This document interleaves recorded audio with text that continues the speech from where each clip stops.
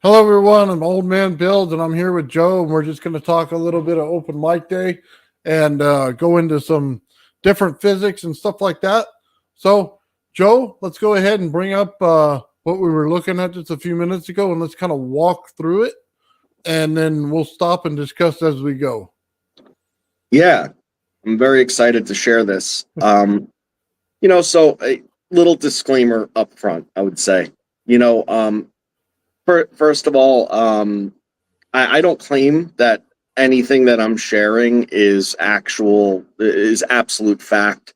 This is all a learning experience, for me, and I never want to give the impression like I'm talking like some kind of absolute authority on this is the way it is or something.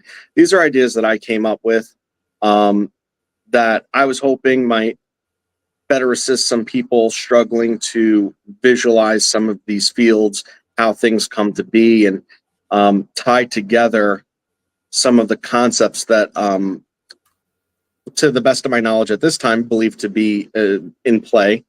Um, that might actually help with your own research and your coil building, and finding the using this to find a means to the end of achieving what you're setting out to. um, and realistically, it's the the best possible way, the simplest way. Try to keep it to like a 12th grade level, of explaining some extraordinarily complex concepts and interactions.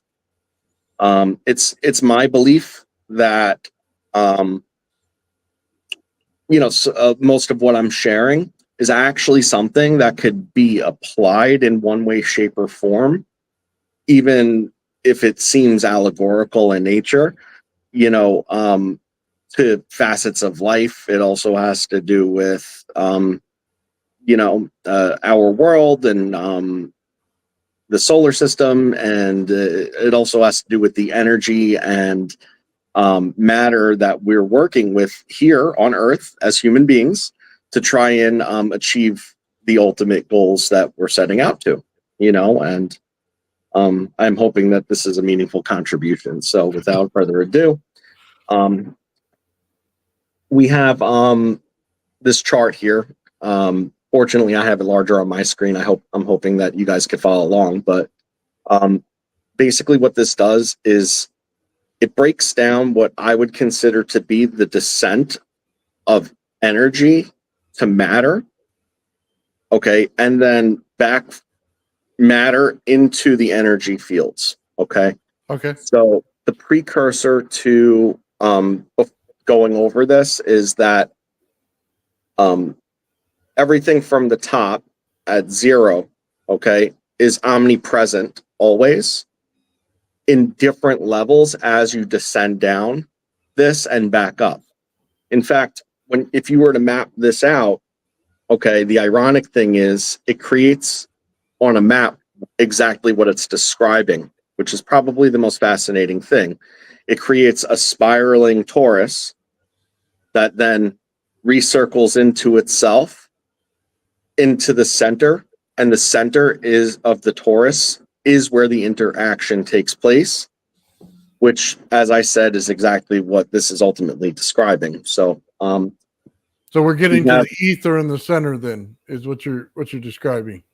absolutely. And now, how out of this, where what you want to define the ether as, um, in this, I guess, would be a little subjective because there's a couple different ways to look at it, but Okay. it definitely falls within a category of this. And as I've already kind of said, everything in these upper levels here, that's going to be omnipresent all the way down. It's always there. So the ether, no matter what it is per se, is always there and available. It just needs to be harnessed and exploited for the cause in which you're choosing. So the most complicated part of it is probably the first part, because this is the part that if you try to figure out why, you're probably the only person that figured it out. It's that everlasting question of okay, so what's beyond that? How did this all come to be? And that's not the point of this conversation. So Right. we'll just start it off by saying that this is going to be based on locality. Okay. And everything in the locality and that locality is a part of, okay, has all of these same attributes within it. Okay. So a good example is I have this can of markers, right? And in this can of markers, I could take it and I could throw it right now, and it is local, and this whole can and the markers within it will go, but within it is all these markers. So I could throw this marker, and this is a local item. I could throw the marker and it would go, but it's made up of a cap, and I could separately throw these. These are all localities. And in this context, all these localities are together. Okay. So, before anything is created anywhere, okay, you have what I'm calling, for simplicity purposes, okay, a plane of potential locality. Okay. And it's a plane of potential locality because it's just a probability of inertial force. It exists, and it is both all and none at the same exact time. It has all the energy and no energy at all. It is relaxed, still, calm, and yet to be realized into existence. We could put it that way. So that's the most complicated part of this, is accepting that fact that calm could exist somewhere. Okay. Besides that, like the locality suggests, if you have two localities and they are in close proximity with one another and they interact on each other, provided that they're potential and inertial in nature, that's going to create pressure, and it's going to disturb the otherwise perfect calm. Okay, now once that perfect calm is disturbed, okay, that's going to create a distortion. Okay, in my opinion, it would create a distortion, which is just a form of incoherence, whether it be local on the local point or whether it be more widespread. It is still an incoherence on that otherwise perfectly still calm plane. If you descend down further than that, where you have the ordering of that distortion, because everything in this system would want to be able to find the calm, no different than dropping a pebble in water, where yes, it will create waves in that circumstance, okay, but those waves will dissipate and the calm will remain. It always wants to seek that state, and in an effort to do so, it creates a coherent frequency. Okay. However, the coherent frequency doesn't have a value. So it emulates, okay, the plane potential locality's original state. However, because the disturbance was created, it is now in wave form, okay, even though it doesn't have any oscillation to it. Okay. And that's where I would consider the 0 point, is at that scalar, that the scalar wave dimension, so to speak. I guess I'll call it a dimension for purposes of keeping it simple. So real quick. Yes. You're saying in the center it's perfectly calm, yet, and it's trying to get back to that state at all times. Now, this is before anything travels through it. Is that correct? Nothing. Right. So there's no matter involved in this whatsoever. Okay. Right now we went from the potential of something, okay, to the probability of something once the distortion took place. So from potential to probability, and then from probability to usable potential. Okay. Because now that a wave is formed, even if it doesn't have a value, okay, even if that value is flat calm, the fact that it is now transcended from no dimensionality to dimensionality, if that makes any sense. Because right now, as of this time, there is no time. Time hasn't happened yet because there's no frequency to it. Gotcha. Okay. Time is dependent on frequency. So when these coherent frequencies, okay, have interactions, they then become distorted, which creates frequency. All right. And that's the oscillation in the waveform. At that point, you've crossed into on the existence side of Planck's distance, okay, and now you have oscillation and waveform, okay, and frequency. Now, as these frequencies then compound and interact amongst the different frequencies that now exist on this other plane, different interference patterns and so on are going to emerge from that. Okay. Now, as this occurs, there's going to be an offset bias. Okay. And that offset bias is going to be what I'm considering here the creation of a charge. So if you think about a frequency, a wave frequency, it's got a high point and a low point. If you have an interference pattern with, let's call it like an in phase wave, conjugating from another location, within the locality, that maybe has a higher amperage, okay, there's going to be leftovers. So you're going to have an offset, a positive and a negative offset based on those interference patterns. The plus and the minus in this would become the charge for the purposes of descending further down this. So now you have the probability of positive and negative charges, with the offset ultimately becoming more scalar. It returns. At that point, after the interference bias, okay, now you have what I'm calling, for simplicity again, polar coherence and incoherence condensation. Okay, so you're going to have now all of these leftover bits and pieces of the interference pattern interactions that now are charged, and because they are charged energy, they want to combine with one another. Okay, they're going to combine with one another,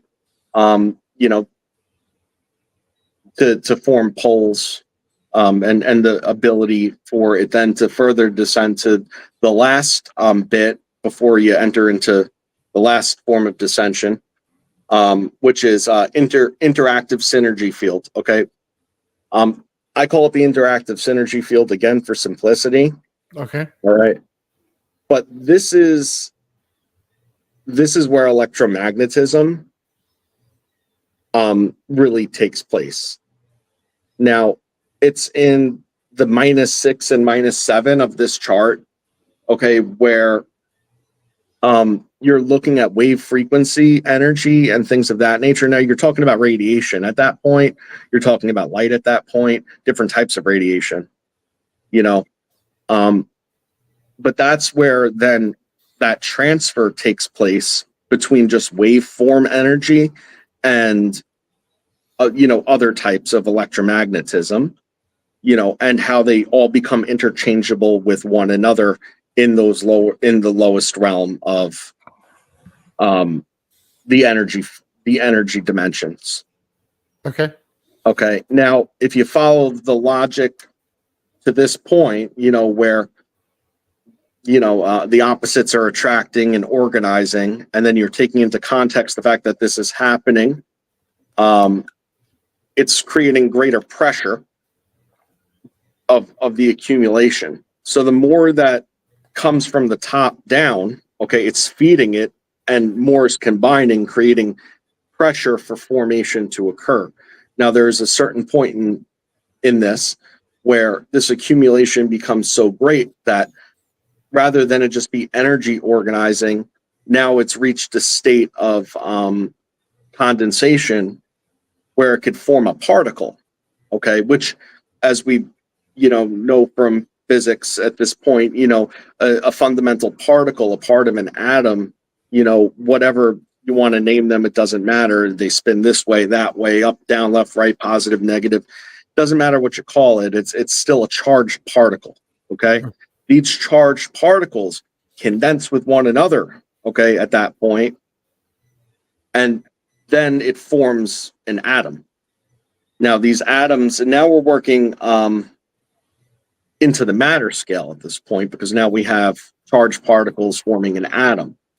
All right. Once you form an atom, that now the atoms are combining together under the same premise, under the same conditions, further to form a molecule. Okay. Now, once you're on the molecular level, now you have what I would consider, for again, simplicity and just understanding, 3D substance matter. Okay. Okay. It's a molecule of something. It is an element. Okay. Now, again, because it's omnipresent within all of these other fields above it, okay, it becomes subject to it. So you bring it back up the scale. This is where it's going back up the torus, okay? And you bring it back up to meet the lowest energy, the lowest energy field, which is again, as I described it, an interactive synergy field, the magnetism, electromagnetism, plus all of the other components above. Okay. Now, it's at this point where time and space meet at the reality in which we exist, okay, and in normal form. Now, none of this is like linear. Okay, so if you actually go to the bottom part of this, it's more or less the same thing. It's just reorganized. Maybe I put some different names because, like, I was kind of just trying to best express what I'm trying to get across. Not naming something, anything actual. But if you look at the bottom part of it, I put it into dimensions. If you want to think about it that way. Now, I wasn't aiming for anything, but I had heard before, that in order for this to be possible, it would be like 11 dimensions. And well, out of this, it actually made 11 dimensions, which I found interesting. But again, if you count down from source energy or potential all the way down to where it ends in the energy fields, it's at 5D. Okay. Okay. So when you say dimensions, let's just go over this. We're not talking about dimension of another Earth or something like that, or you're just talking about the energy flow itself of where it started from creation in order to build something that's an atom to build physical matter, right? So this is where it gets a little mind-bending, because the answer is yes and no simultaneously. Okay, go ahead. Yeah. So yes, for the purposes of keeping this into one locality, okay, that is correct. It's multi-layered locality, okay, but the locality is only subject to that within it. So, I won't go there. I am a locality, okay, Okay. and I'm in a house, which is a locality, and this house is, on planet Earth, which is a locality, which is in the solar system, which is a locality, in this galaxy, which is a locality. Now, and you can obviously break these localities up as far as you want, but it all comes back to the markers in the can. The cells inside your body are part of your own biospheric locality, so to speak. if Okay. you want to put it that way. So you could go down all the way to the atomic level of these localities. And they all follow these same fundamental principles, whether it's micro or macro. And they do scale up because they're all connected, which is why, again, the ether is omnipresent. It's actually present within you at all times. It's also present all around you at all times. Just because it's present doesn't mean that it's usable, unless if you're able to go through this and see where it is you're trying to access. So if you want to access the ether, the energy in which is not allocated for something already, whether it's being used as energy or in a force field or to be matter, in all respects and regards, then you need to look back at the chart. And what it comes down to is you need to be able to utilize scalar, okay, in order to reach a zero where there's a wave to then propagate. Once you propagate the unpropagated wave, that now you can utilize that energy. And that's what's happening with the coils. That's what happens in the center of just about any torus. And it being able to exploit that is pretty much the key to the energy aspects of things. But in my opinion, it's also the key to more than that. It's the key to more than that because the scalar itself, it lies outside of the Planck distance. And yeah, exactly. Transversing adverse conjugation. It is wave conjugation. It's the wave conjugation in itself that is the whole entire premise of this. Everything. Yes, exactly. Phase verse locked. That's exactly what all of this is trying to get at in the most simple form. So if I wanted to manipulate it, I would just have to tap the center in some way to get the waveform I wanted. Yeah. Now here's where it gets a little tricky. Okay. And none of these are my ideas necessarily, but it feeds right into it. In order to utilize that frequency in its form, because it lies outside of Planck's distance, okay, you need to be able to make it subject to matter. Okay, so what you'd be looking at, okay, I didn't really go into it, but in the formation of matter in the context of these upper fields, okay, in ideal circumstances, it leads to crystallization, which is something we've discussed how many times? Yeah. Okay, many times, right? So you have these things that want to form,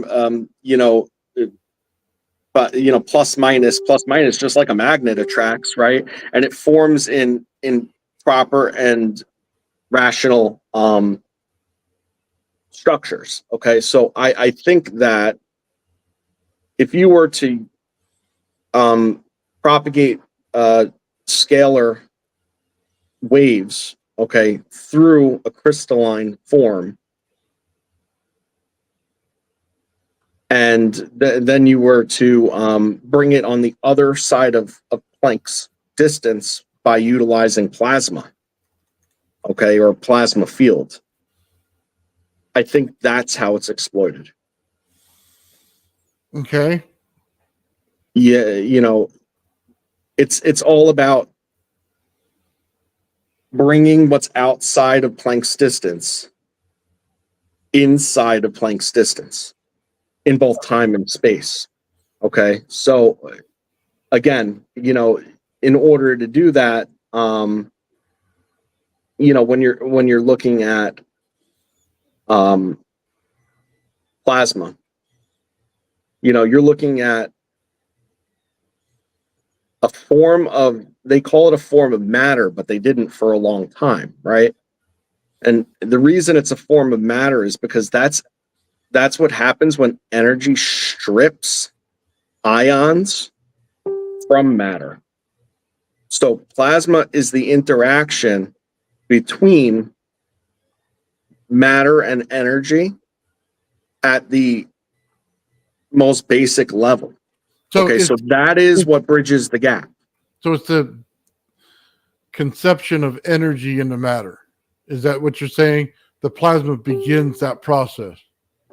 When plasma is generated, it is the energy and the matter interacting in a cohesive manner, because the matter cannot turn to plasma in the absence of the energy.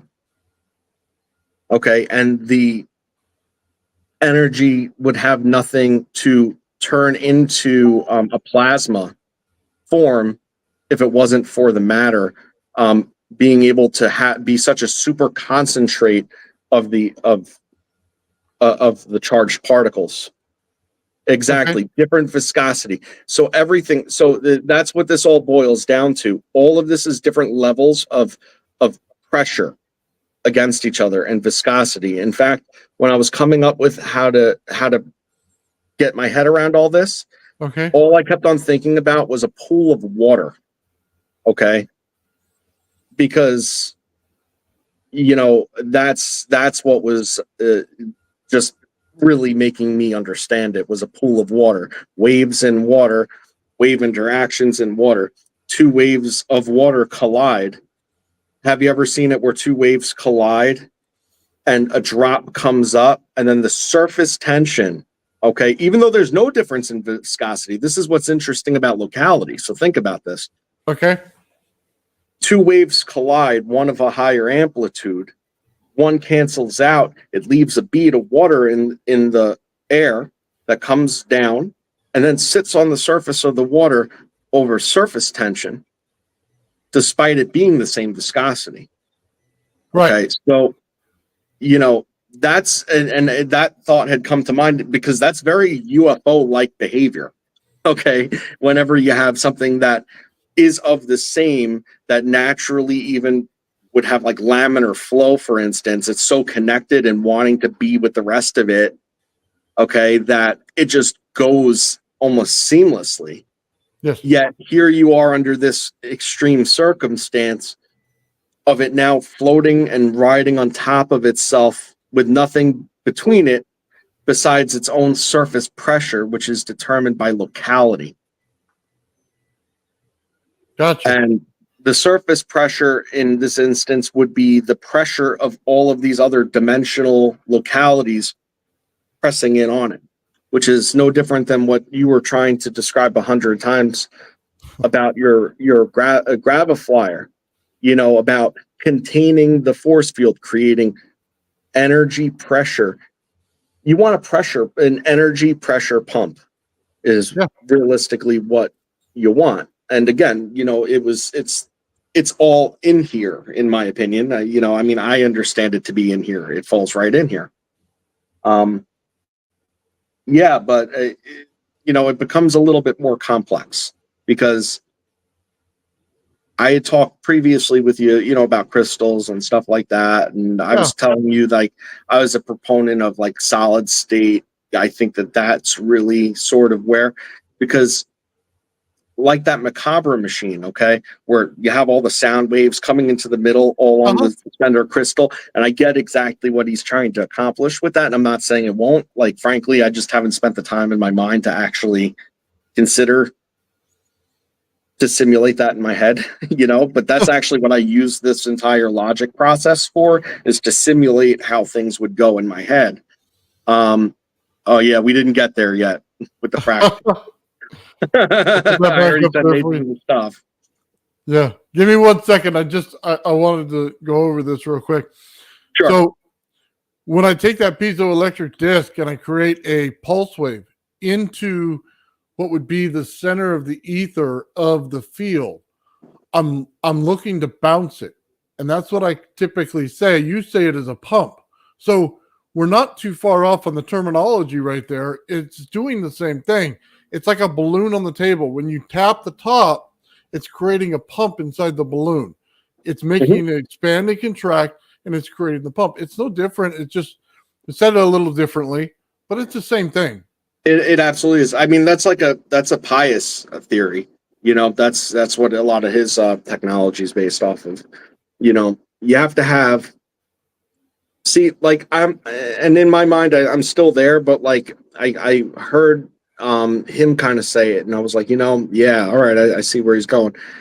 I always think high frequency, low amperage.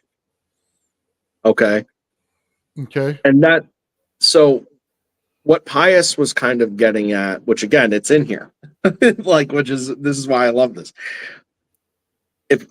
So if you have propagating waves of high frequency, low amplitude, right? Okay, and you have them propagating at one another, okay, conjugating into scalar, and then you spike high amperage, very low duration, okay, which is exactly what a piezoelectric would do. Okay, it's that disturbance in the still. Yep. Yeah, it's that disturbance in the still. That's all I'm going to say. Like, we don't need to, like, the answer to everything is in that disturbance in the still. Well, it shows up on your oscilloscope exactly the same way. Exactly the same way. It shows that the piezoelectric affects the actual energy and how it comes out. So if I started a wave like this, brought it up, and then brought it out, it would show that it'll expand it at certain points. And then it goes out. So it creates a huge amount of energy in there. Mm-hmm. So it's exactly what you're saying. It's the same thing, and it shows that it does that. It's scientifically proven, and I could show it on an oscilloscope all day. It's so true. And if like, people just had the general understanding of all this, like, to the point where it's like, yeah, no, this is fundamental. I get it. Like, I would be able to, like, sum up this entire conversation by saying, spike in the still. Yeah. It would be like, yep, spike in the still. All right, yeah. That's about what we're doing. This is. Right. Yeah. Right. It's all so it's all additive and additive through subtractive. It's all the biases, the differences, the pressures that it creates in these differences, which is that's what's going to make Graviflyer fly, and it's going to power your house before they find out, and Well, that's why I in one of my other versions I put a little piezo disc on the bottom as well. So when you get it up in the air, we're going to have to drop it back down normally. So we're going to have to tap the bubble from the bottom and come down. So it's going to work in both ways. And the way it's built more like a magnetosphere than a actual capacitor. So if you put a solid plate in the center of metal, it's a magnetosphere or it's a field generator. If you put a plastic piece in the center, it works as a capacitor. Completely different way of working. So it's kind of unique in that way. Yeah, it definitely is. Like, there was one thing that I was just, like, thinking about looking at, and I don't even know. Like, I spent more time drawing it, less time thinking about what it would actually do, I think. And it was just a simple, like, jot. Okay, but if you were to take a piece of quartz, okay, with the point at the end, and you were to drill a hole dead in the center of the quartz, all right, then you take two wound wires with different leads to different channels. Okay. You give them counter-rotating wraps around the piece of quartz. You drill a hole then above where the wire ends, directly through the quartz. Okay. You do a you crisscross it, the wires in the quartz. Start wrapping the opposite direction one more time, okay? And then you hook up your 2 channels, and then you play with the frequencies, where and the amplitudes, okay? Because I just have a hunch that would do something interesting. I don't know what. I don't know that you have to necessarily drill quartz. Quartz is there's a magnetic field inside quartz, and it also works on tapping it. So anytime you put like a continuous tap next to it, you're going to get energy out, right? So you can do that with the magnetic field, create the magnetic field and tap it. You know what I mean? And create a pulse inside of it. So you don't necessarily need to drill it, but you do need to create at least a flat spot where you can get the frequency and get that side of it exact. You know what I mean? Because you don't have to excite every angle of it. You have to excite one. And then once you do that, it propagates through the rest. But now, here's the idea, though, because I think that there's something that you're kind of missing about this particular idea. Okay, go ahead. Actually, I drew a picture of it. Like I said, it's a really cruddy picture, but where's the camera? There we go. You kind of get the idea there. I guess see the crystal, okay? And what's the thing on the bottom? The this wire? Right here is the wire that's twisted. Okay. And inserted into the bottom. Then again, each wire, one clockwise, one counterclockwise, couple times up till then you crisscross them through the hole. Okay. Do it again. All right. Now, the reason I'm thinking this is, and I could be very wrong. I'm again claim to know nothing. Go ahead. All right. But by drilling out the quartz. Okay, first of all, let me start by the most important principle of it. Quartz is directional, okay? Which in its own formation, its termination is at a point, and the flow of energy is directional to the point always. Okay. Yes. So that's kind of first and foremost. So now you have a means of whatever reaction is about to take place, okay, directing it and focusing it. Directing and focusing the interaction that's taking place, okay, could be important, especially if you have multiple of these then working in unison with one another. Okay. Now, the point of drilling, okay, is because the conductive nature of the wire and the fact that it's being inserted into the hole is going to keep a constant pressure, okay, on the crystal.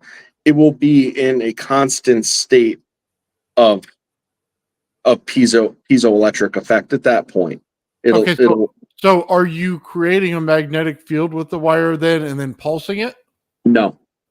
Okay. Well, potentially you could. It's depending on how you set your frequencies and amperages as to what you're going to get out of it. If you're sending 2 of the same frequency, same amperage in phase through the system, it's going to be scalar. And I think that if you emanate a scalar field through the quartz crystal in conjunction with the matter energy, okay, of the quartz crystal, which is what it is, by the way, it's matter energy, because that's the crystalline structure is an exact replica of the higher order, the lower orders of the energy fields that I put down. If that makes any sense. That's how it gets ordered. It structures that way. That's why it's a crystal, whatever. So it reflects those same orders. I think that by running the scalar waves through and in the presence of that under constant piezoelectric stimulation, if you were then to introduce it into a plasma field, I think that you're going to get interaction. Because those are the three elements that I personally believe are fundamental to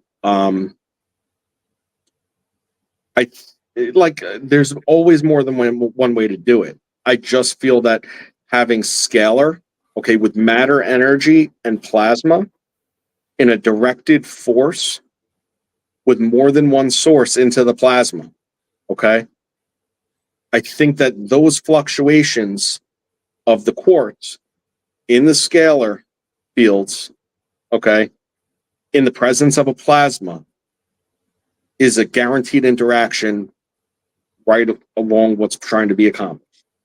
Okay. Whether and again, depending on the amperage, frequency, and different attunements of the, not only each crystal, but each crystal itself, okay, would fluctuate what result you ultimately get out the center. So I'm trying to put this in terms of how I can scientifically attack it, right? Sure. Based on the knowns that I know about it. So if we put the hole in it, it's like standing in a room with 100 mirrors, right? Each one has a different effect on where the light goes, right? But in this case, instead of light, we'll just call it energy. So when it bounces off one, it has a different effect on that mirror versus the other mirror. So by keeping it in constant, you're keeping it changing throughout the whole field, whether it's the one that hits directly or indirectly on the next one. So it's in a constant state of coming together. So when you talk about a pebble in a pond, you drop it, you got one. But if you put rain into the pond, then everything comes at once. It goes from I'm trying to think of what the name was. You're going from a simple frequency to a resident frequency. So you're like ringing a bell, like slamming the side of it, the biggest frequency you can get. So as they cross each other in waves, they hit and they propagate to a higher waveform, is what I'm trying to say. Is More that or what less. you're looking for? That's yeah.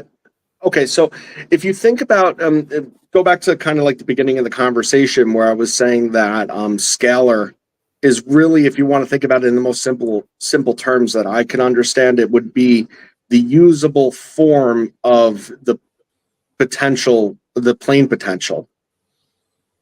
Okay. A usable form of the plane potential. It's inertia, because the plane potential was inertia. Okay, so it's a potential force. Now, if you have inertia and potential force, okay, but it's running through something that if you act a force upon it, even a potential force is creating piezoelectricity, matter electric, okay? It then would actually have an effect. And again, I don't know exactly, I have an idea, but I mean, I don't know exactly what the effect would be on the scalar, okay? But it would activate and make usable, I feel, it would create oscillation in the potential of the inertia of the scalar through that interaction.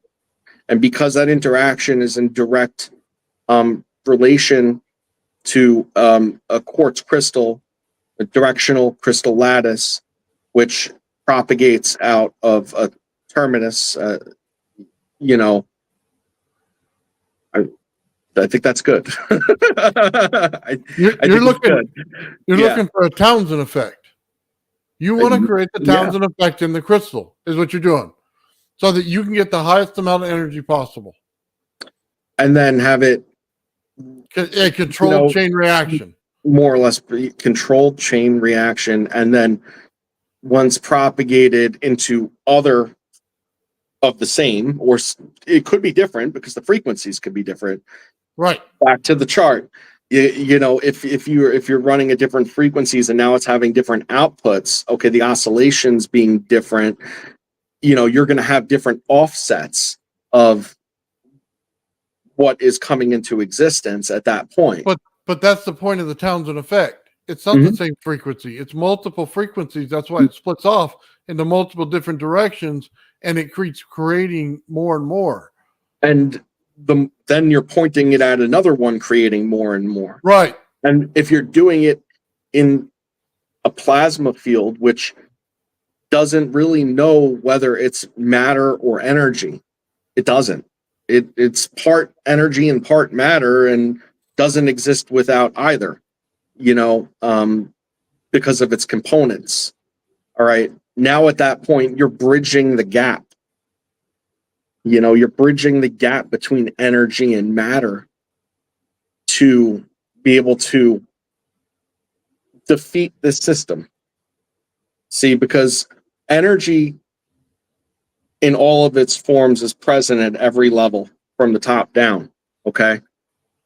As energy descends into more complex matter, okay, time means less to energy. That's why time doesn't go, energy doesn't go stale. It doesn't disappear. It's entropy, it has to be either used, or it could be like free radical and just be there and waiting to be attracted to something to then be utilized in some system, only to be then dispersed again in some way, shape, or form, heat, or whatever, but it becomes less subject to time at that point. Now, the higher you bring matter up in that energy field, okay, the less space matters. So one thing that came to mind about our first conversation, was, you had shared with me, and I loved it. It hit a part of me that meant so much. I asked you, I was like, well, what are you trying to do? Here, I know what you're trying to do, but kind of where are you trying to go with this?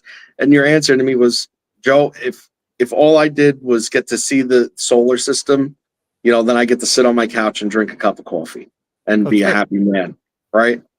Now, here's the thing about anti-gravity, okay? Because it's based on locality, that once you leave the locality, we know that there's no gravity outside of this. Anti-gravity itself, right, and in its form, is only as good as it is in this atmosphere, because that's our locality. All right. Now, once you get out of this locality, it no longer becomes a matter of anti-gravity. It becomes a matter of propulsion and being able to get to where you need to be in a time that is not more than your lifetime, which, given the vastness of space, is a challenge under the current confines that they want to tell you is the case. Well, you would think, but I really don't think it is. It's not, because look at the chart. Yeah. Time only matters to a certain degree, and matter doesn't start to cease to exist until after Planck. But we can manipulate the matter if we manipulate the frequency in it. So how we do that to get this thing to move faster is the question you would get to when you get there. But that's not hard to fix, because a lot of people misunderstand energy and how energy works. If you really understood it, it's not a very hard problem. Okay. We're just moving things around where it best suits the environment. That's it. See, I know there's a lot of quantum physics haters out in the chat, because I'm in the chat, which I love the chat, by the way. It's fun. I don't have things going on anymore. So listening to guys talk about cool stuff that they're doing and then getting to banter with people is the best it gets for me. But a lot of quantum physics doubters hate the word. I think that the point of it all falls in this, and none of this is some mysterious stuff. What I had shared earlier. None of this is but the implications of it are mind-boggling. Now, what the implications of it mean is exactly what quantum physics says at this point, which is that there is no matter, there is only really energy. And this explains that, which is crazy. And then brings it back up and says, and by the way, you experience time, and this is why, and because I always said, I was like, they talk about 3D, but what's interesting about 3D is that the mouse is 3D, but this mouse exists somewhere, You know, if it was only 3D, then the mouse is it. That's it. And if you're dealing with locality, which is the whole point of this, is the Graviflyer is a locality. You know, so if you treat it as such, and you know, are able to manipulate the fields that are described here in the ways that we know would defeat what keeps it stuck to its other locality, then it floats. You know how many times I've said that? You're not changing the Graviflyer. You're changing how it interacts with the environment. That's it. You're not changing the weight of a Graviflyer. You're just not. You're changing how the interaction is with the environment. I'm just making the environment see it differently. That's it. That's all I want to do. And that's why people don't get it, because they think, well, you put it on a scale, we can make it weigh less. Well, no, not necessarily. It's going to weigh the same. It's when I remove what the whole gravity is doing to it, it's when it really comes to life. You know, as above, so below, and all allegory is actual truth. Okay. If you want to make something float in water, and that's why I always bring up water, it's the perfect medium to get your head around this, because everybody kind of knows how water works. Yeah. You know, the differences in density, okay, have as much to do with something floating, the same as in the sky. Like, you know, it's and all of this system that I'm kind of putting forward here, it all has to do with the density of the same exact thing. Okay, so all anything is a disturbance of the nothing realized. That's what, get your head around that, and it's mind-blowing. And like, that's why I've said in the chat a million times, and I said in my other ones, I was like, meditate. I was like, because it's just as significant and profound if you're able to tap into these things as any of this. Because, you know, whether you're talking about the Graviflyer or the can of soda, or, you know, your mind and what that's capable of, it all exists in the same exact reign of energy that we exist within. And it's all based on locality. Now, in your mind, okay, if you're able to break the locality of your body with your mind, which is, I'm from my personal experience, I believe that's possible. Okay. You break that, then all of what we're trying to do physically actually becomes possible, which is mind bending. So very cool, you know, but just know that it's all allegory. And any way you think, oh, well, you know, if I wanted to make if I wanted to make something go from the bottom of the ocean under high pressure, because if you think about it, on the surface of the earth, okay, we are to space on the surface of earth as to what something stuck at the bottom of the ocean is to rising to the surface. Okay, so if you approached it with the same exact mentality of, well, what forces are at work here, and how can you change that object's properties to want to rise to the surface, then you've solved the problem. It's not like a hypothetical similarity. It's an actuality. It's the same. Whatever principle would achieve that there would achieve that here. Well, it's why Ralph Ring would bring up the crystalline form as the part that they connected to in order to move the craft in the Otis T. Carr experiment, because it's the exact reason you just said. Once you can get it in your mind and you have something that will connect to it, which our brain has that same crystalline structure, if you can get it to communicate with that, boom, it's not a problem moving anywhere with it, because all you have to do is create the mechanism to read it. That's it. If you want to take it to even the next level, you know, think about a relationship that you have with somebody close to you. You know, think of a few different relationships for comparison purpose, right? If somebody's a lot like you and, you're generally in a good mood and you're willing, you have similarities and whatnot, your frequency is very similar and they go into phase. And what does that lead to? That leads to stillness, which is wonderful. That stillness is wonderful. If you're in a relationship with somebody who, you know, is excitable all the time, but you're pretty, easygoing, whatever, you're gonna have highs and lows like nobody's business, but the good times are real good. Only offset by the bad times that, well, because you're easygoing, you probably don't take them as badly, but they're still there. And here you go. This transcends physics, and it transcends it literally is everything. If Yes. this equation is everything. And that's why I said, I was like, look, this is, in my opinion, a unified theory of sorts, okay? Which it could explain why elements are different elements. It could all that without the mechanisms and the what you have to do's and instructions, all in one paragraph.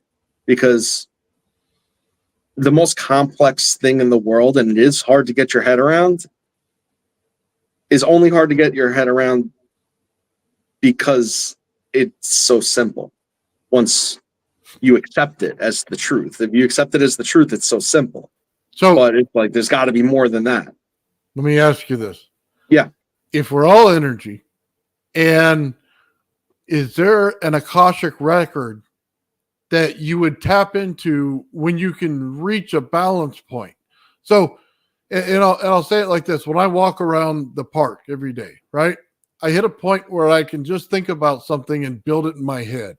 Okay. And I'll know exactly the parts when I get home how to do it. Now, I don't pretend to know what everything is. You know what I mean? But I know it when I see it, and I can put those forms together. So, in your opinion, is there an Akashic record that we can all tap into that's the energy of everywhere where we can see everything? The answer is yes and yes. Okay. There's two different things at play when you're talking about Akashic records, so to speak. Okay. Okay.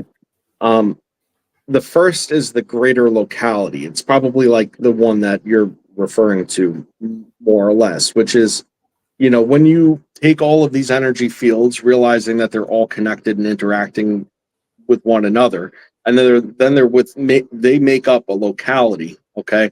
Yes, there is a floating cloud of general knowledge to be had. Okay. In high degrees of meditative states. Now, here's what's interesting about the Akashic record, so to speak. When you're in that particular meditative state, okay, if you achieve it in certain manners, okay, your conscious mind can ask a question. It's very difficult because most people have access to it without knowing it, but only in deep moments of sleep and things of that nature where it's totally unbeknownst to them. They're not in control of their mind enough to even know what their inquiry would be. And the interesting thing is that it's the right side of your brain that's active in those times if you're not trained in meditation. The right side of your brain isn't working, like for most people, without training, is not working on a logical, asking reasonable questions to the universe wavelength. Like the right side of your brain would be like, do you think I should have like ranch Doritos? And be like, yeah, you like ranch. It's like, thanks, Akashic. Like good. Next. The left side of your brain is the curiosities and all the logic portions. Now, the trick to that is to be able to reach levels of hemispherical synchronization and higher level neural pathways in order to keep your conscious waking mind part of the conversation in sync with your creative mind, okay, when you access these planes. Now, you could do it. It takes dedication, and so on. Now, there is another Akashic record, which is probably the one that people who actually meditate and don't necessarily have a full realization of their potential would access, and that's your mind's ability to sort through all of the jumble of information to take the information that you know and make it clear. Okay. So like sometimes you just get so much information, you're trying to get it and you think you got it, or you're almost there, but you're just missing the connections, like your mind in regular meditative states, or even sometimes during very deep sleep, can clear the junk out enough to make the connections. What's interesting is seldom do you don't meditate, ask the question, come out of the meditation, and then all of a sudden you're like, it almost like, I'm not saying it can't happen like that. It almost never happens like that. All right. Usually that information comes to you and then your mind sorts it. And when you start thinking about it the next time, you just realize that you're thinking about the same exact thing you've thought about 1,000 times before, except rather than the same cycling thoughts that you've had all along, the same paths that you've taken, all of a sudden you know something different than you ever knew before about it. And your train of thought is totally, it's just, the answer is right there in front of you. So, the last minute of your dream is when you get your question answered. That's what I've found. Okay. If I go into sleep thinking one thing, the last minute you have enough conscious thought to put it together. Okay. And it'll come in clear as day, color coded, ready to go. Okay. But you cannot process it when you wake up. When you then get into the project and you start working it, it automatically comes back as a memory and appears to you that you can put it together that way. That's how I see it. So when I see the thing of like meditation and balance, if your life is hectic and you go too far an emotional state up, too far an emotional state down, you know what I mean? It's equal and opposite. But when you can get to that level where you can level everything off and be as calm as you can be for the whole day, and then you start to meditate, then it starts to make sense because your mind's finally at peace. It's finally at rest. You're at peace. It's scalar, right? So you've reached this point of like potential and equilibrium in total calmness. Yes. So now whatever the frequency put into it is going to exploit the potential of that calmness. Right. It's exactly what it is. Now, there's different ways to see, and once again, to go full circle, right? Have you ever heard of like hemispherical synchronization or anything like that? Go ahead. Tell me. I mean, have you heard of it though, or no? Okay. So, and I mean, if you believe the CIA, it's proven. I mean, I use it and I could tell you that it works, but the concept is this, okay? You have the two hemispheres of your brain. As I said, they don't often talk with one another. In fact, there's been experiments where if they sever the connection between them, you could function normally, okay? And there's some type of interaction, except your left eye that works for your right brain will process things absolutely differently than if you see it with your right eye only. Okay.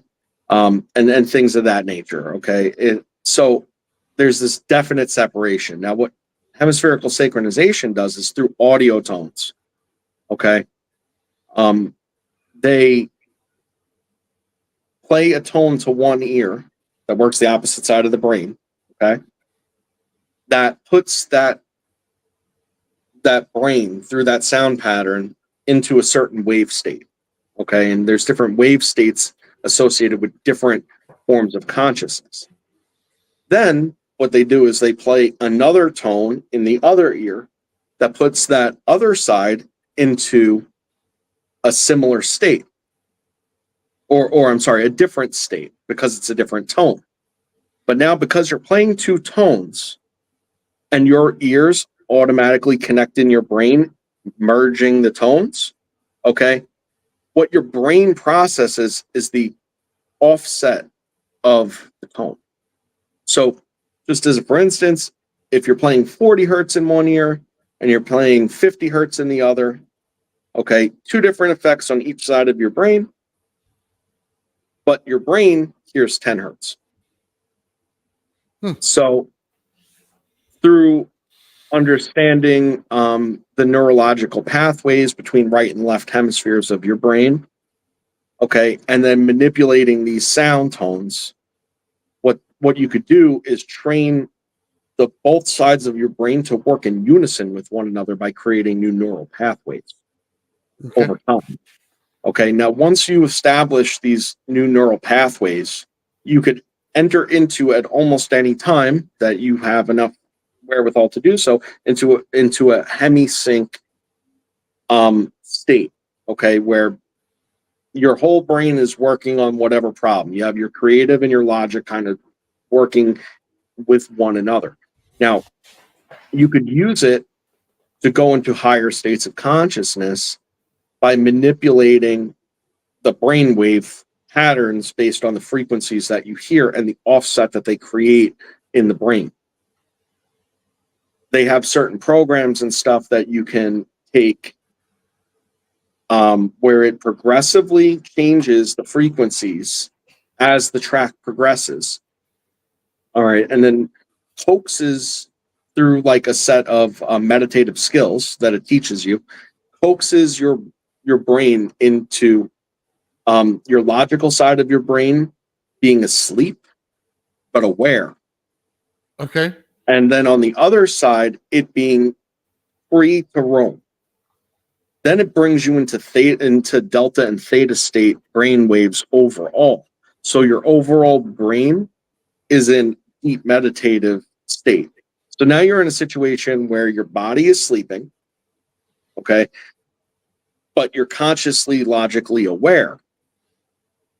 And your creative mind is open to, keeping this pathway open to the higher realms of consciousness. And that's how that process works. And then there's different levels of it that you could take it to, all that have different attributes as far as what you're trying to accomplish. Sometimes but that's like remote viewing and things like that. Like, sounds like something to giggle at, except no. I giggle because I'd love to do it. No, I want to be able to do it someday. I'll hook that thing up to my head. I'll do the process, whatever it takes. hey, listen, I'm not a guru, but I can't say that I believe that I've been successful in it. I've had outer body experiences and stuff, and I don't do any substances at all. I don't even drink. Use my vape and caffeine. God help me. But I have no help other than this. And there's something called exploding head syndrome. Okay.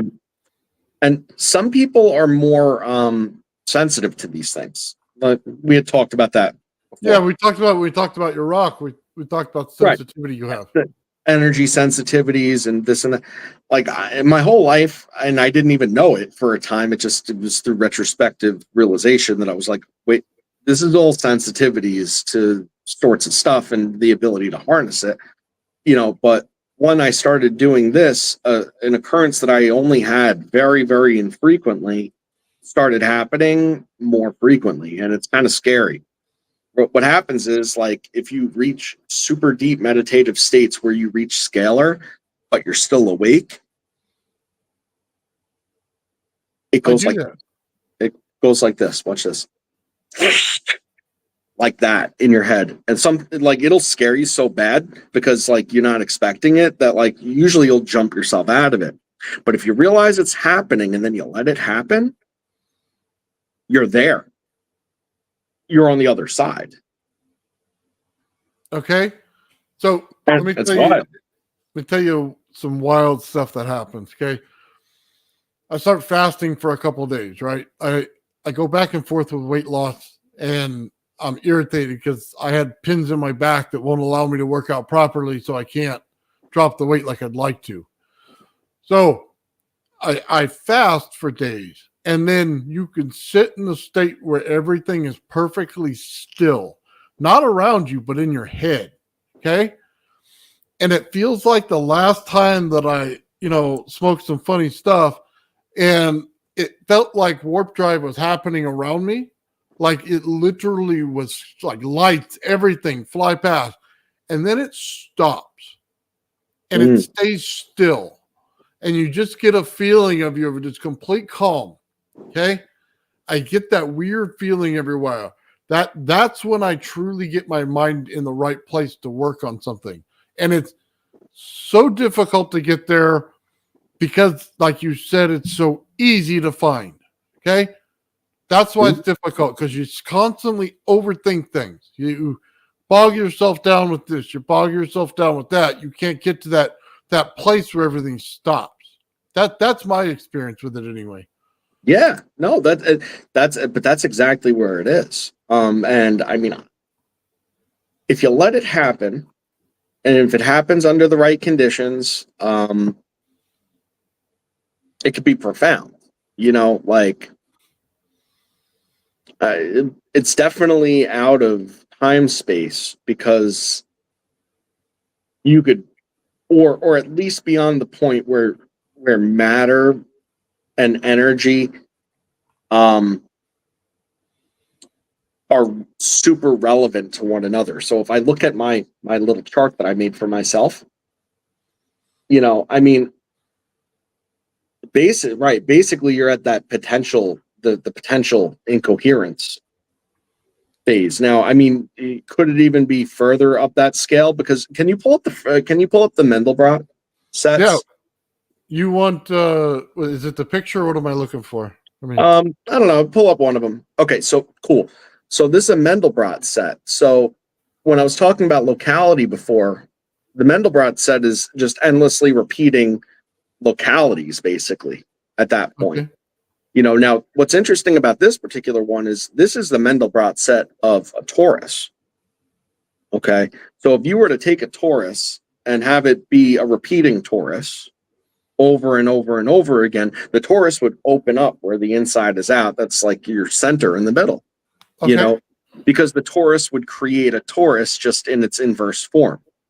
So Okay. that's a Mandelbrot set of toruses creating a torus, because that's what it's all about. It's just all about these ever connected localities, where each one is working with and upon the other. Now, what's crazy is the mechanism of it all and why there's pressures put on each of these localities to cause the disturbance in the plane potential locality.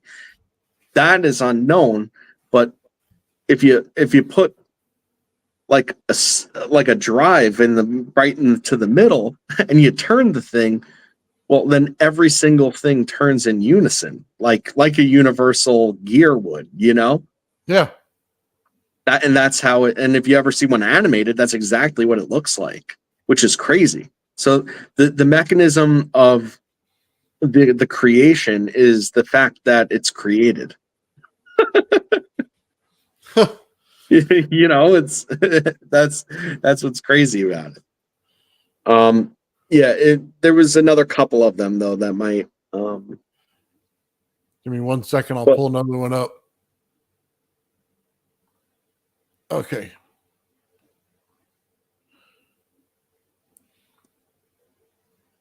What's this one right here? so that's a Mandelbrot set as well. That's just not that's not trying to depict a torus. You know, that's just the fractal sequence. You know, it just goes over and over and over again, and it creates the spiral. You know, and again, if you were to put that into motion, it would make sense how everything else is pressing up against each other. And yeah, it's consciousness, but this is also gravitics, this is also energy, this is matter. What you're looking at is literally the interconnection of everything and it to itself and how it interacts with everything else. So if you were to stop time and space, if you were to step outside of space and then stop time, this is it. Okay. Okay, at any given point. You know, if you zoom out far enough, so to speak. But if you look at it, think about a crystal lattice structure. Does that look different than a crystal lattice structure? Not exactly. No, right? Like that is the lattice. You know, Yeah, we all think based on the way scientists draw it. So you know what I mean? You kind of have to change what your mind is thinking. Exactly. Yeah. Whether you zoom in or zoom out is, you know, inconsequential. What you're ultimately going to see when you hit the end is just more, you know? Yeah.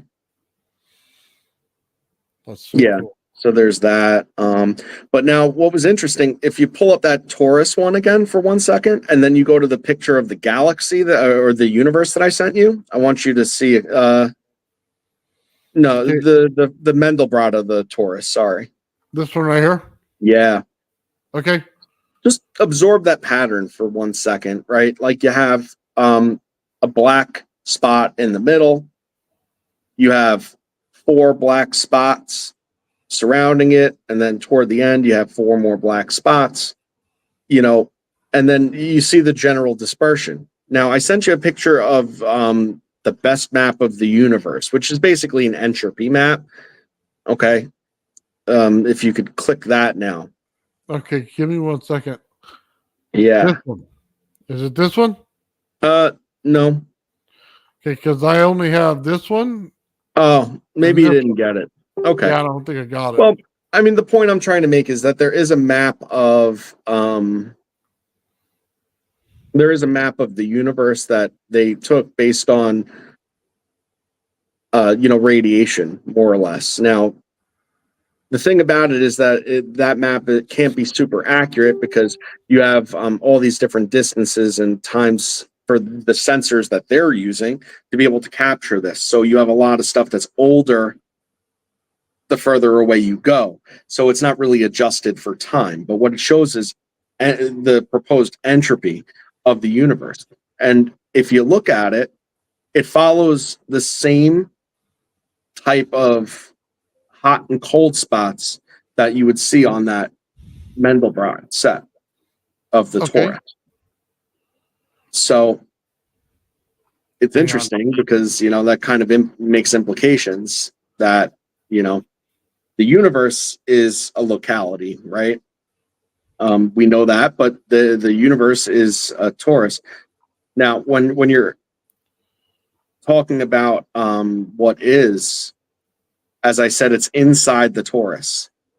You know, the outside is just the furthest extent of the locality. So if you want to think about the planet Earth, you know, like the actual energy being of the Earth is in the center, you know, and in the inside of that torus, whereas everything else is just the outcrop of it. So our atmosphere and the magnetic you know, fields and all that emanate off of the Earth is the full extent of its locality. You know, and that would be no different for anything. Hold on, really quick. I just want to answer this. We should talk sometime. Absolutely. I can leave my email. It's on my website. Excuse me, my YouTube site. But I'll leave it in the chat right now. Go ahead. I'm sorry. Yeah, no. So I mean, that's it. And like there's just there's some really good theorists out there that have a really good handle on this stuff. Which I didn't pull anything that I'm saying today directly from any one place. It's really just um, cumulative understanding, and then trying to put it in a way that, because I tend to understand the more technical stuff a little bit, but articulating it and then and putting it in a palatable, format, that's been where I realized a disconnect for me at first. And then I realized if it was a disconnect for me, it must be for a lot of people, where, the language and so on, and the concepts that are being used are just so vast and outside the scope of normal understanding, when it could really just be put into plain English. Well, I mean, if you really understand sound as a waveform that pushes upon something, then if you say God spoke us into existence, then he pushes on the ether with sound by just saying a word, and it creates everything. It makes perfect sense. it's absolute, like, it's absolute truth to me, what you just said. And in fact, coming into this, I was thinking about some of the things, like I might just say to throw it in there. It's like one breath, one word, you Yeah. know. And if you think about one breath, one word, um, and then you look at what I was writing down, that is that interaction, that initial interaction, the no frequency waveform, the distortion, the prima materia, the mist from the cloud. It's there's the cloud, and the cloud is everywhere, but it's most prevalent in the highest forms. Then you have the mist from the cloud. Then you have the rain droplets. Then you have that big pounding rain. And then you have a point in time where the big pounding rain, it's a droplet, but it's being rained on still, and that droplet is just, now it's a puddle, then it's a pool, then it's an ocean. And it's that exact progression. But the crazy thing is, the ocean is in the cloud. The Yeah. cloud never went away. And the mist is always there. It's No, you're exactly right. what it is. And that brings up a esoteric belief of mine, that, and why English is just the most profound language, because it's why it's used by science. It's why it's used in medical. Sorry, but I'm just saying that word.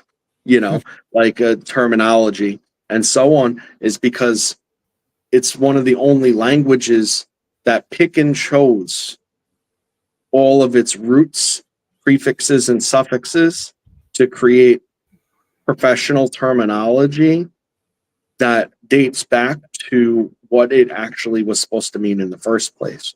Which is why when you talk about something that's sublime, and you're talking about something spiritual, religious, even, something is sublime in nature, well, the root of that is sublimation.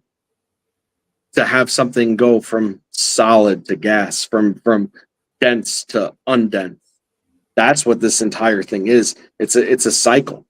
And Yeah. because it's all one and the same, energy and so on can and is matter, and matter can easily return to its higher forms as well.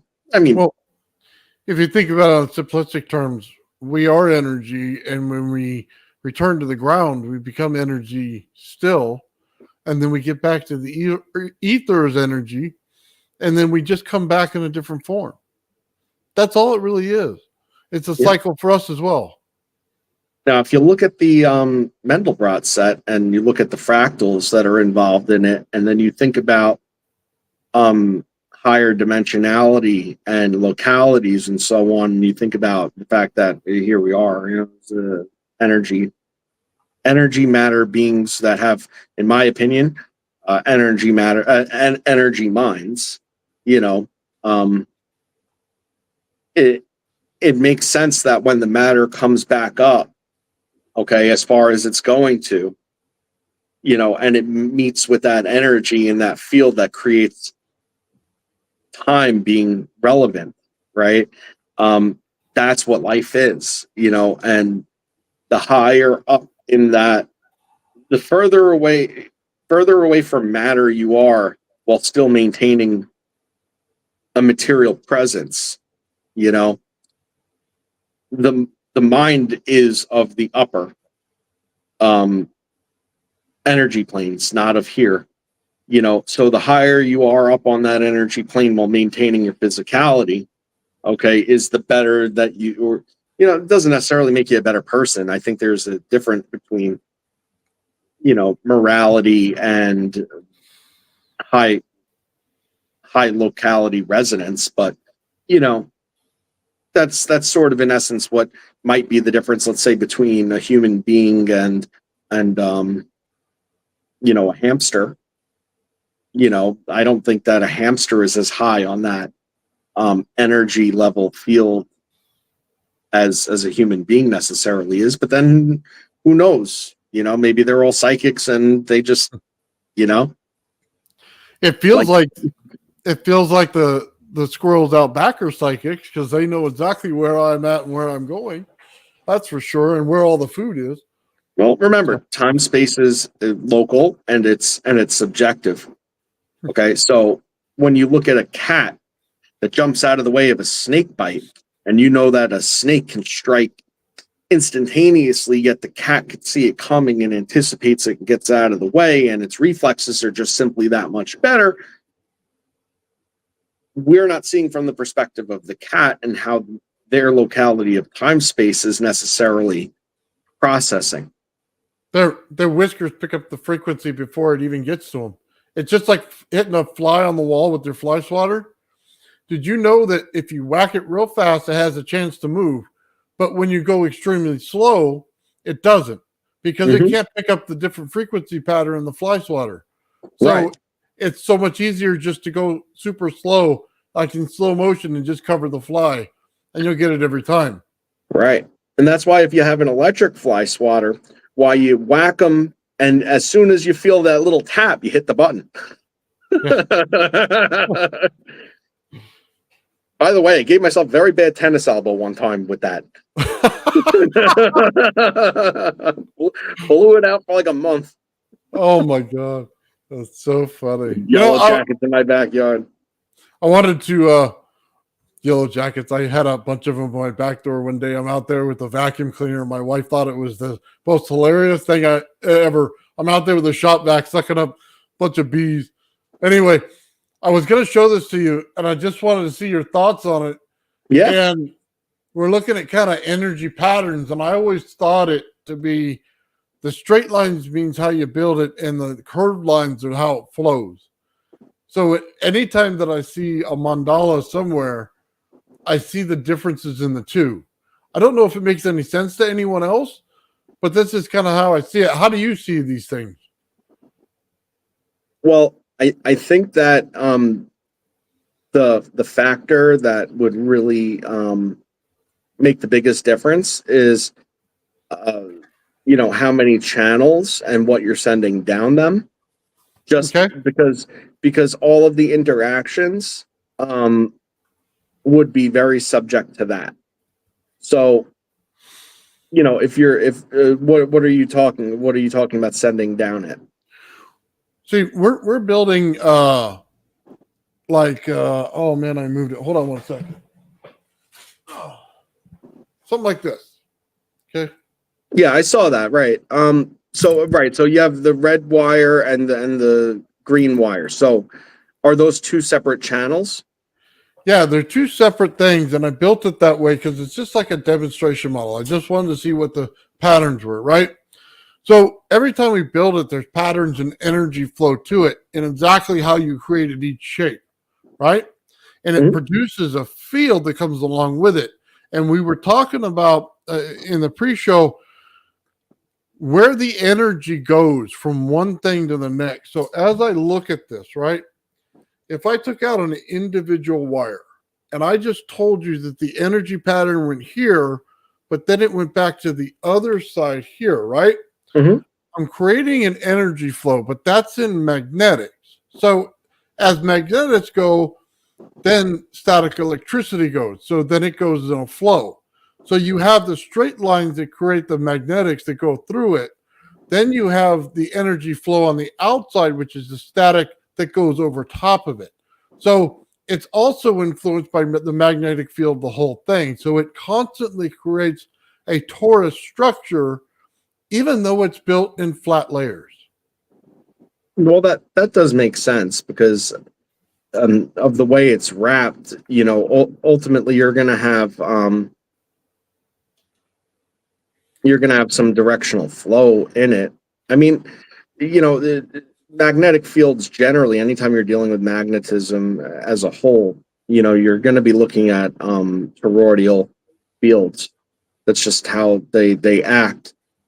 Um, you know, what are you? What do you? I have a lot of commentary. It's just I don't know where you're trying to where you're trying to go with the coil in order to know where my commentary should go. Because here's my thoughts. Anyway, Go ahead. all right. Now, if you run two separate frequencies, okay. No, if you let's put it differently. If you run the same frequency of a different amplitude, okay, through each of the wires, and then we look at my fancy chart, you know, and you kind of map the directional flow of the current or the frequency current, through those paths. Each time they cross, okay, depending on the flow and the phase, of it too. Like there's like so many variables, which is why I'm saying it's like very hard when you have that many interactions, but realistically the output of it is going to be the sum of the difference at any given time. Okay. So that could be, depending on if they're in phase or out of phase, and depending on what the variation of the amplitude would be how powerful the output is and at what sequence it's ultimately, because there could be polar shifts at certain points, depending on where in the phase it is. There could be polar shifts, which could lead to irregular results. What I guess what I'm getting at is we talk mostly today in more of a spiritual aspect, and then into actual matter and how it forms, right? Yep. And this is more of energy and how it interacts in the world in which at the point we're at, right? So I guess the whole thing is they created these thousands of years ago, right? Yet they're completely relevant at this very moment. We're creating these shapes in order to create energy in different ways right now. This is something that we're just getting into, or some people have been into it for 10 years or 15 years, but we're starting to get into energy flow as a pattern and understanding it. That's where I'm going with it, because some of this geometry, they call it sacred geometry, and we're looking at it in order to produce the same thing that the actual earth is producing now. We're trying to create the ether in it. And in some cases, I know people who actually have, and they have the right documentation, for it. So I just found it so interesting as we're talking about this kind of stuff that we would have these kind of forms produced in these shapes as we build it to produce different interactions in the world based on how it goes. Because I just think the whole thing is built on geometry, not on algebra or anything else. It's a geometry equation. Well, it absolutely is a geometry equation. In fact, everything at its root is geometry. Everything. When you talk about so that's a good example, I guess. When you're talking about a disturbance in the plane potential that causes the incoherence, that is some sort of geometrical anomaly that's caused, that pressure. Okay, it's that anomaly and that differentiation in the otherwise perfect or non-existent, if you want to call it that, plane. It's that differential that is the cause of everything. Now, what that differential is, what the factors in that are, and how that ultimately culminates down the chart to form energy and ultimately create these patterns, right? Is kind of all in the same, so whatever. And this, I don't know enough about it really to make commentary beyond what I kind of already said about the quartz, even though I'm pretty well versed in crystals and their formation. Okay, because that's what these are, is crystal formations. You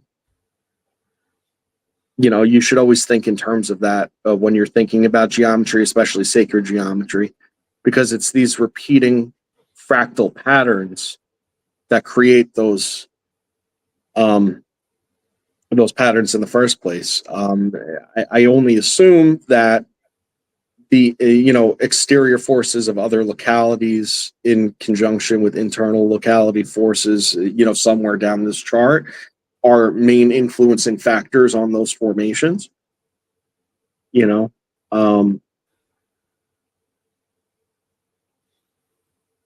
I think that the geometry of the coils, like how significant those windings in particular order would be to yield some specific result, would be depending on what you're trying to achieve out of it. Well, one of the keys, I'll just let you know, how you wind it matters absolutely the most. If you do not wind it correctly, you counter out all the fields. So you won't produce the right result. Or if you build the wrong shape in the geometry, it'll create an unwanted energy. Okay. So that's why I bring it up, because it has to do with people and how they interact with it. You know what I mean? They have to create the correct geometry just like we did in the past. And you have to learn the lessons of it. They always have to put things in 2D, but they're not. Like you were saying with positional stuff, we're in 4. We're in 4 dimensions. You have to start thinking of it that way. And that's why I say you take a flat coil. Now I'm going to put that into a 3D shape, right? Definitely should. Yeah. Now I'm going to put that into 4D. As I come away from it, it's an expanding field in the 4th dimension. So it's how you get over thinking about a flat coil in order to project the energy out of it. You have to be able to see that. That's how this whole process works. Like, for instance, I got a rodent coil over here, right? It's more of a 3D version of coiled flow, okay? Where this is more of a 2D version where you see the flat, coils one on top of the other. But they're doing almost the same job. In the field flow geometry, that's where I'm getting at. So when you get in... Can I for 1 second, because I see, and correct me if I'm wrong, because... Go ahead. I mean, please do. I think that putting a field out of the coil is the wrong way to think about it. Okay, because of locality. Okay, and because of where the actual forces of the fields converge in the center of the torus and within the torus. Okay, which is where what you need to take place is taking place. So, if you're going to take a flat coil and you're going to make it into a 3D shape, okay, it's to create a 4D field, then yes, but inside, not, okay, so here it is. So now what's it doing on the outside? No, put it inside. That's what I think, it's a revolving point, the inside. Think So of the the macabre. inside, yeah, the inside's your ether. So right here is your ether, okay? And it's always going to flow around and back in, but it always makes a new one every time. So it's not one field going around to another, just like a magnetic field, right? It's one, building a new one, building a new one, building a new one, and it keeps going like this. Now, there are some instances when things work in reverse when you play with electricity. Okay. Sometimes Yeah. you're not pushing something out, you're pulling something in. So, If so, and again, if I'm off base, correct me because I'm still learning, you know. But the harder you push these things, okay, it's like the more output, the faster the input, like, you know, on a torus motion. So the more that comes out, the harder it sucks in. The more that pushes out, the harder it sucks in. So if you're talking about putting a field out of the thing, you actually want less flow through it, because then you can actually propagate the most outside of the coil. The harder you push it, you're actually taking the external forces and you're condensing it into, you know, a tighter form, you know, which again, I'll point to the chart 100 times because I'm really telling you, I truly believe it's all in there. It's all about condensation. You know, when you're going down, it's about condensation. Now, when you're going up, it's about breaking down what's already there. So if you bear in mind the simple fact that everything's a effing wave, good, Nathan. If you keep in mind that everything's a wave, okay. So, right? yeah, You just need to get it back to waveform. so when you talk about it, we scale in frequency, we don't scale in voltage. Okay. And when I say voltage, I'm talking about an overall amps and volts mix, or in wattage, I should say. We don't scale that way. We scale it in frequency. Okay. So that's the difference in one of these coils. So when you say put less in, that's absolutely correct. But it's going to produce more out because of the frequencies. You're dealing with resonance, and then you're not only dealing with resonance, you're dealing with a resident frequency, which is 2 pulse waves along with a burst of energy, say, okay? Or it's 2 frequency waves and a pulse wave is probably the best way to say it. Mm-hmm. So it's like putting piezoelectricity into your Tesla coil. If you hit it at the right point, you're going to get a masterful amount of energy coming out of it, right? Well, that's all we're doing here. The hardest part to get across to somebody is saying, I don't want more energy into it. It's counterproductive. Just like you just said, I want less energy, but I want more frequency. But you don't necessarily have to put more frequencies in it. You have to be able to resonate something as a pure resonance to one another. Mhm. Once you do, the frequency of that resonance will change. It will drop by at least maybe from what I've seen, if your coil resonates at 300 and then you put 300 into it on the primary, you're going to get about 260 as your resonance point. Okay, and that's in kilohertz. On every Tesla coil that I've done with the parts that I'm using on my ZVS, it's happened that way. It changes. So when you also deal with heat and cold, the inside will change the amount of energy in the heat because it removes the amps. Okay, it allows it to get cold, and it pushes the amps to the outside. Okay, it generates the field by itself. All you have to know is how to flow it.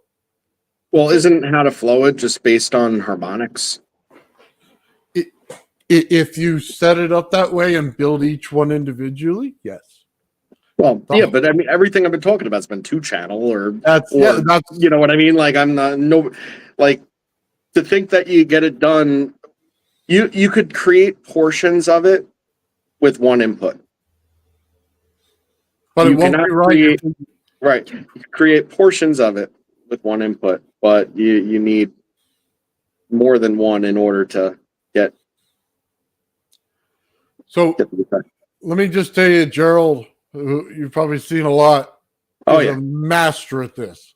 Absolute master at energy flow. I will tell you that right now. That man knows more than we ever will. I Okay? wouldn't. I wouldn't know because he never shows us. Oh, Gerald. well, he gave us the biggest world beater last week that for anybody who wound a coil would be absolutely amazed in how he did it. I Okay. love it. I love That's his presentations. He's so knowledgeable. well, it's that there are two, and I always built one. In this coil I built over here, I built one. It's two. And that's one of the biggest things that he did. It's one from the other. It's a bifilar. So that's one of the biggest differences, getting the correct reaction versus getting what I got, which was a big pile of, you know what, I got wall art. You know what I mean? I go hang this on my door at Christmas time, and you know, somebody think it's a nice piece of wall art. That's what Listen, I think it's beautiful. Well, it's supposed to be his wall art, I guess. No, I'm just trying to bridge the transition for you when I talk about this stuff from Absolutely. where you are versus where we're putting it today to build it out to become what you're saying. I guess it's not become that way, to get back to where it was. You know what I mean? I guess to understand it both ways. You know what I mean? Yeah, and nothing about why I wanted to come on today really had much to do with new information. I think it was just kind of repackaging it in a way that it's like, I mean, to me, it made it more understandable. I know I convoluted it quite a bit, but I always do. Like, what am I gonna, but there's a lot of complex things at play here. And I think that once the understanding that all is one of the same, it's just a different derivative and it's based on different interactions of the same. And it's more about cumulative subtraction as opposed to cumulative addition. That way, you figure out the biases and like what's left over after these interactions take place, and then being able to place them in knowing what it is. Like, plasma is ion fields, and that comes from, that's made up of something. What is that? Well, we know a lot about the charge of it and the relevance of the charge, and we understand where it's getting those ions from is material, which is like, there's certain gaps that have to be bridged, even though we use the terminology all the time, to garner the full understanding of how those components interact in any one of these supremely complicated interactions. Because you have even if you only have two frequencies coming into one coil and another coil with two frequencies, or one coil with however you're managing a system, you have the reaction of one, you have the result of the other, then you have the two coming together, and it's not what they add up to be, but rather what the difference between them is. And anytime you're dealing with some form of force, a form of locality, it's all about creating that locality. That's what that was the purpose of me wanting to even bring any of this up, is creating locality and the forces necessary to work independently, yet cumulatively together to create the end result, of the locality in which you're building it in. And that's like, and again, it goes into multiple localities, and it always does. Yeah. So I always look at it like this. If you look at the, sky and under the ground, not the ground itself, but it's like an anode cathode relationship. You have two pieces of energy that want to be linked. If you allow them to get close enough in any way, they'll link and create sparks between them. If you slightly pull them apart, you'll get a lot of plasma. And in some areas of the world, we see plasma. Like if you go to Alaska and stuff like that, you'll start to see plasma formations, right? But the higher state, or where we're at, is we're on a capacitor plate, and here is the cathode up here, right? So we're just far enough where that we're getting a static electric effect pushed on us and held us down to this capacitor plate. When we rub upon the capacitor plate, we create a static energy on ourselves, okay? And then it flows all around us. However, in order to beat gravity, you need that static state to be able to move and attract back to the top. Now, when you think about it that way, anti-gravity is not that hard. The harder part is going to be breaking out of the Earth's atmosphere and get a propulsion factor upon it. Okay, so that's just how I see it. We're in a place where it's all electric fields, and we have to learn how to manipulate them properly. And I get a lot of people that say, "Well, you can't put static electricity in there," but that's not necessarily true. You have to have it, because it's the only attractive force that's going to allow you to raise up off the ground. Yeah. I mean, it's like I don't know a ton about it, but I know that it had come up in some of my, like, rabbit holes and stuff. But like MHD propulsion, which is it's the same exact thing that we've been discussing all along, and takes into consideration like a lot of like Bendel's type plasmoid theories and some of his vortex theories, and it makes it into less of a field consequential system, and takes all those same fields and forces and makes it into a fluid type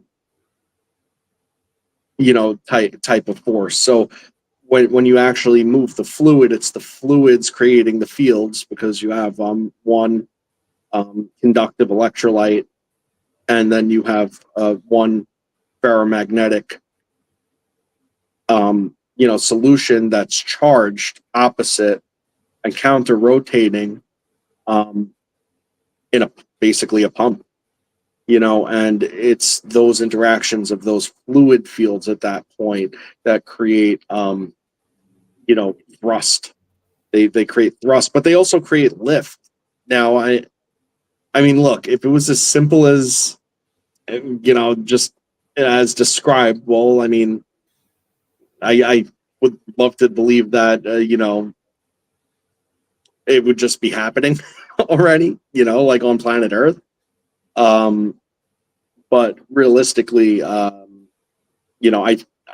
understanding is that in space travel, having that ionic thrust, and then being able to tap into my little chart there and figuring out how you're going to bend time, in space, which, I mean, I always said, it's like, well, here's your plane, and well, there's your thing that's causing gravity, and there's your gravity. Well, what happens when you take your locality, and in your simple locality, you just stretch the page?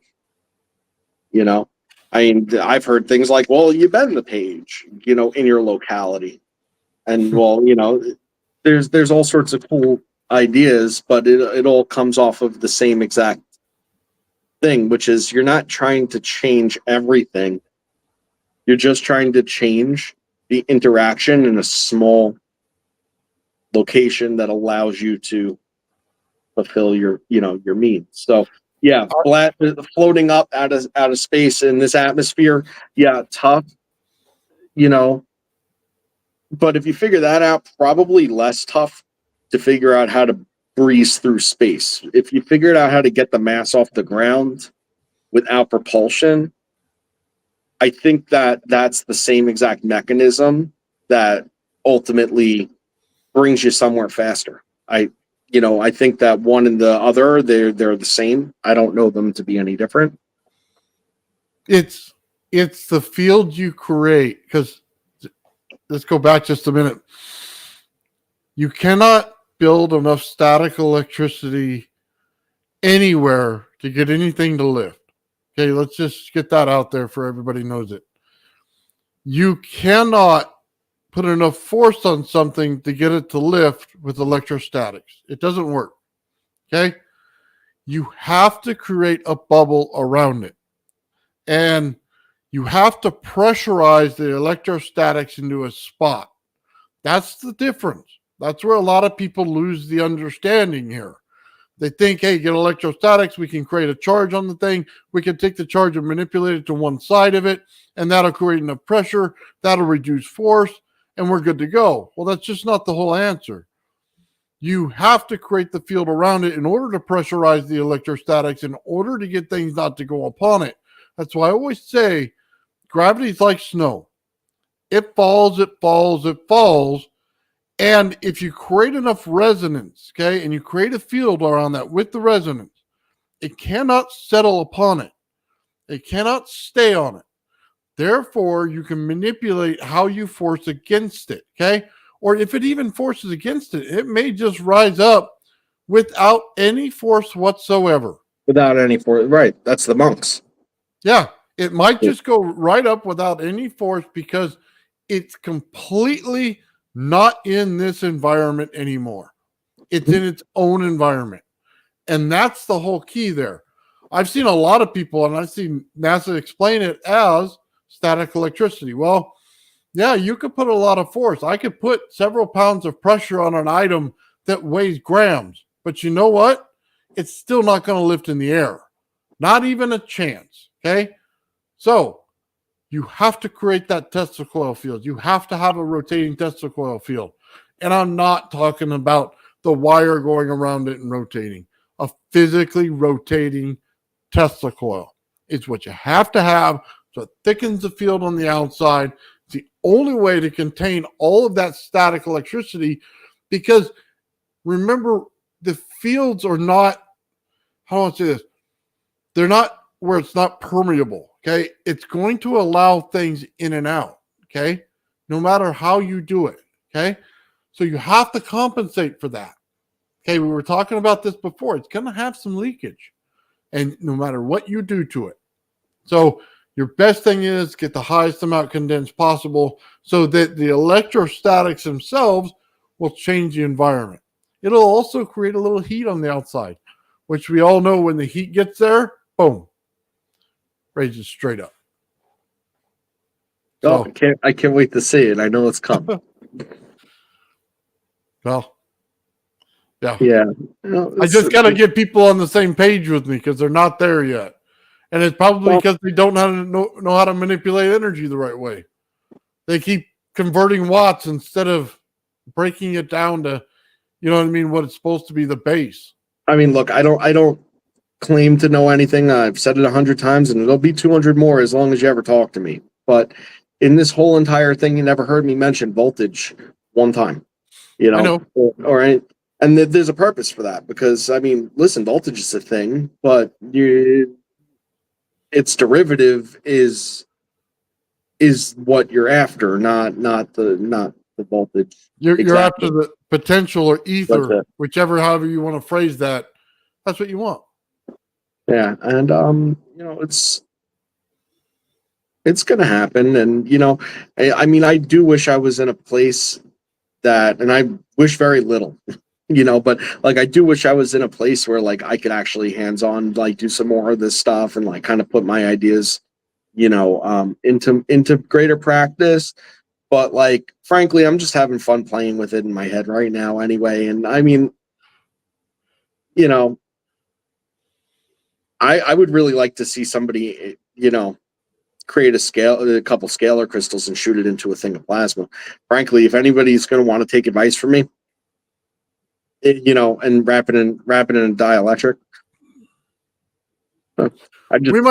we might have to put that together. I'm just saying on exactly how to put it together. We may have to just build something. Yeah, I think that like you said, the struggle of it tends to be right. I mean, you're saying how to compress it, how to contain it, you know, but derivative of that is just how to direct it.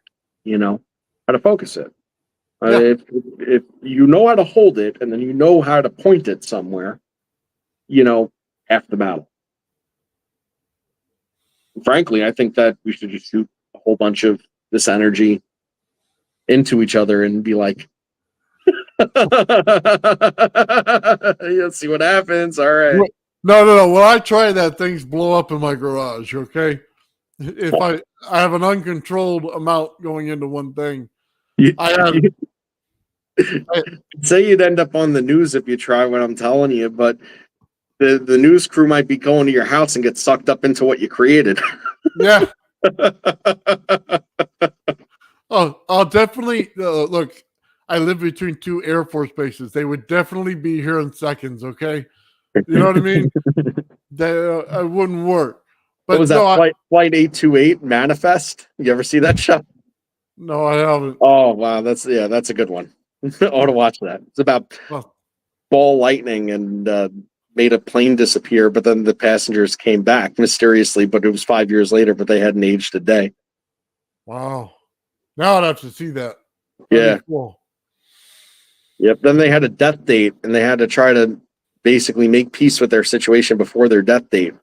And then when that came, they died, but then they came back as if nothing happened, and only they remembered. Very fascinating, and there was a lot of stuff to do with like this sort of stuff in there. Yeah, I'll have to watch that. That sounds really interesting. very, very cool show. Is it a TV series or is it a movie? It was on ABC for years, but then they canceled it. But everybody was like, "How could you leave it like this?" So Netflix picked it up and finished it off. So I think it's all on Netflix now. Oh, I'll have to find my Netflix. That service, man, they annoy me. Yeah, not my favorite either, but Yeah, they keep having me type in stuff to go to my email and stuff, and it's fine if I'm sitting in front of my computer. But when I'm in the house, man, I just want it to work. I really don't care what their policy is. I don't care anything about their environment. I want to hit the button and have it on. That's all I care about. So, anyway, here or there, that's just my thought on it. So, I mean, have you tried to sheath the thing with like aluminum yet?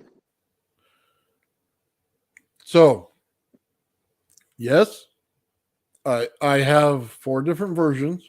I only show one.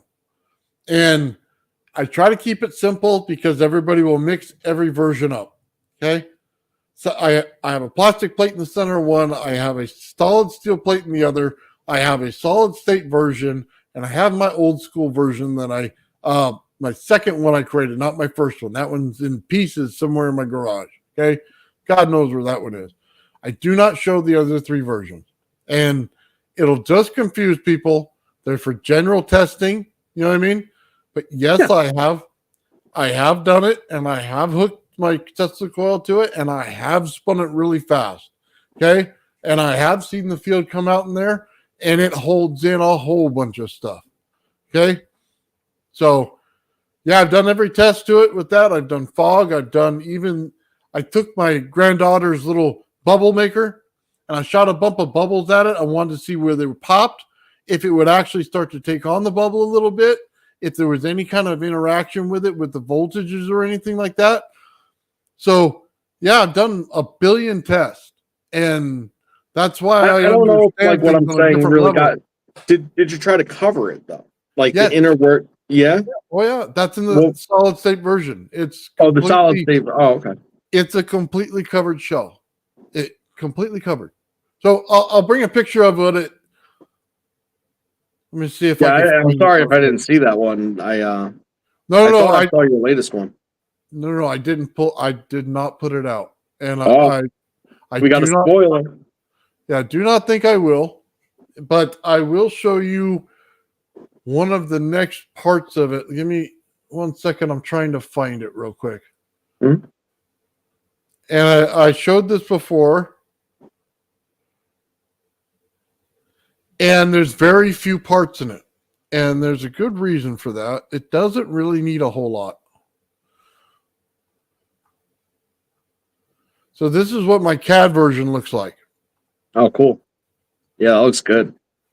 So What it is basically the same thing NASA was working on. I'm taking electrostatics and I'm making the two large plates in the center. They're going to be like power on the top, power on the bottom is the way this works. And all you have to do is there's another corresponding plate on the bottom, an orange one. You can barely see it. I see it down there. Either one's turned on, the top or bottom, it'll go towards that direction. I'm creating pressure and force. I'm also creating electrostatics on the inside of it in a chamber. I also have a Tesla coil in the center. It also creates the outside field. The whole thing works in rotation. So how I'm going to get it to rotate, beyond where it's on the bench, I do not know. But at right here, I'm showing it so that you understand it's in rotation. I have motors on it that connect to it that rotate it. Okay. So you get all the fields from it so you could do all your scientific work. That's basically what it is. There are no moving parts. They don't rotate. The fields rotate inside, but they don't physically rotate. All that junk and motors and all of it's gone. It doesn't need it. Yeah, right. There's no parts. That's what I'm saying. That's very cool. That's it. There's nothing else there. So it's just an interesting. What field is it putting on the outside of it? So it's putting the Tesla coil field. Okay. So you have the static field on the outside. Not static. It's more of electromagnetic. The Tesla coil field. Yeah. The inside is pure static. Okay. I know it's a little different than what my gravity flyer is, but think about it. If I took the top orange plate and I rotated it and I put high voltage on it, I'm creating an electrostatic field that rotates, right? Right. All I'm doing is filling up a compartment with electrostatics. If I told you that the plate right there is the same as the center plate and all I'm doing is attracting it towards the orange plate, I'm doing the same thing here. Okay?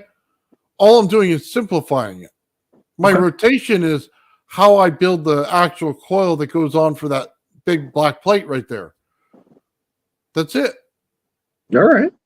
So, yeah, I'd love to show it, but I don't think I will. This is one of those things that's sitting on my test bench that nobody plays with. You know what I mean? And that's fair. It's it's what keeps me ahead of everybody else. Why everybody else is still thinking it's the same one I always show. So, anyway, that's just. Yeah, no, listen, I think that's awesome. I mean, it makes total sense. And now that I'm looking at it and I see exactly what you're saying, very neat. Yeah, it's once you get past that level of everything's got to be in rotation mechanically to I need to put this in a solid state form, but I need to apply all the lessons learned from every part of the mechanical part, right? That's what that is. And the second you put a bunch of these out there, I'm going to get, does it lift yet? Does it lift yet? Does it lift yet? Does it lift yet? And I've about had enough of that. You know what I mean? Yeah. It's going to do what I want it to do when I want it to do it. And that's it. And that's where I'm at with it. So I can't even get people to understand the simple oscilloscope and how it makes to amplify the power.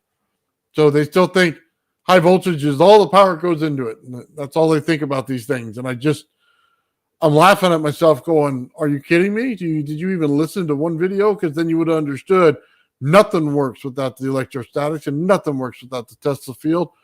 And when you don't hook them up right, just go stand in the corner because you're not here. You know what I mean? You're not listening. I got a guy that argues with me right now on electricity created in Russia versus the U.S. And he's trying to tell me there's a major difference, right? Well, when you take a circuit and I break it down into volts and amps and heat and cold, I'm manipulating the voltage so much, it really does not matter how it's built. Don't care what phase it's in. I don't care the frequency that's put into it. I'm 100% going to change it before it hits that machine. So, and the guy, what you just said, and everything I've been saying, it doesn't matter what the difference of the electrical input that you're putting in is. It's because at the end of the day, it's frequency. It's frequency. The power that you're putting in is generating your machinery to generate the frequency. At that point, it's the output of that is being utilized. It has nothing to do with what's plugged into the wall, or even if it was a battery. It doesn't matter what it is. Like, it's the frequency that's generated. I don't know, man. Like, when you change the frequency, you can change between an airborne electricity or a magnetic frequency. If you can understand that, then this is not so hard. It's there. Yeah. Keep on pointing already at there. monitor, you can't see. It's there. Yeah. It's that easy. And a lot of people can't get past the magnetic coil. I get it all the time. People just can't get over it. And they want to tell me electric basics. And I go, well, buddy, we're way beyond that. And, and I watch your videos, and I think you damn well know I love watching your stuff. I'll watch it for hours on end, and I'll sit there and I'll listen and I'll banter and blah blah blah. But like, at the end of the day, like, there's only so much interest I have in watching other people, spin coils. It's more just about the community or picking up that little fragment, like for me personally. But, everyone's at different points in their journey of it, and whether or not they ever really get it, is like they're either gonna or they're not. It'll either click or it won't. The fact is that you can't get hung up on what you think you know, like, ever. No matter who you are, no matter what you think you don't ever get so hung up that your mind couldn't be changed, or that you shouldn't look at the same thing from a different lens, because that's where, and it's no criticism. I know I was breaking chops at the time, but I forget who it was, but they were talking about trying to get it to work, and they're like, just do what is already known. Don't think about it, don't play with it, just follow the directions. It's already known. You'll get there by following the directions. You follow the directions, you're going to learn a concept of something that maybe you don't understand, and that's not bad advice in that regard. In the context of tinkering and trying to, create something that might not just be the replica of something else already done. Like, you're not actually figuring anything out that way necessarily. You could watch other people do it and figure it out without ever having to do it yourself, and then go and buy yourself a little electric motor for $5 at the store, and that's it. Hold on. I do not agree with that in this way. When other people do it, you didn't learn the intricacies of why they did it. Okay? This is one of the biggest disconnects in physics. You didn't do the experiment, but you pontificate on the experiment. And that bothers me, because you didn't learn the laws of that experiment. So now you're violating the law in your mathematics because you did not learn it correctly. That's one of the biggest disconnects we have in physics right now, is that someone goes out and they say, okay, mathematically, this looks like it works. But when you put it in there for field testing, it's a complete piece of junk. So that's my only caveat to that whole thing. That's fair. If it's a simple AC or DC motor, I completely agree. Okay. Hey, let me ask you, because I consider you the authority on the cutting edge, as far as I'm concerned. Out of the ideas that I've said here today, again, what are your criticisms of that? Because I'm not the best presenter. I'm trying to work on that and organizing my thoughts. I know I'm a little all over the place sometimes, but that all said, do I have an understanding of this the way that I'm structuring it, and are these ideas correct as far as because I'm looking to not be stuck on anything. Like, I need to be able to mold it into what works, So when I first heard the idea of the center being calm, I was immediately taken back. Okay. And it's because of where I'm working on something now. I never see the calmness in it. Okay. With that said, I always see it as a raging amount of energy in the center. Okay.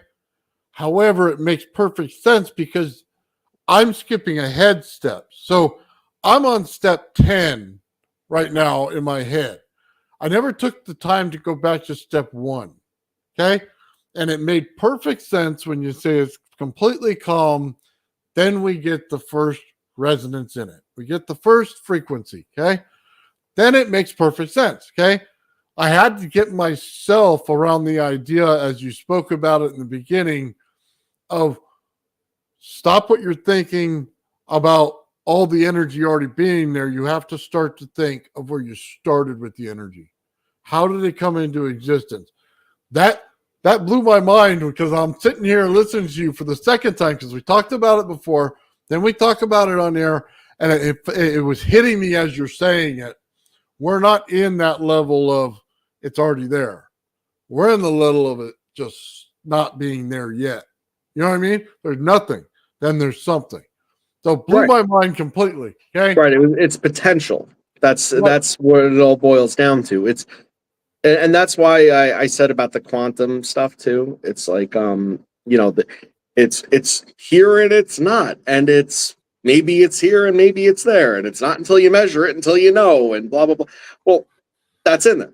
That's the whole point. The idea is that wave propagation is just that, but it doesn't. It could potentially be all these things until it's acted upon. Now, to me, that's the observation. The interaction is the observation, right? That's how they like to put it in quantum, right? And that's exactly what I was trying to describe here, by deconstructing something and then showing its reconstruction all the way through. So I'm glad that like that you're able to see that in it, because I wasn't sure how clear it was. It's very hard to describe something that's something and nothing. Everything, there's no everything energy. and nothing. There's no energy without the beginning frequency. There's no amplification of that energy without the resonance of those frequencies. Right. It makes perfect sense. Yeah. Thank you. It's distortion, prima materia. Yeah. You got to give it the Italian hands when you say the prima materia. It's the stuff everything's made out of. It's like garlic. It's like physics garlic. Goes in everything. I have so much fun breaking it down this way because it's like you get so stuck in the experiments that you're doing every day, right? And I get in that all the time where it's like, okay, I got to do this to get this, do this to get this. I don't get to stop and just think about things all the time like you did, and get to slow it down and get to, you know what I mean? Because I'm always thinking about the next project or what I have to do, and it makes everything more complicated than it needs to be. Some, like the but whys, well, if we have this type of field, but why? Well, it's this kind of energy, but why? And you just say, but why, until, but why is just because, and you reach that just because at that point it's like, well, you could speculate, but now you're getting into things other than physics. And I think that's where physics messes up too. They're so stuck on, well, what caused the, like, your locality is in such a low place that it doesn't even matter why at that point. The fact is that we're part of this reaction that's ongoing, and this reaction is ours because we're able to realize it, and that's right. That's what they say about consciousness, right? What makes you conscious? Well, I mean, there's all sorts of people that'll tell you all sorts of things. The worst thing that they ever said was realizing yourself is consciousness, realizing that you exist. I mean, that would mean that most things that don't know what they are, that means that they, that they're not conscious when there's something there.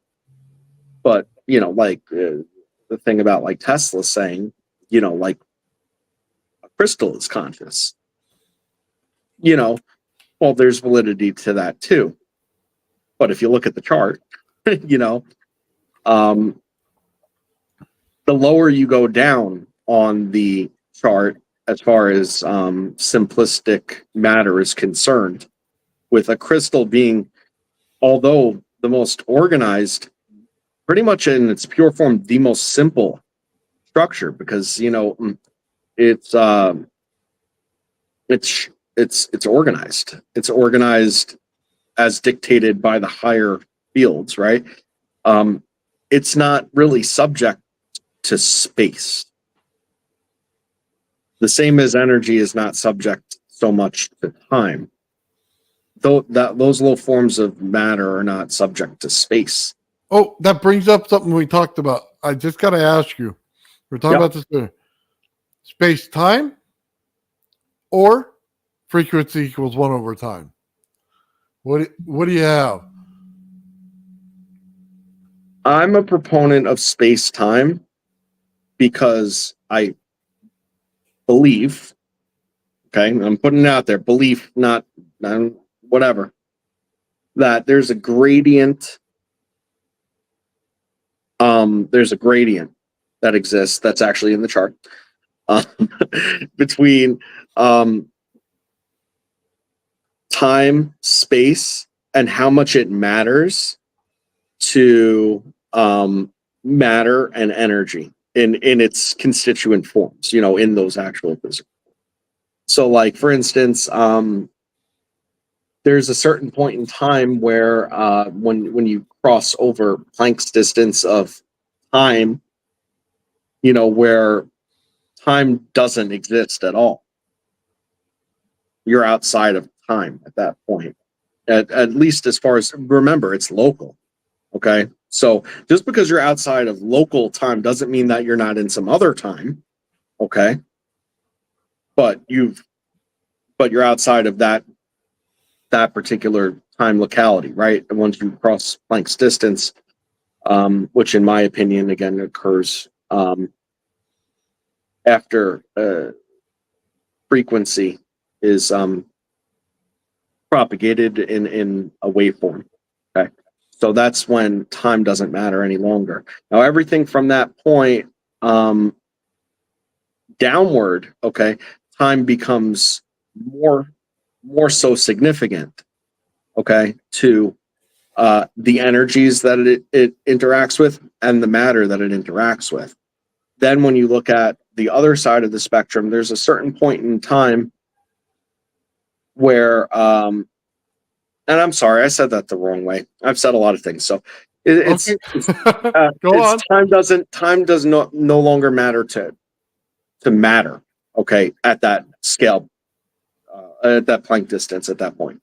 Okay. On the other hand, there's a certain point in time, I guess, or on the chart at least, where energy no longer matters in space. And that's all the way at the bottom of when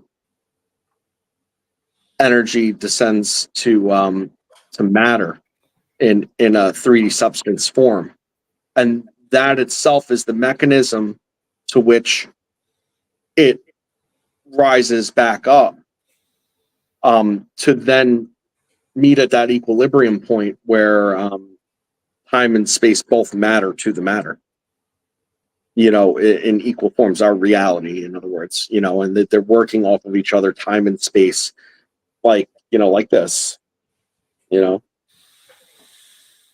yeah, time passes, space implodes, and you're sitting here still, but everything around you is wish-washing. I think that we are in a time dilation field on the Earth, and that it ceases to exist outside the Earth once we get past all the waves that the Earth creates. And that sits still. And then the next field begins where the next planet begins, or the next sun begins, or the next center of the universe begins. You get what I'm saying? So I do. every one of absolutely. them creates their own time dilation field. So if we're here on Earth observing time in one area, someone or something on another planet would see time in a completely different way. So they go by times and days. So 24 hours in a day to us.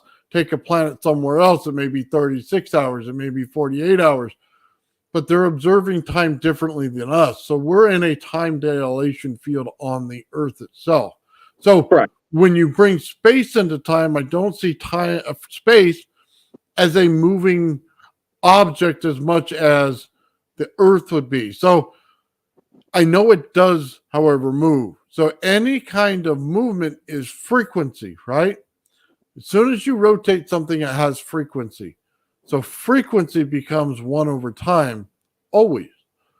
So the two may be appropriate to put as equals, but I don't know that I like the idea of the way that they say space-time. I don't agree with the theory and how they present it.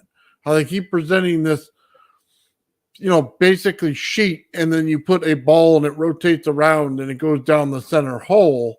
I just don't see it that way. Not in the way it's going. I have some interesting commentary to that. So Okay, go ahead. It goes back to locality, okay, and it depends, and it's relative. And Ulysses said relative perspective. That's exactly what it is, okay? Because here's the thing: you're absolutely right, okay, when you're saying that we are in a time dilation field, on the planet, okay? We are also individually on this planet in our own time dilation field, okay? It's subjective, okay, because we don't have a clock built into us that is able to objectively show the difference as if you to be able to send it. But there's an objective difference. It's why sometimes the time flies by and why you could be on one of these casts for 4.5 hours and it's like, oh my God, where did time go? It's because, in your own time dilation, like time did in fact go faster.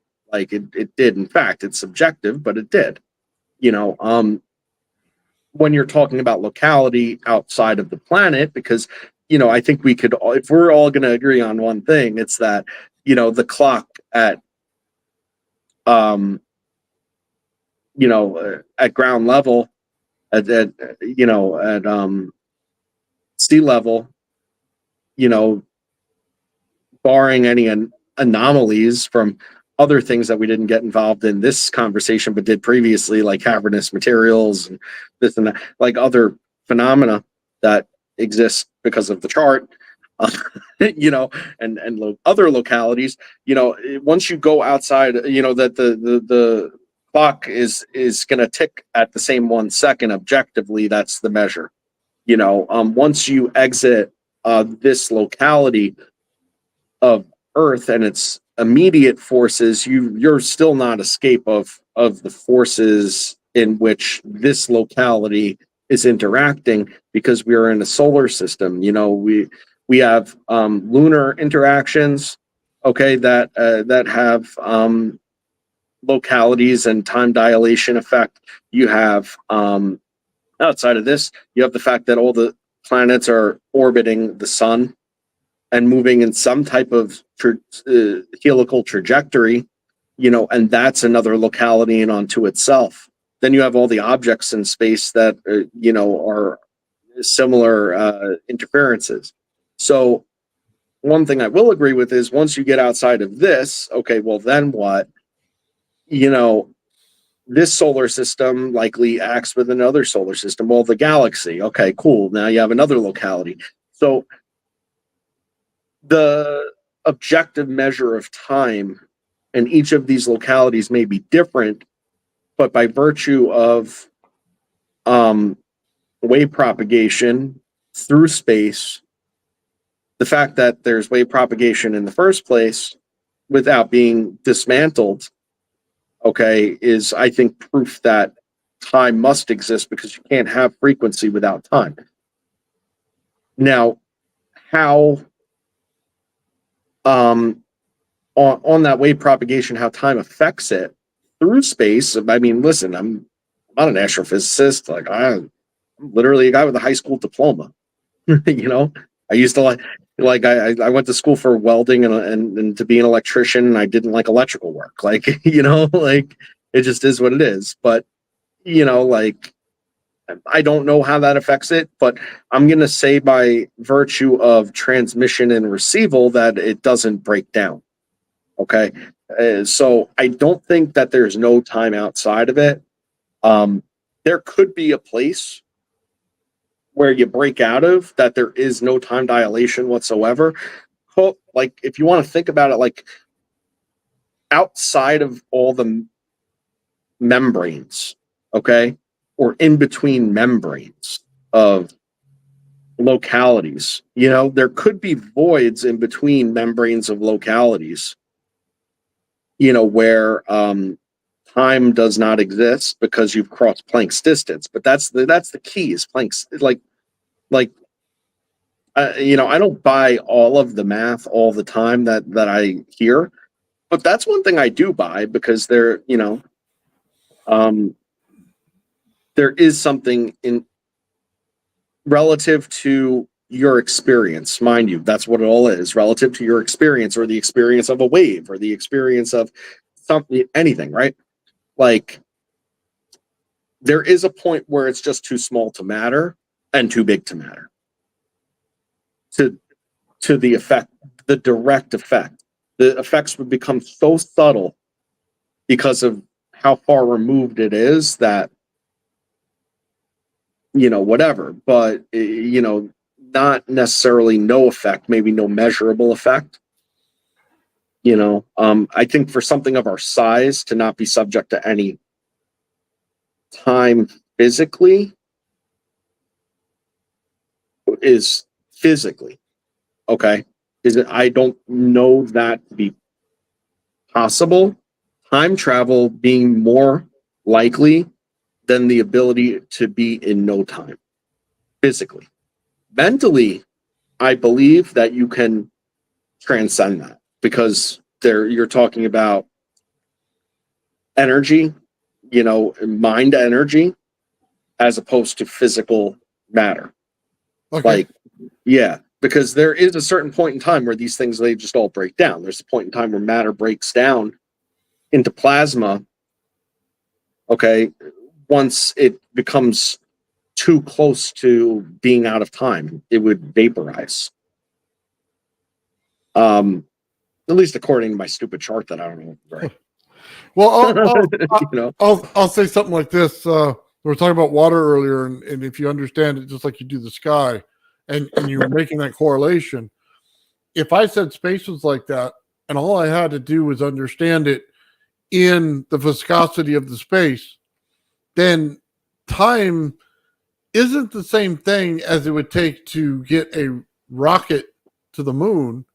You know what I mean? In that space, now I can transcend space in a different time. I can do it in a faster time than you normally would if I understood the viscosity of it and how to break that.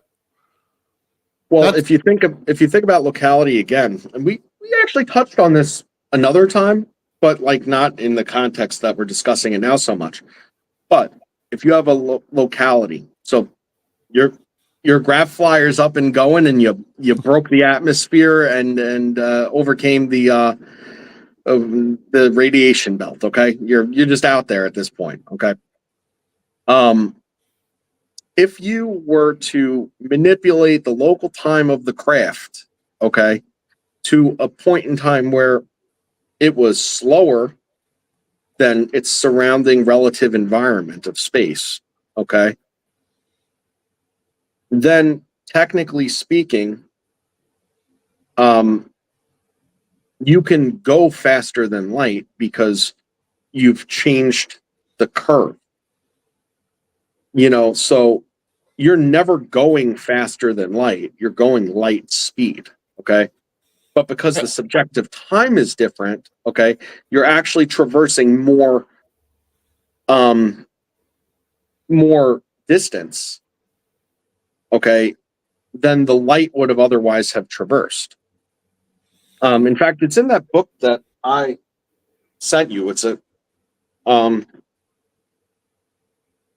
it's somewhere in here. I don't know. If I find it, I'll show it to you, but it's basically it's a curve on a chart, and it shows you that if you manipulate time this way or that way, there's a certain point in time where the distance and the time don't there's no correlate there's less correlation. So you could objectively, to an outside observer, remember it's all relativity, to an outside observer it would appear that you are going faster than light, okay, if it were measurable, Okay. all things being equal, okay, it would appear to an outside observer that you are going faster than light, and you are objectively going faster than what we record the speed of light as. But because of the time manipulation, locally, you never break that law of physics. So is light speed a bunch of garbage, or is No. it relative to what we know? Lights. Okay, so think about how we met. Like, let's stop light speed for a second. Let's talk about a car, because it's just much easier to get your head around. You know, how do we measure speed in a car? Well, if you're American like me, miles per hour, and if you're the hat of my country, then you know it's in kilometers. You know, per hour, time, distance per time. You manipulate the speed of time locally, then you could traverse more distance, okay, to you the same amount of time, okay, to objective space, because you're not in that locality because of your time dilation, okay. You did not go faster than the speed of light, okay, but objectively you did, because the time is locally different. So if you had a clock inside of the craft and you slowed the time down, you have more time locally to cover the same distance, more time locally to travel that speed. Does that make sense? So if you're saying speed of light is the cap, you're going the speed of light. Okay, time around you is moving fast, but time where you are is moving slow. You're traversing more miles than the light would have traversed in that same time relative. But you never went faster than light. Okay. I think light speed is wrong. The amount of time they give it. So whatever number they give for light speed, and I saw it just a minute ago, I don't think it's right. And here's why. It goes back to the viscosity aspect of it. Okay. It's like putting resistors. Okay. Every time I put in a resistor, based on the amount of the resistor, it slows it down. That's like the viscosity of it. Okay. I'm going to slow it down.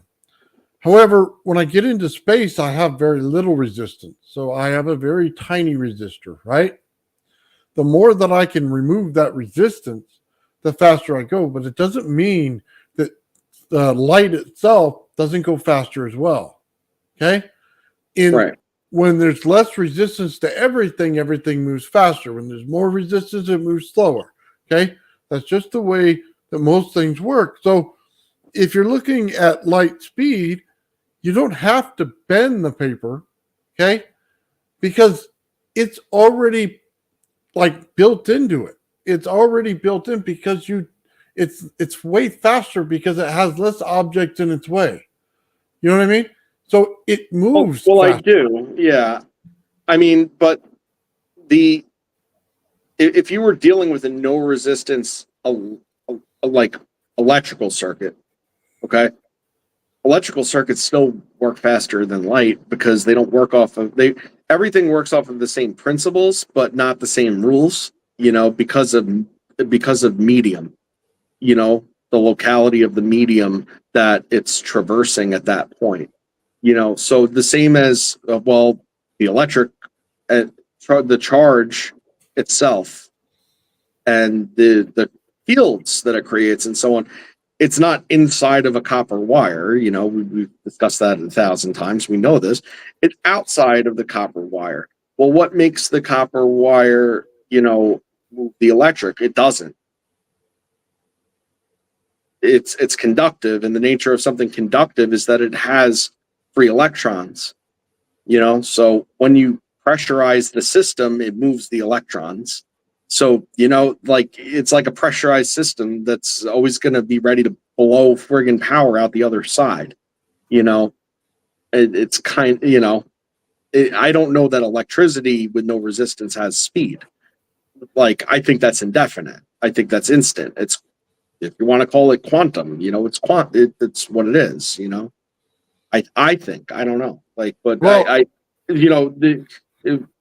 although it's all the same, because light is a frequency, the frequency itself has to be propagated through a medium that's not already saturated with what it is.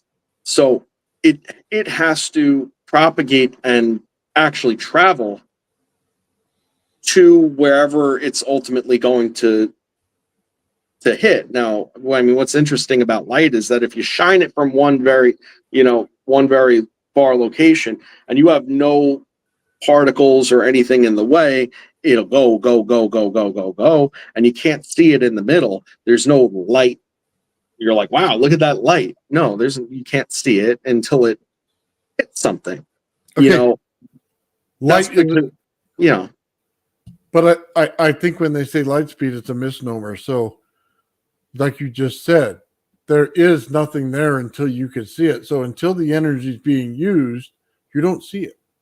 So light speed, we always think of as the speed of the actual light. It's not. It's the speed of the energy of the light. So if the light has no resistance, there won't be light. There won't be any like visible light. You can't see it in the way we see it. It's just not. But when it hits something, then you can see the light, because then it takes and uses the energy. Okay.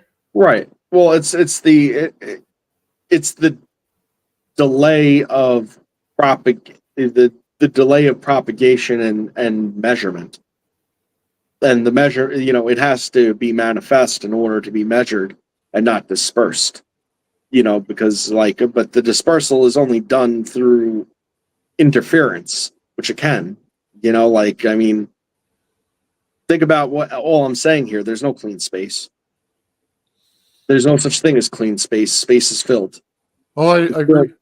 Space is filled. Space is filled. Even if space is a vacuum, okay, you can never measure the vacuum by virtue of measuring the vacuum.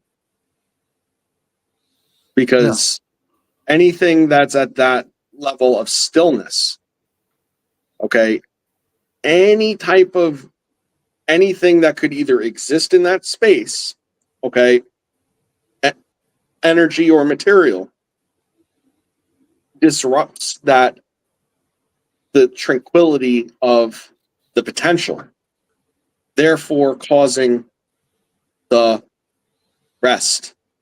Not necessarily all of the rest, but detectable rest. So when you have a light wave traveling through the vacuum of space, it's interrupting the peace of the space all along. Might be a lot less resistance because there it is causing whatever interruption. Maybe the interruption's even occurring after the interaction to a degree, but there's no clean space.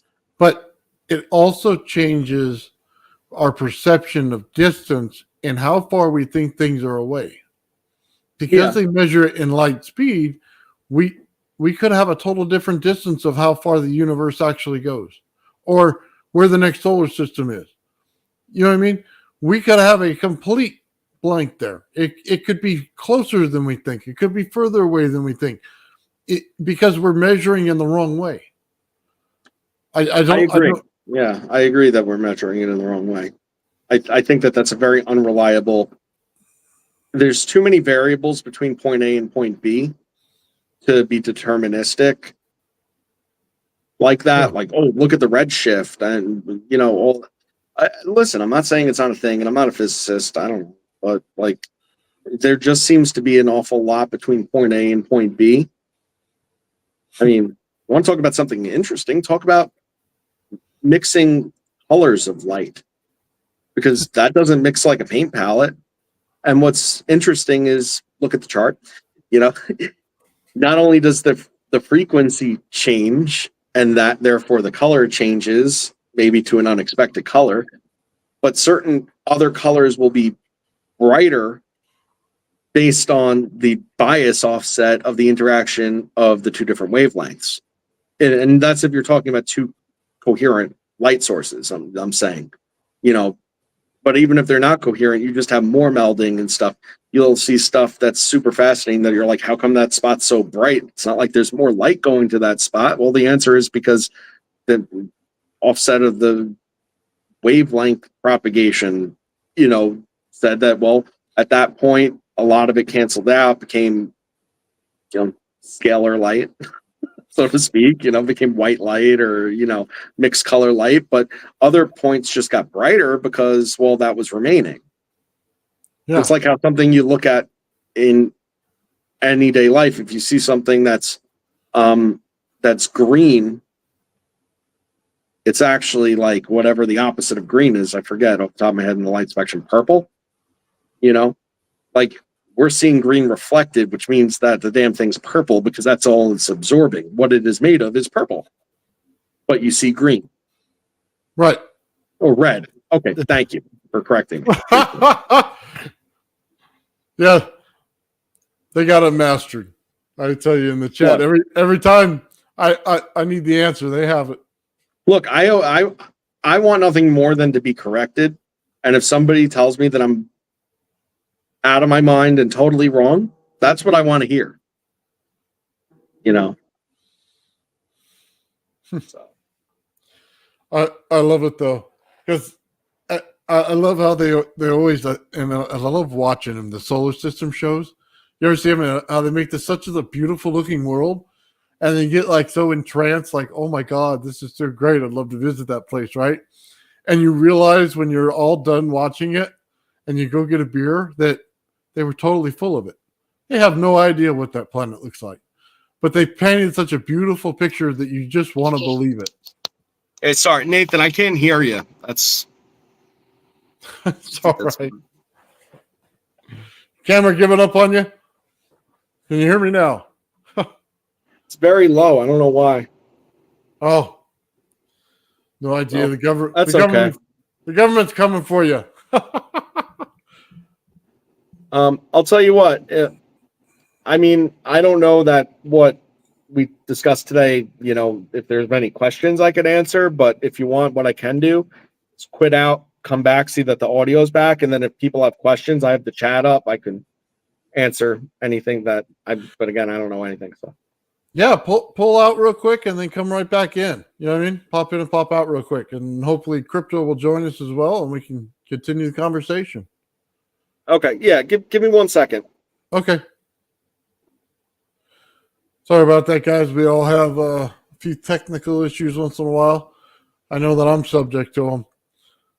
So, by the way, I just want to tell you, I think this is probably one of the most entertaining conversations I've had in a long time. Absolutely going everywhere with it, not holding back on, you know what I mean, a lot of the things that people want to control. So I just want to thank everybody for hanging out with us and listening to the conversation, because it's absolutely an amazing one. So thank you guys all for that in the chat and participating and everything. So hopefully we'll get Joe back here in a minute, and we'll continue on our journey about talking about everything in space, voltage, stars, frequencies. It's so interesting, especially where we are and what we're doing with all the coils and stuff, and how we're starting to look at sacred geometry in them. So, Joe just popped back in. Let's see. Hear you. That's great. Oh, there you go.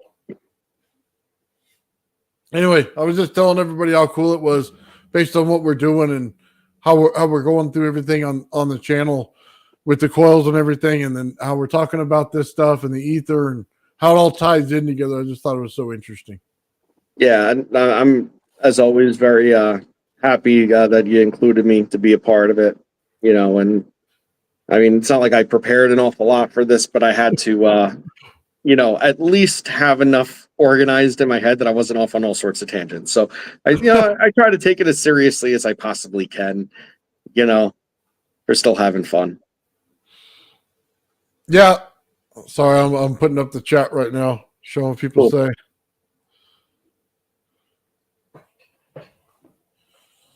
say. Sorry. I mean to keep dead air or something like that, but no, it was just cool. So yeah, I think once I don't think I would ever take a starship based on what science is saying, put in a jump drive and expect to be where I'm going, should be by the time they calculate it.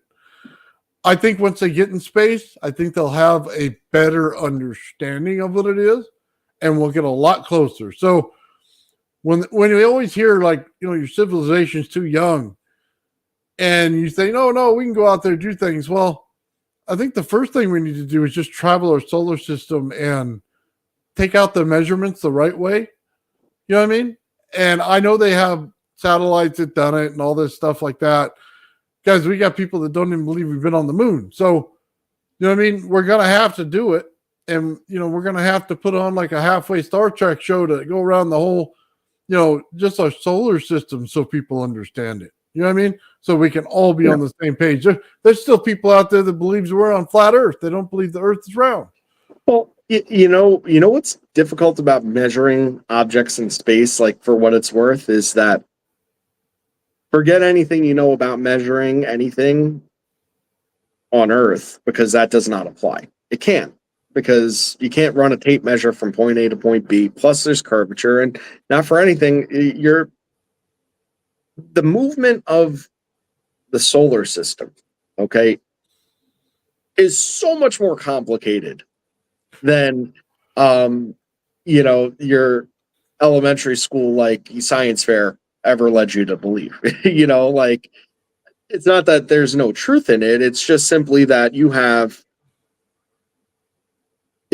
rotating planets and rotating subplanet moons around objects that are then rotating around the star.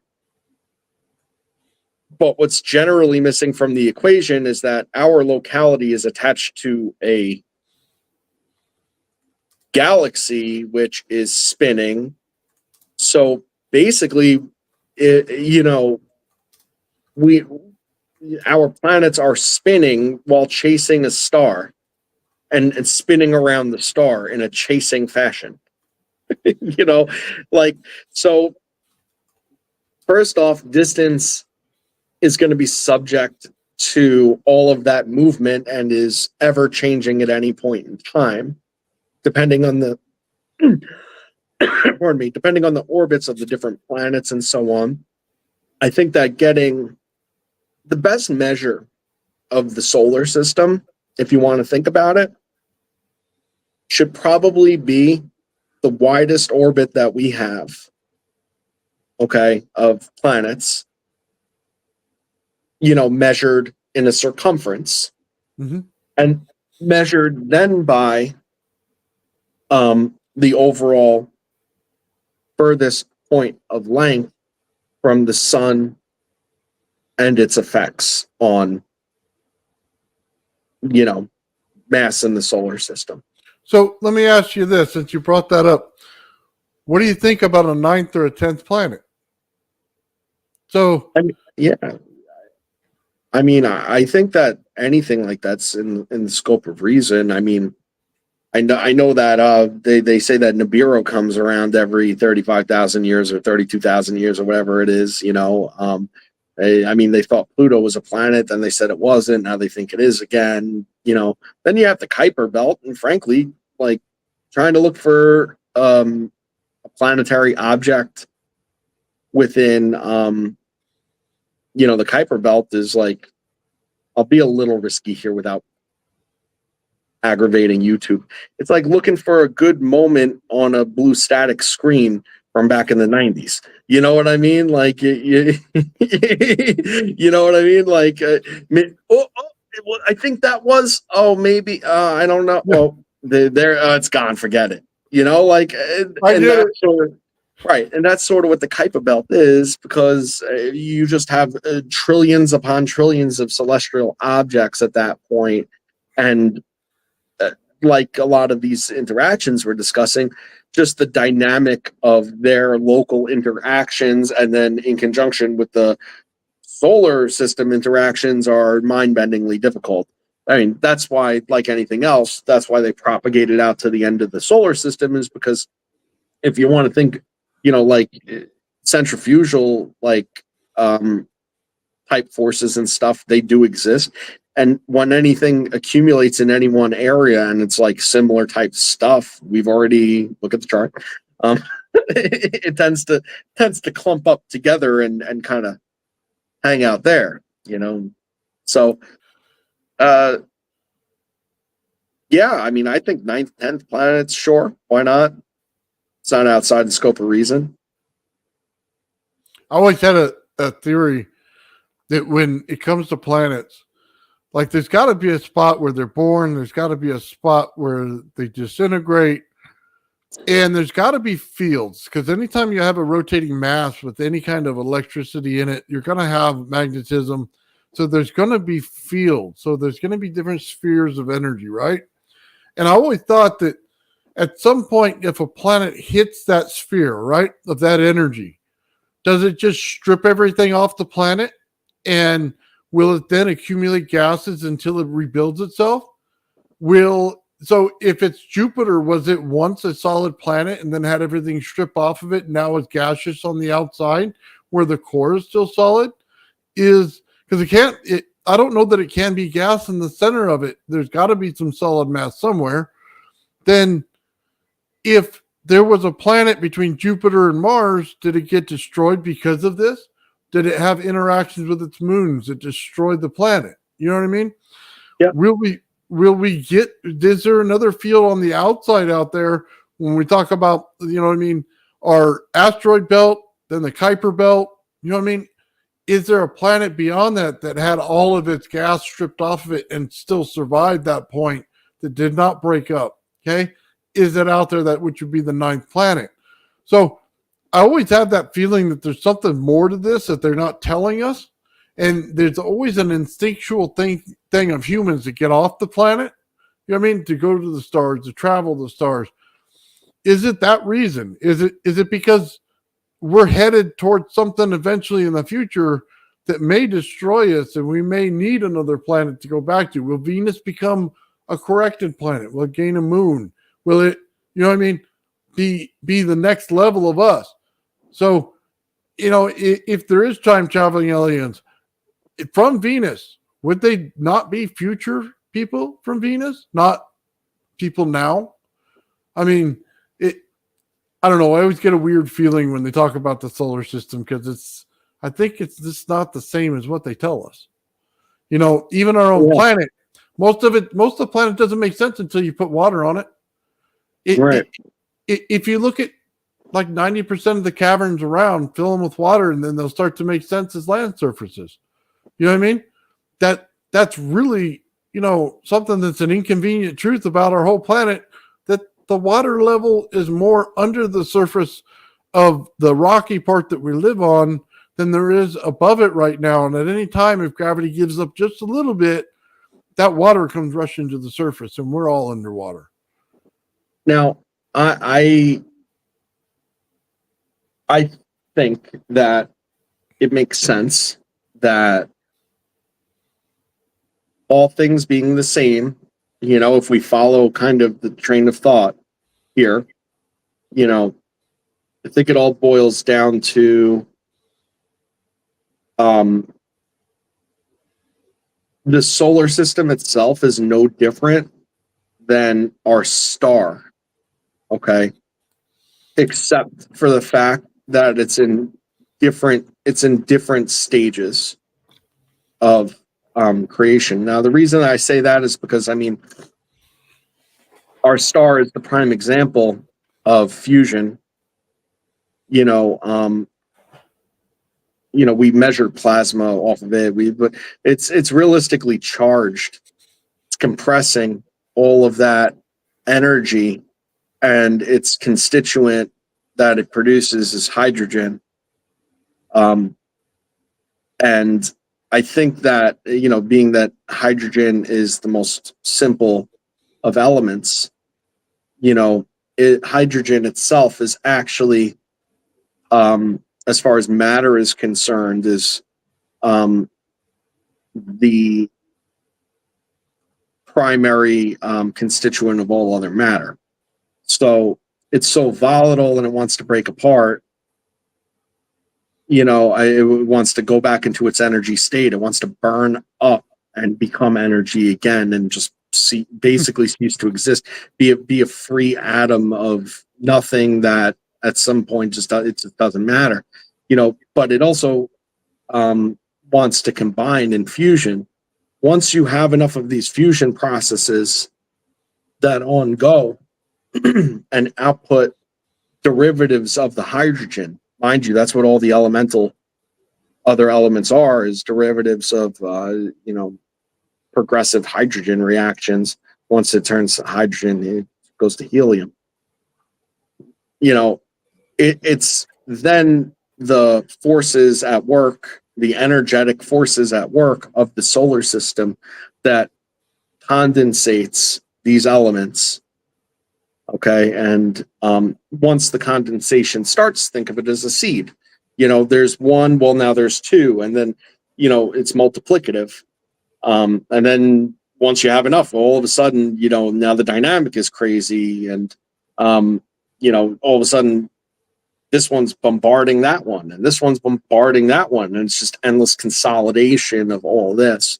And then through that interactive process, with the forces of, that we've been discussing all along, the wave forces and the charge forces, the fields, the inertial forces, it moving, and then all of a sudden, reality is already in full swing here, and this is then the primary transmutation of hydrogen into other elements and consolidating into planetary form. Now, like matter tends to bind up with each other, so it's not, to me, all that shocking or surprising that some planets that are primarily gas planets are primarily gas planets, as far as we could tell. Now, as far as them having a solid core or not, I would propose that they do, just based on pressure alone. How do you have that much gaseous atmosphere in that much motion, with that much mass, with that much inertial potential, not to solidify whatever gases it is, and under that much pressure and stress, fusion processes of transmutation of more dense elements in the process that aren't necessarily like temperature dependent on state of matter, at that point. And then you just look at each planet as similar circumstance. I think that, as far as they could tell, there's the surfaces of each, like Mars, for instance. It's not like they're finding unrecognizable elements there, but my understanding, at least, was that the composition of the surface of Mars is not the same as the composition of the surface of Earth, and if it was, I mean, well, that would kind of be unusual due to the proximity and likeness of the material. At that point, there would have to be some secondary explanation as to why that material didn't just form into one planet as opposed to two. So there's just a lot of factors, I think, but I think that there probably is solid mass in the middle of any gaseous planet, for the simple reasons of, I mean, if you even took temperature out of the equation, just the pressure alone, and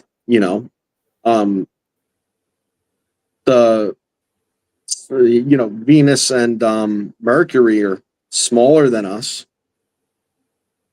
as far as size is concerned, and they're the closest to the sun, what correlation that necessarily has is interesting too, because there may be a situation where that only certain types of matter could accumulate at that distance from the sun because of the sun. Like it easily could be said that it would be accumulated, and used in solar processes, any of this solar matter that might come that close, and the reason why it didn't accumulate, maybe it was outside of the locality of the primary planet or something, but there's got to be reasons, like that. They have a theory out that the sun makes the planets, and then they move out away from the sun, and then they gain mass. So I kind of like that theory in a way, only because they are moving away from the sun, and we are going to be in a non-habitable zone, at some point, where we're in the habitable zone now. Now, their process is, relative to time, which is much slower than what we would consider it. You know what I mean? But if you take that into account and you understand that things build on top of the surface, for instance, an asteroid lands on the surface of the Earth, it's just going to build another layer. You know what I mean? Not a whole layer, but you know what I mean? A mountain or whatever the size of it ends up being, or it's spread out over whatever. And we notice that our Earth over time continuously has layers. So what was once a battlefield is now underground, a couple feet, or whatever it is, to find the same bullets that were sitting on the surface during the Civil War. It's now, a little bit under the ground. Now, obviously taking into account that they could have been placed there or shot there in the ground or whatever. But it also is like Roman battlefields where you can find the swords and stuff like that, and they're all buried. Well, listen, I metal detect. I found the relic from the War of 1812, and it was 18 inches deep. Yeah. So I guess what I'm saying is we're always accumulating mass, just like a planet would be. So as soon as they get out of this area of the sun, they'll start accumulating mass. So then if they get the, surface stripped off of them, it makes sense. But what I'm saying is when you look at transmutation, and we were looking at Bedini a little while back and how he transmutes things, he takes rocks, burns them down, or makes a liquid out of them by connecting something else. And then he puts them in heat and create rubies or something like that. I always find it interesting that all these processes are going on every single planet. So it wouldn't surprise me one bit if a rock here was a rock there. So, if they have the same elements building them, then there's got to be a lot of the similarities in this solar system. Now, if they were created from a different sun, the similarities would be far less between our planet and a planet in a different solar system. You know what I mean? Because their process was different in their sun. That's just my understanding of it. I could be completely wrong. I mean, if you look at Malcolm Bendel's thunderstorm generator, and he's putting ionized gases in with heated exhaust gases spinning in a vortex and then creating toruses out of them, right? And then putting it through a counter rotating tube.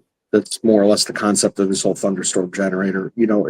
It's at that, as he put it, that event horizon, of the spin interacting with the counter spin. The charges are opposite and different. That's what creates the ball plasma discharge. And it's ball plasma is fusion. When you have an element and you expose it to those exact conditions, see the chart. Like when you expose elements to those exact conditions, it rips it down to its energy constituents. But because it's in a local state of time dilation and atmospheric conditions, even though it's under vacuum and compression, the cycles of resonant vacuum and compression, it reconstitutes itself into its original form. There's time dilation that takes place at that event horizon, and the discharge is it's everything we've been discussing. That event horizon, the point where the two opposing forces meet with the charges, with the rotation, is what breaks it apart. But it's also in an environment where it enthusiastically has to get back together. It gives up the ghost and then takes it back. But how it reconstitutes itself is to its simplest form. Okay, and its simplest form in that context is putting out oxygen and they don't measure for hydrogen, they measure for hydrocarbons. But once you break the hydrogen carbon chain, it's oxygen, hydrogen that's expelled. And that's why you get that result out of that, is because it's breaking it down to its simplest form. That same exact concept can, through frequency and resonance, okay, also magnetic fields of certain proportions, okay, could reconstruct the matter in different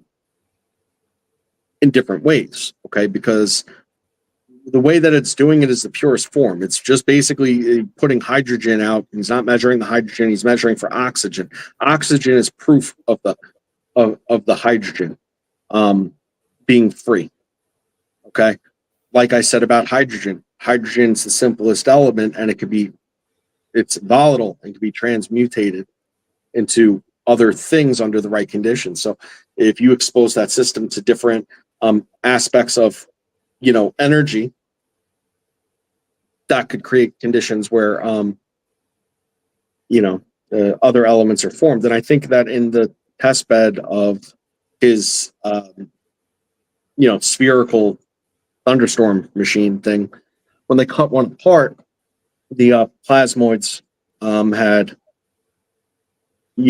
cavitated the surface of the stainless steel that they used, and that those crevices, they hold resonant charge of the ball lightning, but present in those crevices were transmuted elements.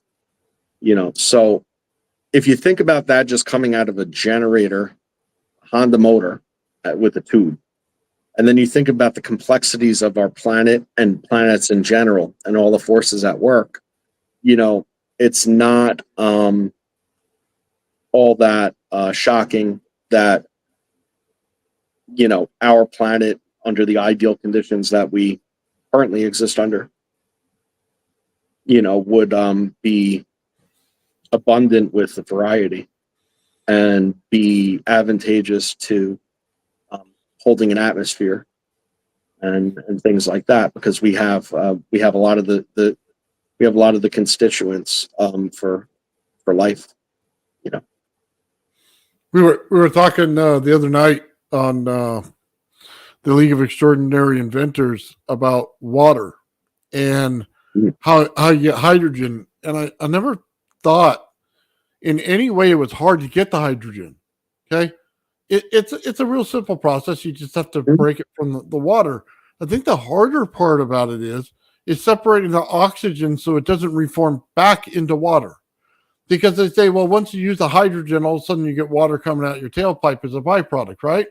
Which means that hydrogen wants to attack oxygen all the time.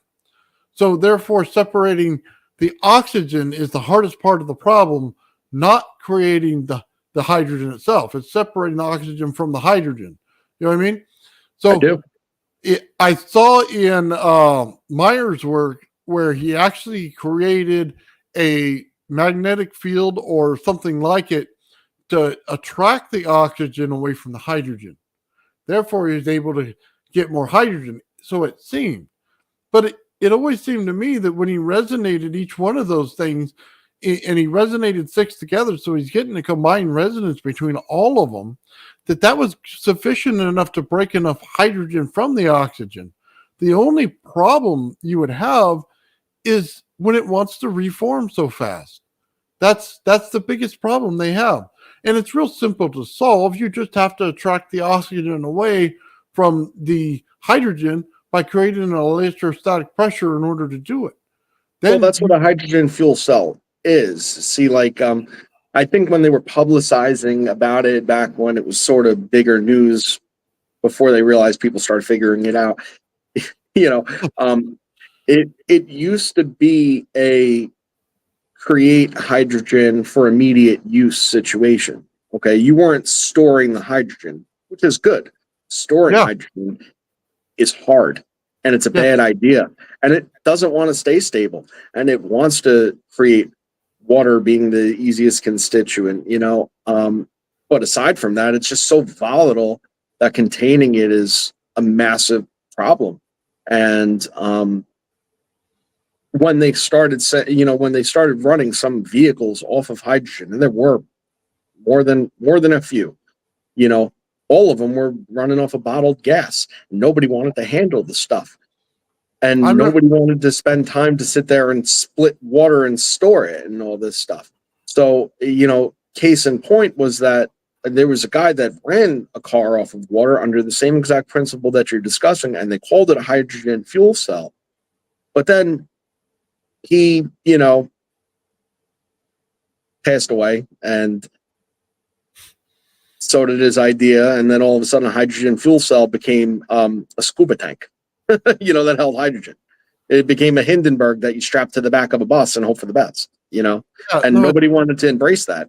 It's also like at the pressure levels that they were setting it at, because of how difficult and dangerous it is to store. At the pressure level that they were setting it at, it was 100% efficient as far as clean goes, but what it wasn't was powerful compared to the, energy potential of gas and diesel. You just had better efficiency, more power, more torque out of a gas and diesel engine, because they shut the fuel cell down. Yeah, I think they should have worked off of resonance, by the way, right?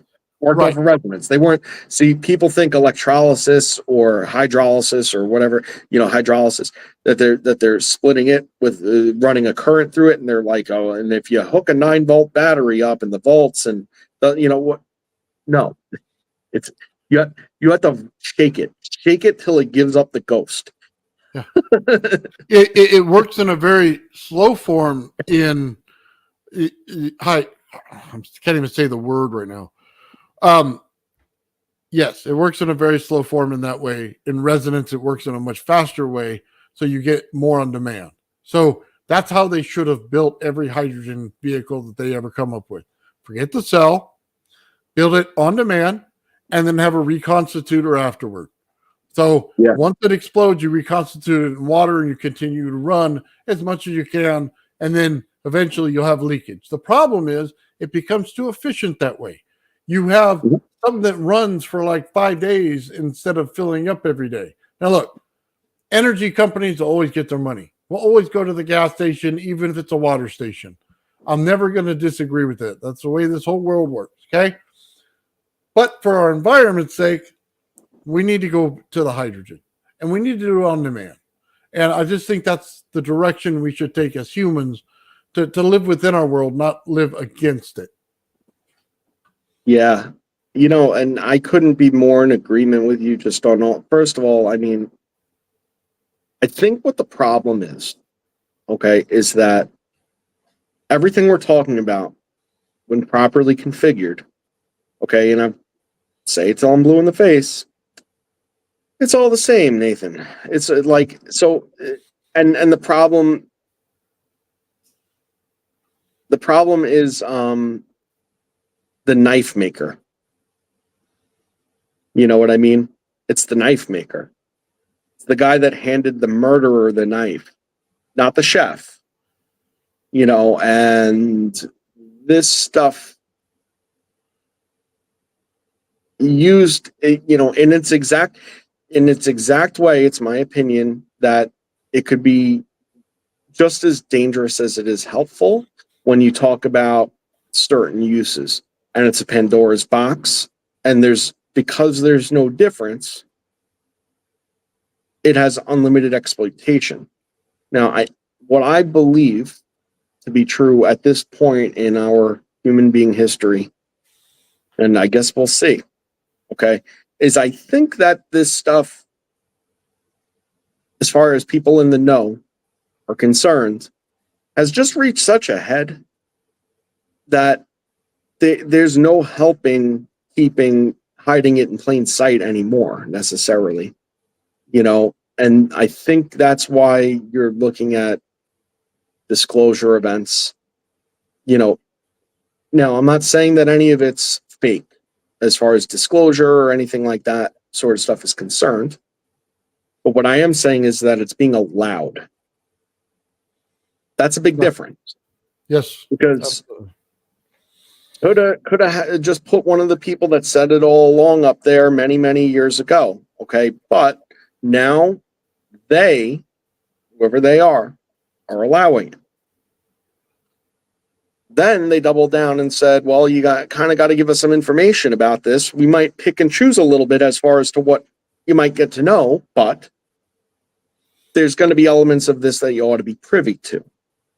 Yes. Now, that should probably be a sign when you read the room that, you're going to find out a little bit at a time, okay? And you're probably never going to hear the whole bunch of it, okay? But there's got to be a bigger rhyme to the reason as to why now. Now, it probably, like, if you want to talk about aliens or people from other planets or whatever it may or may not be, whatever it is, okay? There's got to be some reason that they're letting people in on this now, slowly but surely.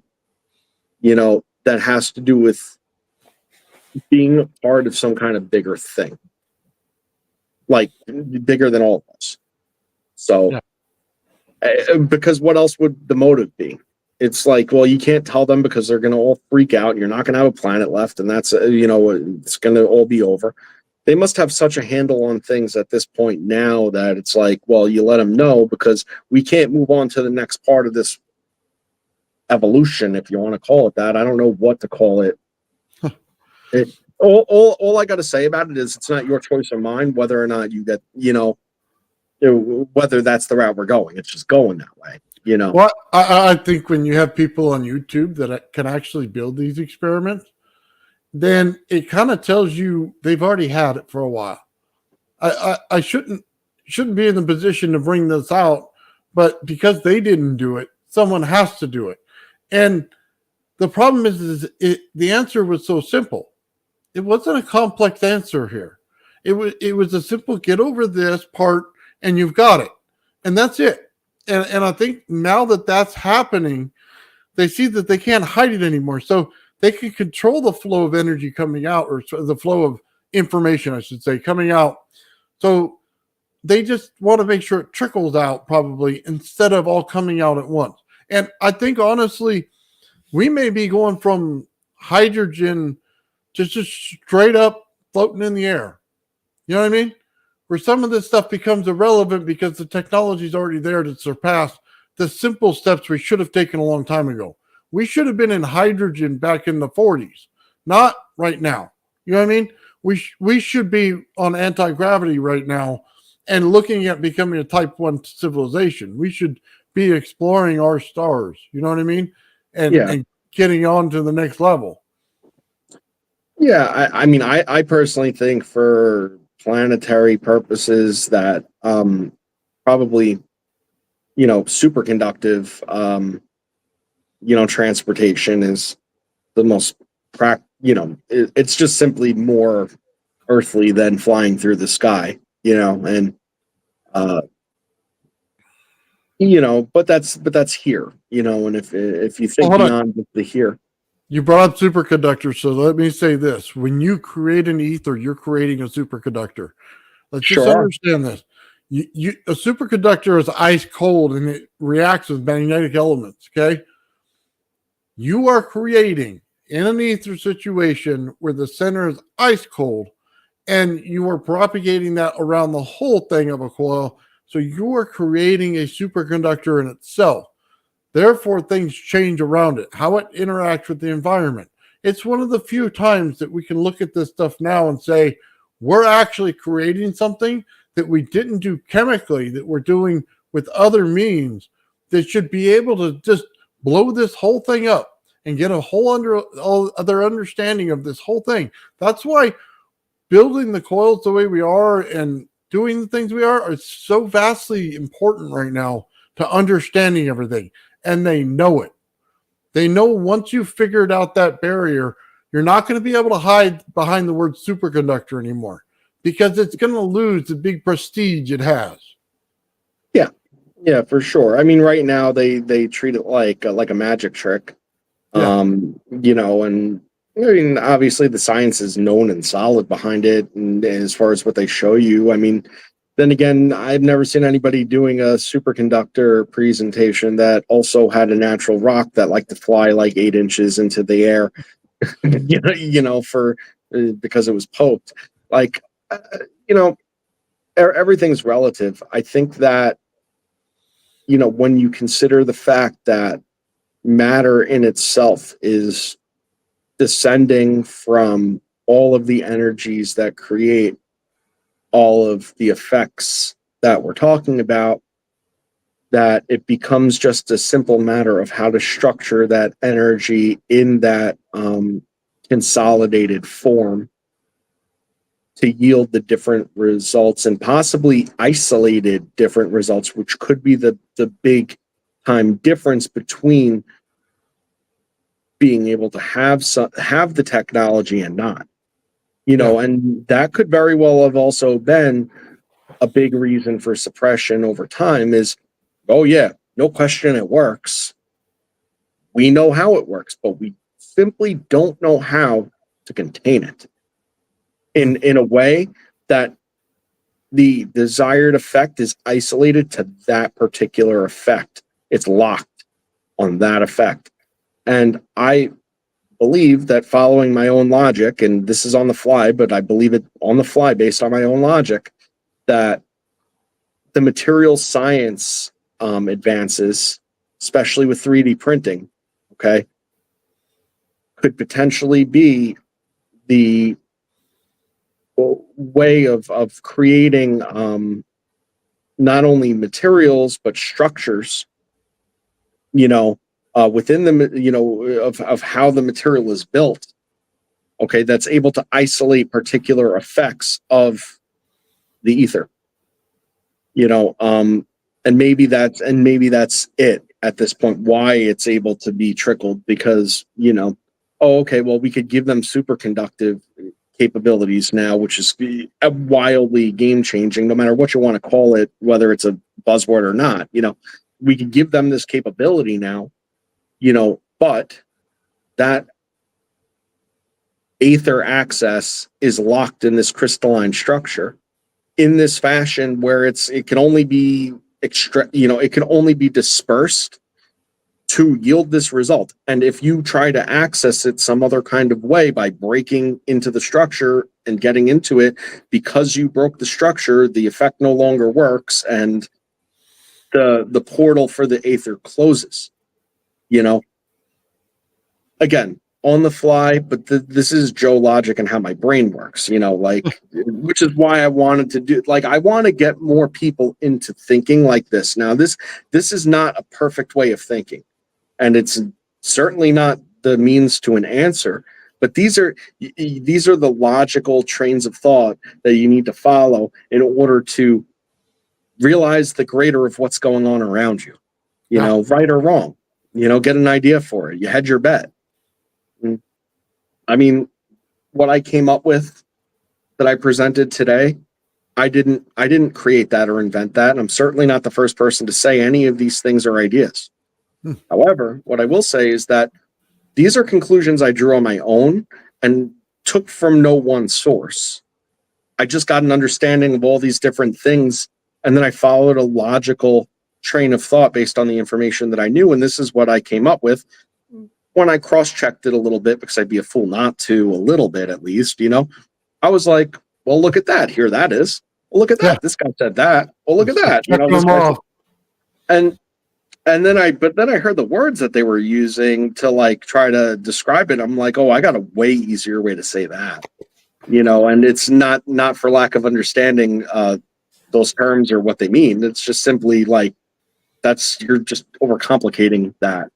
Like, these aren't easy words that I use necessarily for everybody, but these are, if you're in this discussion, these are common words. If you're in this discussion at all, like, somebody said about circuits, and let me just tell you something right now.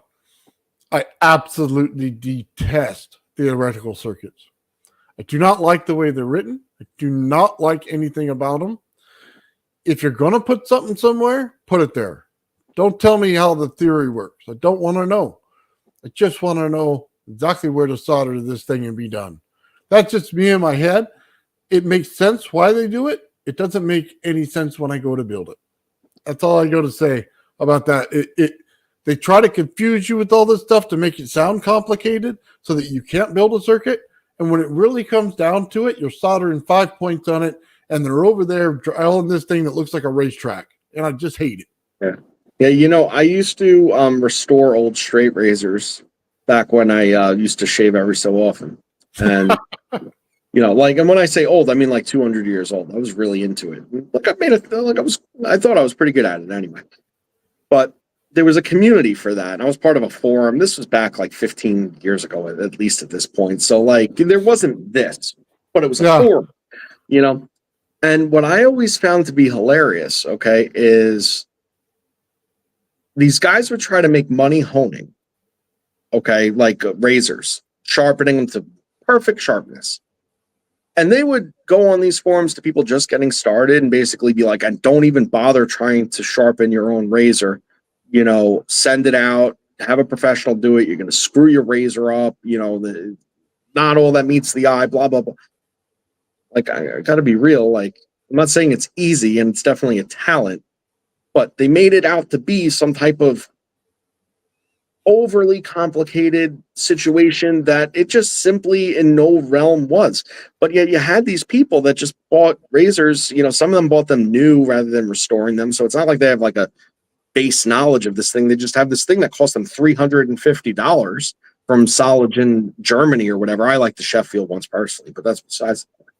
And they're like, well, I don't want to screw up my $350 razor. This guy's charging $15 to get it sharpened.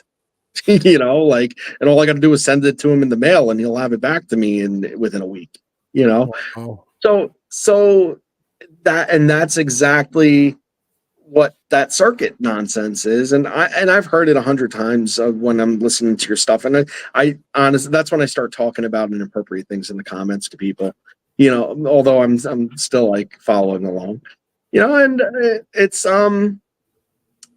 yeah, that's the way that this is. And I couldn't disagree. I couldn't agree with you more in terms of like, yeah, the circuitry here, like there's certain things that, okay, well, no, this is just the way it is. It's simple. You put it together, boom, boom, boom. Let's not spend time on this. This works. On to what we're trying to do here, because this isn't the problem. Where circuitry is interesting and understanding the circuitry is interesting, plays right back into what I said about the material science and compound, solid states.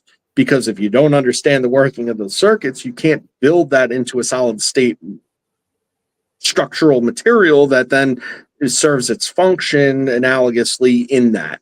So like you have to know it and understand it, I guess. I don't really, because I don't really care. But, if I was in that realm of trying to, create that, then, well, I would want to know all that. I wouldn't get hung up on it though, because there's only so much to know there. It does what it does. Yeah. Like that's not where you're not looking for 0-point access from your circuit. All right. So move on. You're just controlling the flow of energy. That's all you're doing. That's at its simplest. That's all you're doing. And if you know what you want out of it, it's not that hard to build. I have to plug my phone in, Nathan, or else it's about to die. So yeah, go for it. How you doing, Crypto? I see you in there. You haven't joined us yet. I was just enjoying your guys' conversation. A lot I agree with, but while we wait, sorry, what's the straight dope's name? Joe? Joe. Yeah. While we're waiting for him to plug in his phone, I heard you earlier mention that you're arguing with some Russian fellow. He's saying that there's something different between it, and it triggered this memory of Russell Anderson on the last APEC that he was on, I believe. They're just a short clip of him specifically saying whatever the heck it something that until you guys make whatever adjustment it was, but he actually states what it is, that they'll never work or something. So I'm just wondering if that is potentially the key. I'm going to have to find the clip to get what there's a frequency and a phase difference between the power here and the power in Russia. Yeah, but he gives like the exact numbers of what like you're supposed to tune it to like be able to mimic it or copy it or something like that. Just an idea that might never know. But first I have to go back and find it and actually my total point was I'm changing the energy completely. So what it started out was it will not be when I go to put it in. Now, if I was running a straight circuit and I just wanted an average effect, absolutely that would be the case. But that's not what I'm doing. So when I break down the voltages, I break it down where you could put in the center of a coil, you can start your lighter and I can change the voltage. Just by putting it right in the center of the ether. I completely changed the game on what they're doing. I'm way past them. Now, that intrigues me in the aspect of I want to put my little electrolysis reactor right in the middle of that and then manipulate and try to get that sweet spot for the hydrogen to decouple and pop off. And yeah, that's a very good idea right there. Well, that's the difference in what I'm doing versus what they're doing. They haven't understood how voltage actually works. They use a circuit to think they're manipulating the voltage in the way they think it works, right? So they understand high voltage as, I don't want to say it, as simply coming through a coil. They don't understand how to manipulate the coil yet. They have no idea. They don't know why they're doing it. They just know the effect they get out of it. They have no understanding of why it's doing what it's doing. You know what I mean? So they can't use it properly. I got you. So I'm just trying to apply what you've developed and apply it to what I'm doing and take it up a notch. Oh, dude, I would exactly do that. That'd be amazing. You get your stuff to work faster. I love the beauty of your work and the fact that you're breaking down everything to a base element. And now you can just take it and rebuild it to what you know what I mean? It's more than base element, and the whole key to the cold fusion, the hydrogen, the breaking down of matter and putting it back together again is being able to get that plasma ball, like the ball lightning or a plasma arc, going through the center of the electrolyte and electrodes reaction, because then you have the density and mass of like a heavy liquid as opposed to the gas, but you're getting that essential star in the jar supercavitation effects of the actual plasma state, ionized plasma, that then is reacting with that water, splitting it into the hydrogens and oxygens and the different isotopes of the hydrogen, also creating deuterium, tritium, as well as the atomic hydrogen. And then when you get the metals into the reactive crystalline state that Isaac Newton talks about, that they're figuring out the metamaterial of this red state, and that it's like you're able to get the metal into this red hydride state. So it's actually hydrogen, not heat, that's getting it into this state that then you're able to use this plasma and ionized gas into transmutating the other elements around it that it touches, just like the plasmid reactor of Malcolm Bendel, as well as all of the work that Bob Greenyer's done, the EVOs and whatnot. And that I've got to get, I really need to send samples to him, but that I'm getting 99% sure the exact same plasmid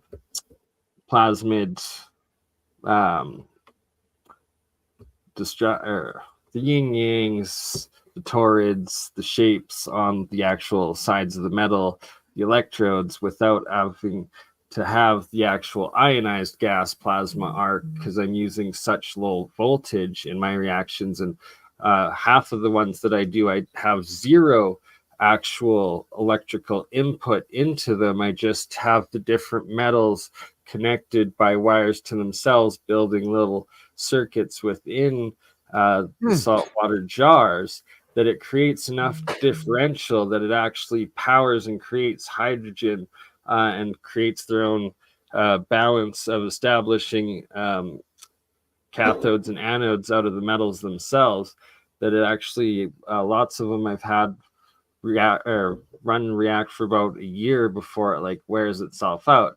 Of course, it's like a lot smaller production of hydrogen rate compared to when you're putting in the voltage, but it's the fact that just setting that up, and then what you were talking about, Nathan, with being able to pulse the energy and frequencies into that center of that area, that the way I would have it set up is that you'd be pulsing that into the water between the electrodes and where the reaction happens, and that you'd essentially, the goal would be to create the star in the jar effects without having to put the millions of volts in to create the plasma arc.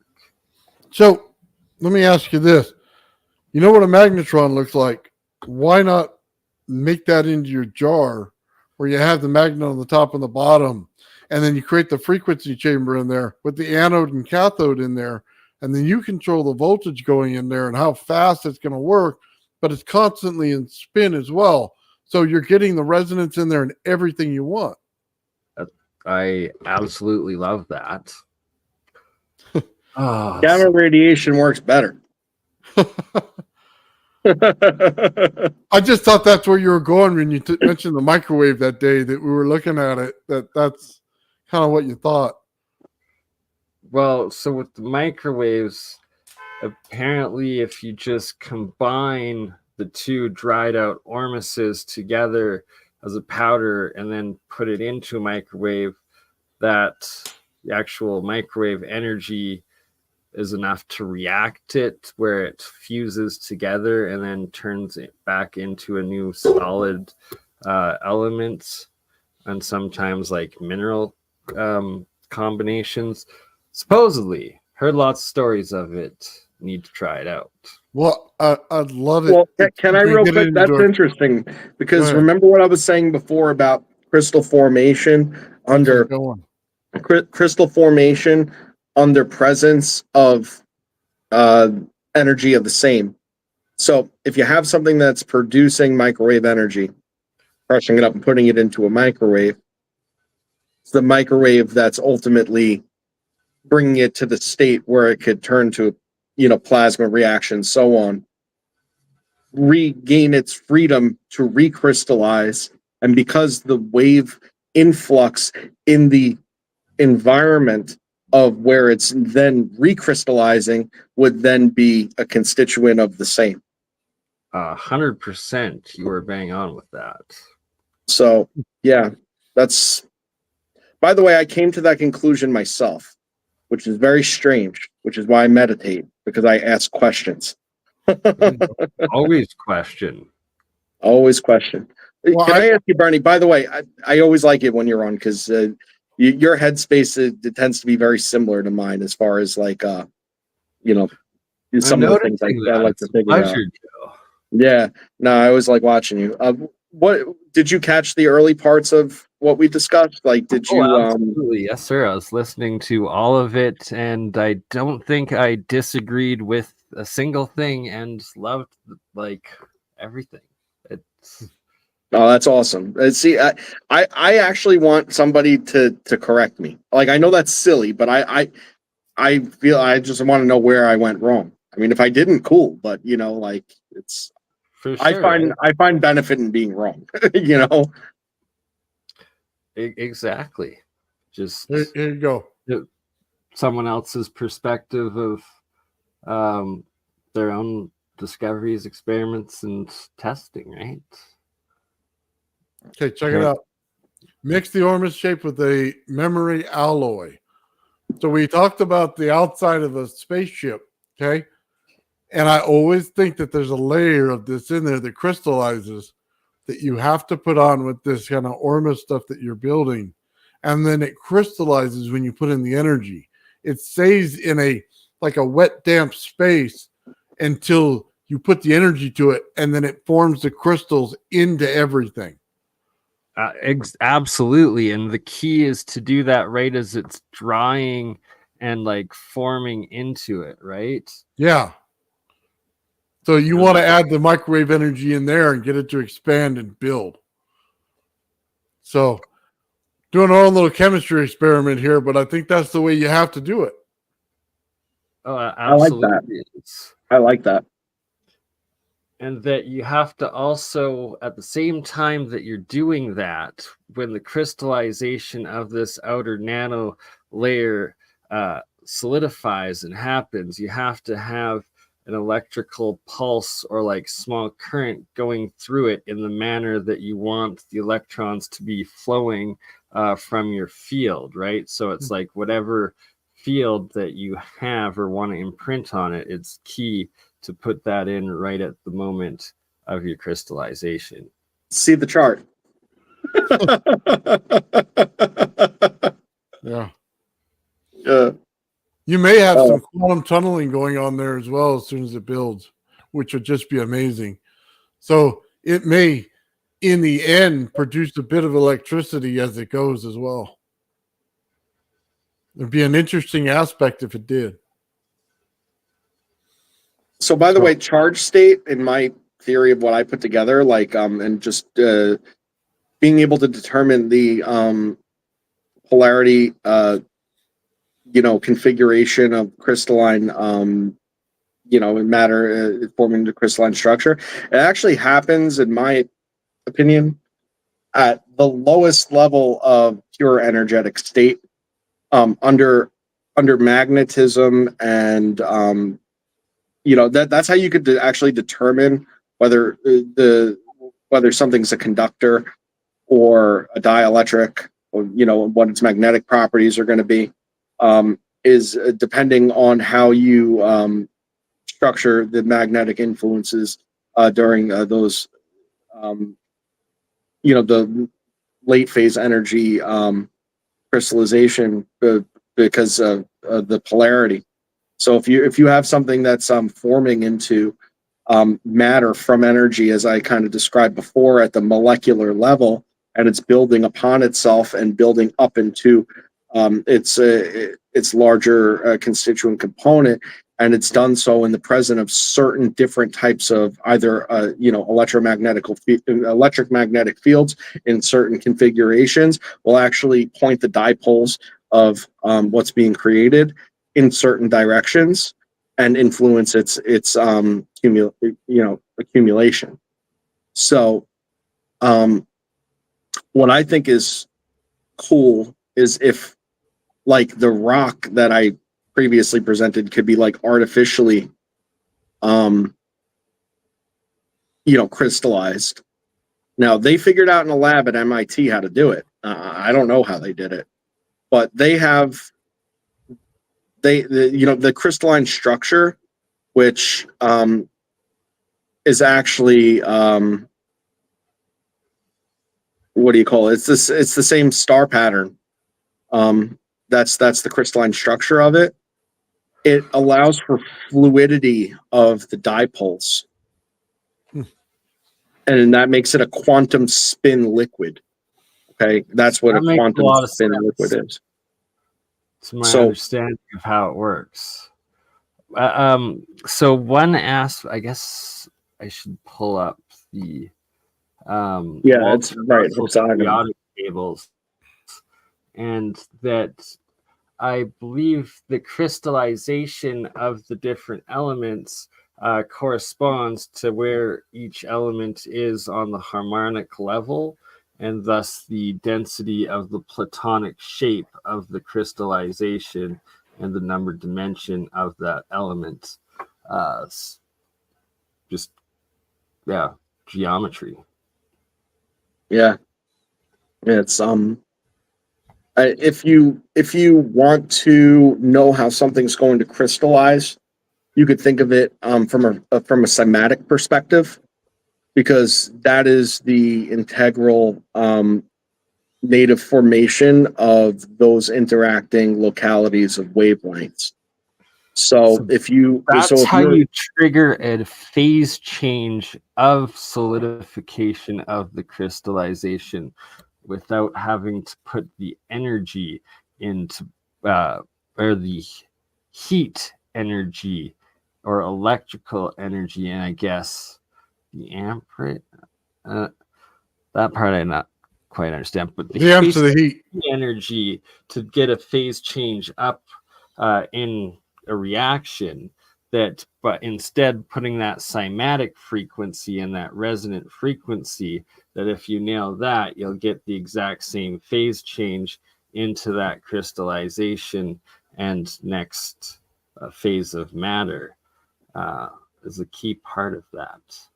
By the way, Bernie, I'm making this crap up as I go along. Aren't we all? Aren't we all? Yeah, right. This is welcome to the interesting place that is my head. Yeah. You know, but it makes sense to Pretty me. much. You know, and I'm following you too. I mean, it's all about locality, environment. I've been the whole entire point of this. It's all about putting first of all, pressure. Pressure is important because you need to be able to contain. It's about containment. Now, one interesting. So think of what you just said right there. And earlier you were talking about how the bottom of the sea is the same pressure differential to like where we are like on sea level and in air compared to sea level air to space, right?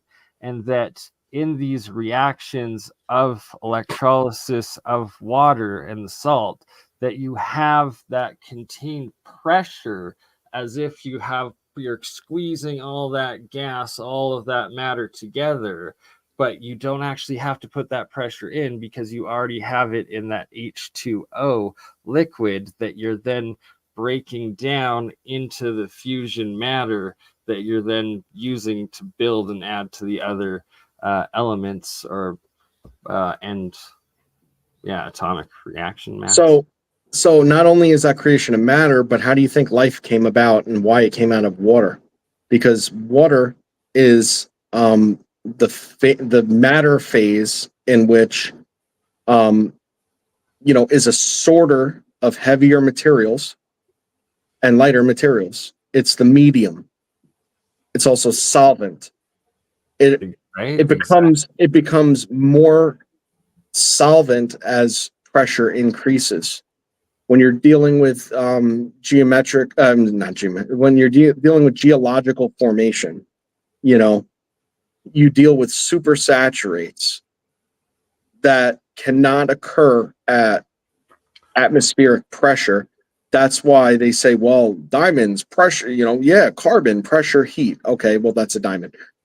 Talk about quartz, though, it's the same deal. How the diamonds, the different actual crystals form on the electrodes and in these reactions is that when they have that plasma arc, right where that ball lightning ionized plasma gas comes off of the electrode, usually it'd be the cathode side where you have the hydrogen reactions coming off in the atomic hydrogen out of the water, Mhm. that then one original atom of whether your carbon, your silica, whatever crystal that you're growing off of it, hits that plasma arc, and then you start just transmutating that atomic hydrogen into the carbon that turns into that diamond or the silica. Yeah. Or That's dead on, and that's analogous. It's analogous to the ocean thing because the pressure in that situation. First of all, the containment's the plasma. The plasma and its ionic charge acts as containment, and then the pressure is coming from the frequency of the arc in that context. When you have containment, you have pressure. You have heat in that instance in the form of the arc. You can change the structure of the constituent element. It's also that heat containment quality of the water and the salt water, and how high it is, how well it contains it, the reaction. Yeah. I don't know if you've ever seen the video I did with Jeremiah. It was Jeremiah's setup from a cold fusion electrolysis plasma arc reaction where the guy was transmutating hydrogen into helium, and that Jeremiah set it up and reproduced it at his lab about a year, maybe a year and a half, maybe even 2 now. But we have to do the next step of doing it, reproducing it second time, but more of a consistent reaction sort of thing, because his original setup, he was using the capacitors, just weren't able to keep the level of charge going of reaching the white plasma state that creates the transmutation, where it's like just orange, I think. That's the layer below. Anyways, point being, we were able to transmutate hydrogen into helium in That's one of incredible. the reactions. That's all. I didn't see that. In fact, I mean, frankly, I mean, I read a lot and I listen to casts a lot, watch a lot of videos and stuff like that. But frankly, I just take the bits and pieces of it and then I make sense of it on my own. So like a lot of, like I wish I had seen more, and seen that, because that probably would have inspired like so much other trains. Would have been another rabbit hole to go down, I suppose. But it's like, this isn't a matter of believing. This is just simply a matter of this is the way it is. Like, you and everyone right now. And yeah, this is that to gotta get. Rains. This is the Today original we're going to video. make something truly Jeremiah special. produced it. We're going to do something called cold fusion. Now, it's very controversial because cold fusion is said not to exist, or it is said not to be possible, or at least the experiment can't be replicated. Well, I'm going to at least prove one of those myths wrong. We're going to replicate the experiment. And this is how we're going to do it. We're going to take our trusty tube that we used last week, but different things are going to go on. Let me show you. All right, here's the heart of our machine. We have 2 rods of tungsten carbide, one uninsulated, holding some stainless perf, one insulated with plastic coating, and these little porcelain insulators. You may recognize them. They are fuses. I took the end caps off, hollowed them out, slid them over our tungsten carbide rod for a little heat protection. I don't know if it's going to do much, but we have to do what we can because the process inside here is going to be very, very violent and hot. Now, you can see that this is just the top of the water filter. Here we're going to have our thermometer, our negative and positive connections. Yes, they're just tubes, but there are connections. So now, let's put this puppy together. Okay. Sorry, pause there. In regards to you and Nathan's conversation earlier, with Nathan mentioning the oxygen capture and repulsion being a issue, it's when you design a hydrogen fuel reactor, it's key to know that the anode side is what produces your oxygen and the cathode side is what produces your hydrogen. So to where he has the two tungsten rods there, that you would design it to have two pipes going up to the top that collect that hydrogen and oxygen and then being tubed off into two different collection chambers or directly into your ignition. And that 1,000%, the biggest thing that why they have prevented hydrogen fuel from being implemented and the technology for the last 30 years, even though they keep saying it and teasing with it and whatnot, is because they are unable to develop the infrastructure for it to make sense to actually have hydrogen pumps that they can sell the hydrogen without everybody figuring out that it's a lot easier to just engineer turning that hydrogen into hydrogen from water right before the source of your engine, so you don't have to waste all the energy of transporting it, shipping it, storing it, having it in compressed, dangerous, explosive containers and all the rest of the BS, and be able to charge us for it, as opposed to everybody just using water as the fuel of your vehicle. Right. That's what they call an inconvenient truth, you know? That's the real inconvenient truth right there. Hey, look, I live in California. They find a way to tax everything. They still tax us for taking the lid out of gasoline, which it never came with. And they still tax us like, I think, an extra $1 more than every other state on fuel. So they find a way to make their money. They'll just put it in a pump and tell you it's different and tax you more. Anybody says that they're worried about efficiency and that they're looking to solve it hasn't actually looked at the problem at all.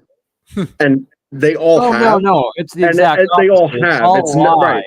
It's money, it's right? designed to be the most inefficient system of possible, right? Like, it's absolutely insane when you actually start to understand energy and electricity and generating and all. Like, it's absolutely insane.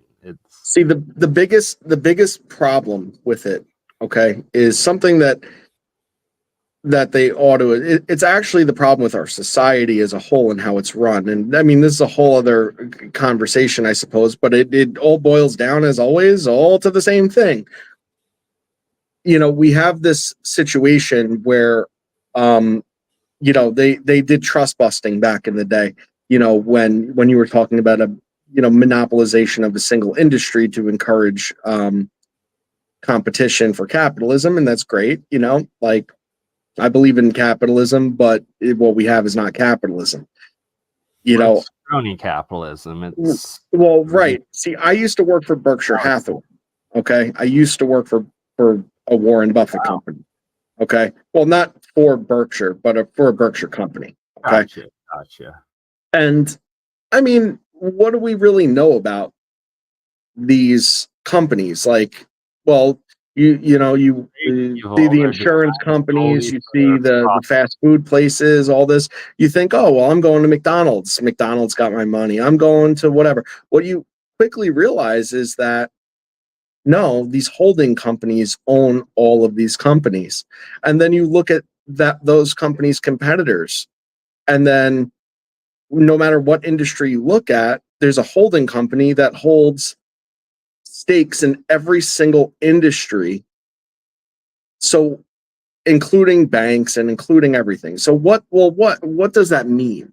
You know, what that means is that every dollar you earn from that company gets spent back at either that company or one of another couple.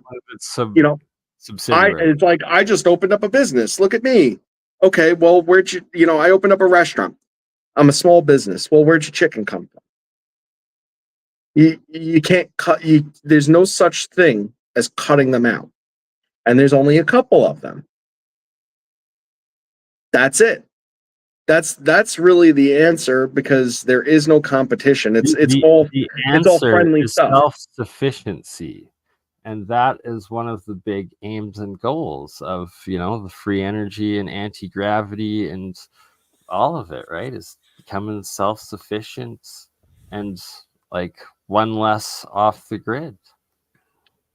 Yeah, I Something really listen, possible. I couldn't agree more, but where does that leave the people that have worked there? See, the problem with people like that is they don't like there comes a certain point in time where you're not investing money anymore for money because you have enough of that for you, everybody else that Oh you yeah. need to for insane. forever and a day. So why are you doing it? Because you like it so much, or because No, you it's like just moving the straight pieces? evil.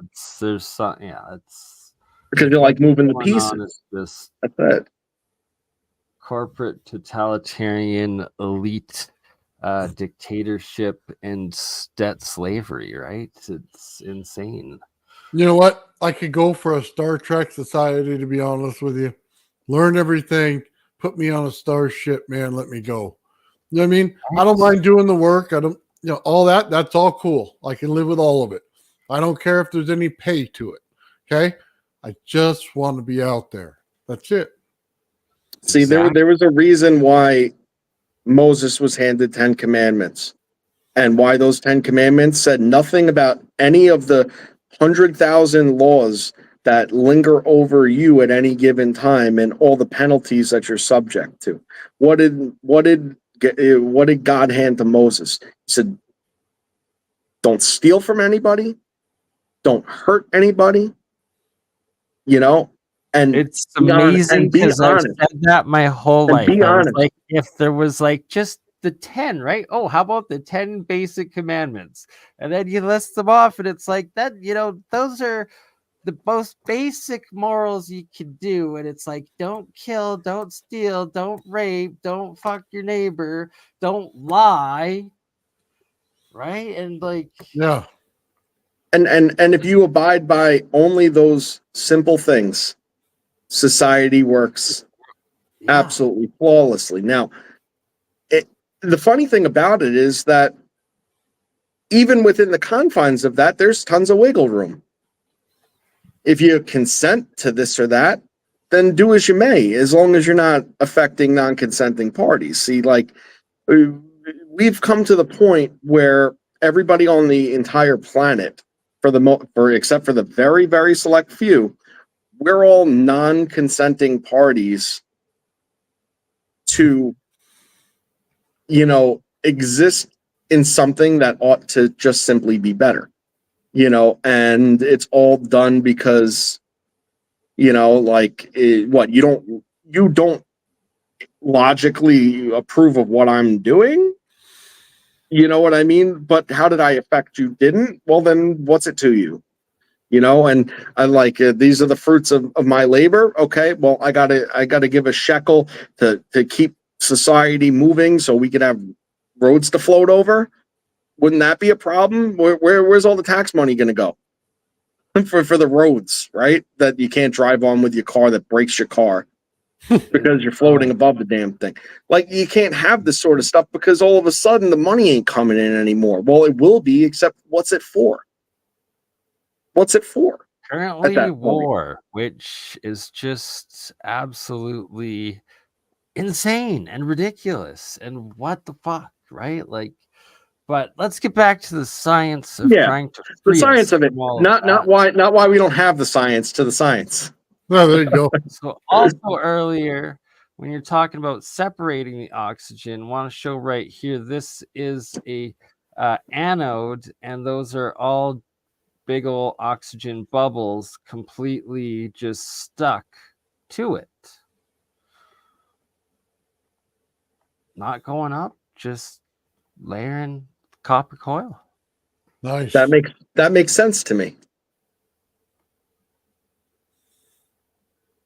And then the self-arranging, it always goes into a spiral, and it's like Hey Bernie, can I ask you a question? It's hypothetical. In that situation where you have the bubbles riding the tube, wanting to be together but remaining separate, okay? You cap it off so it has nowhere to go. It creates pressure. It creates pressure in the system. It consolidates further into one homogeneous bubble. Maybe there's an outlier or two that's outside its reach, but now it's a bubble of a constituent material in a spiral of mess.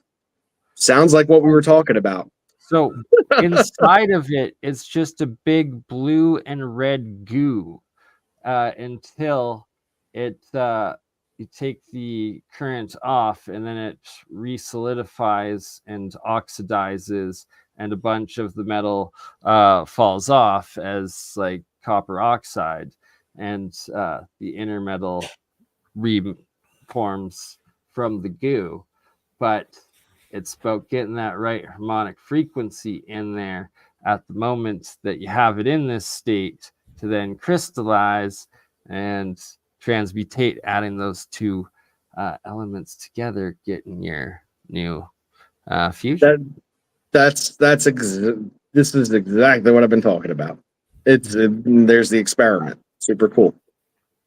Right? Like, I was listening to you, I was like, I have to come on and show this, because I literally know exactly what you are talking about and couldn't agree more, because that's what happens. Yeah, I'm telling you, imagine that same experiment, except it's at the bottom of the ocean, so it's just under constant pressure where everything's shrinking and shrinking, and it's pressed on itself. And then all of a sudden it's like, but I can't be hydrogen anymore because now I'm so compressed that I'm going to have to fuse, and if you like, that's, like that, those are the conditions.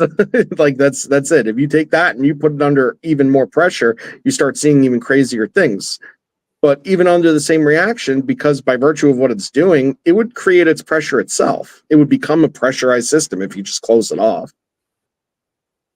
And you could now this hold it. happens all on its own, the self-organization and the spinning spiral of monatomics and different exclusion zones and isotopes of water and hydrogen in the Ormus. But to put this right here into the center of what Nathan's doing in the Gravfire fields, I believe, crazy things will happen from that. Yeah, I think so. I think we're all right on the same page with that. It's just like when we talk about building one of these ships, and we want to do it in a short amount of time, and with all of our different fields combining, it really makes it easy.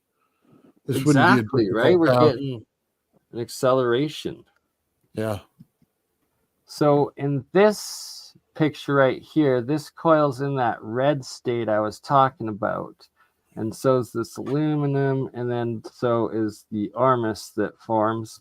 And then the cloud here, there's zero electricity going into this jar. I have just separated this coil off from being an anode on a different reaction, and it's just non-stop bubbling of hydrogen. Like literally the water everywhere is just turning into hydrogen.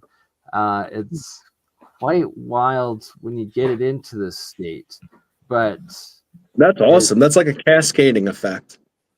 Yeah, exactly. So I'm sorry, it'll just go into that, and then you just see all these just tiny glowing, sparkling bubbles rising everywhere out of the water. Oh. Or just there. Anyways. Back to do you mind if I finish showing that hydrogen to helium. Cold fusion. Nice. Now, we're going to put some water in our little tank. Yes, you guessed it. It's going to be distilled water, not tap water, not spring water. It has to be distilled. So we're going to pour that in. Okay, we don't want to fill it up all the way. Just halfway would be fine. Now we're going to put our anode and cathode array back inside. And that's basically how it sits. Now, we still have to put in our electrolyte, which is KOH. But first, I'm going to talk Yes, I about do. the process a little more. Now, what happens in this chamber, thermometer, it's going to make a plasma arc. It's also going to make hydrogen. What's going to happen when the plasma arc hits the hydrogen? You guessed it. It's going to burn the hydrogen. That's how this process works. The plasma arc and the current make hydrogen and burn hydrogen at the same time. That's why some people say that we can make over unity by using a little energy to excite the hydrogen to make more energy. This is what the big controversy is all about. I don't really care about the controversy. I just care that there is a process going on here and we're going to get to experience it. Okay. Now we're going to add some KOH. Again, nasty stuff. We're going to put on some safety gear. My trusty yellow glasses and some nice gloves. Again, I cannot stress safety. KOH, again, was used for drain cleaner. It's nasty stuff. You do not want it on your skin, and especially you do not want it in your eyes. So we have to be very careful with this stuff, okay? Darn right. All right, start adding the KOH. Now I'm going to put in a little at a time so we don't put in too much. Again, if we get too much current flowing, the experiment's not going to work. If we don't get enough current flowing, the experiment's not going to work. So what we're going to do is we're going to put in a little right now, and we're going to close it up, and then we're going to play with it. And we're going to find out at what point we have the right current flow. Yeah, it's a little experimental, but you know, that's science. So we're going to put in a little more.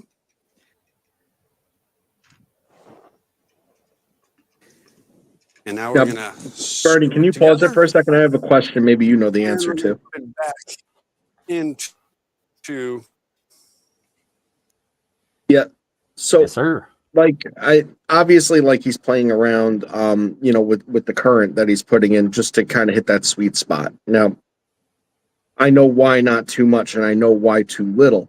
But in this particular reaction, do you have any idea, what is the determining factor of that sweet spot?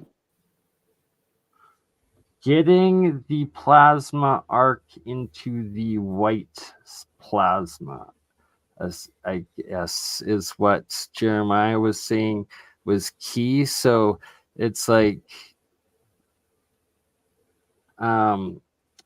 doing it in this method, I guess. Whatever So it's voltage like it if takes you to- is there like based on like based on the periodic table and stuff, are there like, my understanding is there's certain harmonics exactly and frequencies that resonant frequency, the right native resonant frequency of. Yeah, you put that harmonic in, and then that's where you'd be able to trigger it without having to put the voltage electrical energy in. Okay. Get it. But is there some great grand mystery into figuring out what the native resonant frequencies are of any constituent element in something? The Hutchinsons have a method of capturing it and figuring it out, and then the plasmid unification model, I believe. Plasmoid unification model, whatever. Is starting to figure it out, and I really gotta send Sheila on it. Sheila, hold on. See, I've seen the plasmid unification model. I just haven't seen that where the frequencies are, on it. So it's Sheila Rahman's work that she's the one figuring it out, and I need to email her back to confirm. I scared her off, I think, because we were talking. She was gonna come on. I sent her some stuff that she asked for, and I like made a joke right at the end. I'm like, hopefully they don't kill us for developing this, and then I haven't heard anything back. I was like, oh No. Yeah. so gotta Listen, when people have a bigger platform, I think they become a little bit more leery. I mean, aside from hearing like Malcolm Bendel speak, and how he goes on, which is interesting to me, but I could understand from other perspectives how that could be very unrelatable. I think that's why he like had Jordan kind of like rein it in and be that more palatable personality for the masses. So yeah, I can understand that when the exposure comes, that it becomes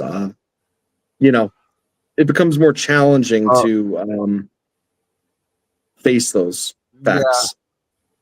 I was specifically referring in that statement to applying her coherent geometric frequency science and technology directly into the electrolysis plasma hydrogen reactions that I'm working on here and we're talking about, and that it's like that's just the key of once you get that right geometric frequency resonant frequency in, that you're then just playing a sound into the water, and from there you get the hydrogen and oxygen breaking up with so little energy.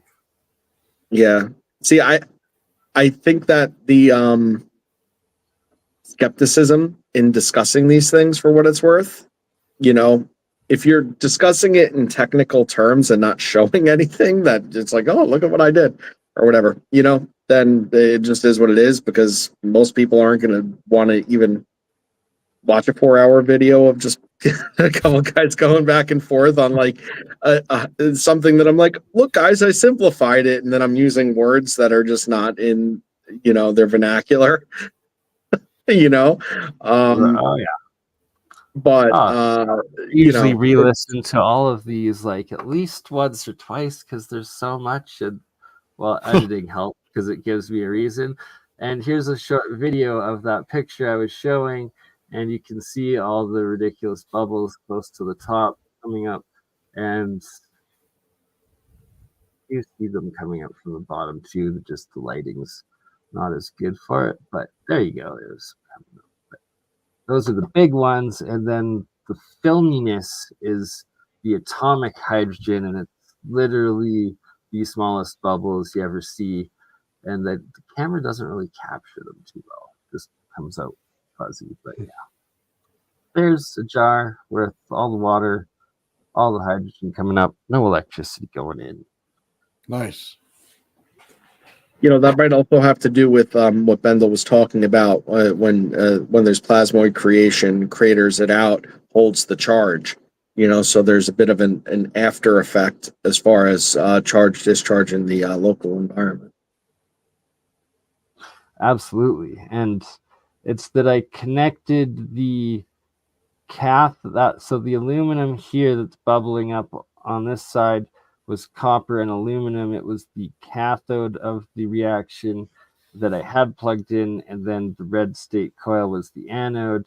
I plugged them in with 5 volts into like a way bigger reactor for a couple of days. Then I disconnected it, put it into the small salt water jar, and it did this crazy reaction nonstop for like 3 days until it worked itself out. But did you say there's salt in there?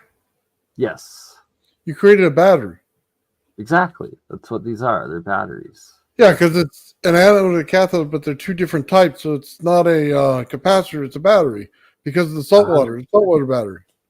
You got it. So I'm literally building saltwater batteries and circuits, because then what I do is I'll connect these things to each other and other metals and things with 2 wires each to them, and that each of these coils have like 2 ends minimum coming out from them and create circuits out of the electrobatteries. No different than the rocks that they just found at the bottom of the ocean. They're like, they produce oxygen. Okay, hold on. Yeah. Bedini talked about taking the battery, okay, and putting those short bursts of energy in it, right? And then it would clean the anode and cathode off. I'm always kind of curious when you do something like this and you've had it in water for a while, if you hit it with that same potential, would it cause a massive stir in there and drop off of like all the different stuff that's on there? So there's the sulfication that the alchemists call, and it's when you put in, it's either the double negative or the double positive. I forget. I gotta do it again. But everything simultaneously turns yellow in the reaction, and Nice. all like what the alchemists call calcification, but basically all the different nano coating isotopes and whatnot that build onto the cathode side fall off instantly, and you got the pure metal back on, just like we were Nice. discussing. Hey Bernie, what do you think of what I was talking about before about running two scalar fields on and through a piece of stressed quartz, and then directing it into a plasma field? What do you feel about that? I want to see that and try that myself. Absolutely. Like, man, crystals. I think they're like essentially like a higher state of plasma, I guess, is a more coherent plasma state potentially. Okay. So But, what is that right there? Was that a crystal or was that just glass? yeah, no, that was an amethyst that I had in there, seeing if there was any reaction from having them in, but didn't seem to really. I need higher voltages with that stuff.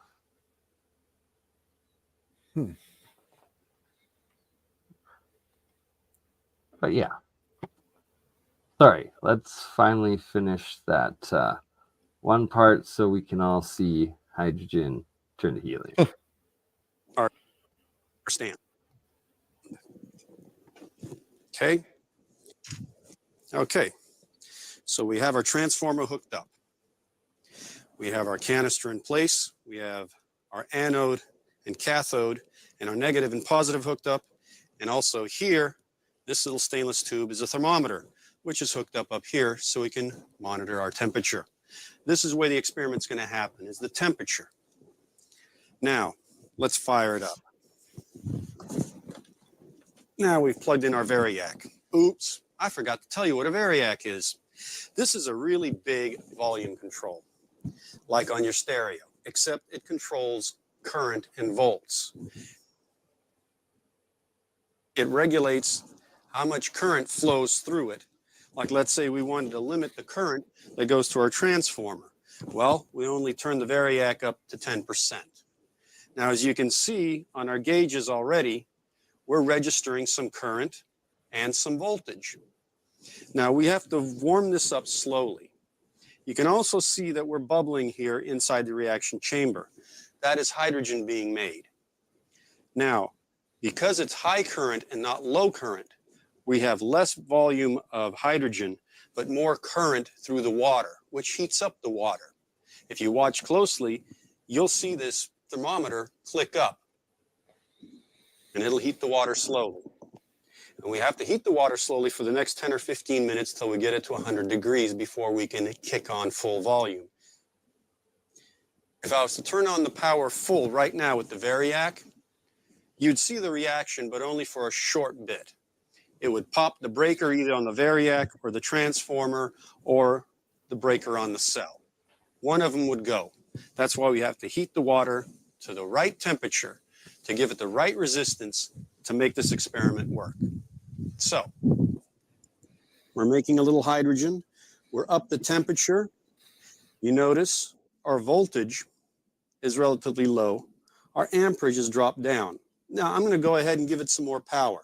You can see on our what's up meter, we're using 92 to 94 watts of power.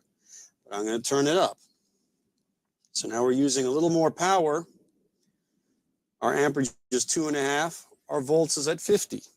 We're bubbling down there, nothing special. Now, we are at 107 degrees. Now we're going to let her have it.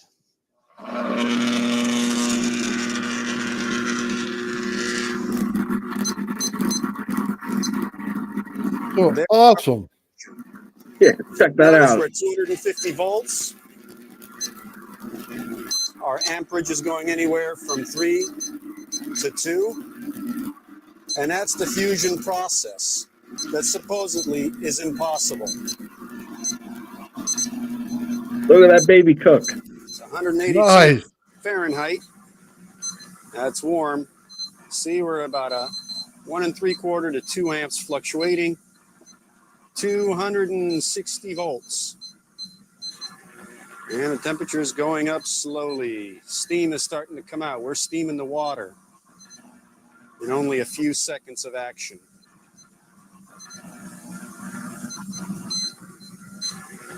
And it sounds cool too. Here, get a closer sound of that. And so I'm pausing it right here to point out one key part in Jeremiah's replication that he did and ran live on a stream that we did a couple years ago, reproducing this, that you see that it's sometimes bursting orange plasma, and then the other times it's bursting the bright white, and that you have to have it in that bright white state that it gets the reaction that actually fuses the two hydrogens into the helium. Now that should occur. That should occur in a pulse, if I'm not mistaken. So like there would be a fluctuation. It should be like kind of like that's the movement of the reaction. Is like a pulse. Yes, sir. The collapse and explode, right? Yeah. Forming concrete. Yeah.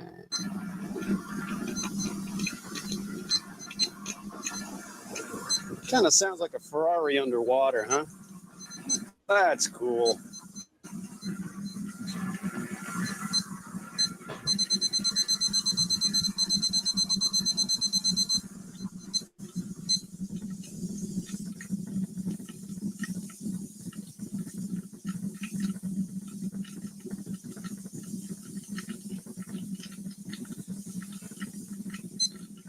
How about that for a kettle in the morning? That's cool. He's using AC for this, right? I believe so, right? Got the variac going in. Now look at the what's up meter. Fluctuating. Basically acting like a welding rod. That was the first thing that came to mind. Yeah. We might be losing an insulator. It's intermittent because it's an AC. The pulse is on and off. That makes sense. And you wonder why they Hey, that's have. exciting. Oh, You wonder why they have you welding with inert gas. Yeah. Yeah, that's All like right, it's our getting thermometer is boiling now. officially not happy. And we're producing steam here, kids.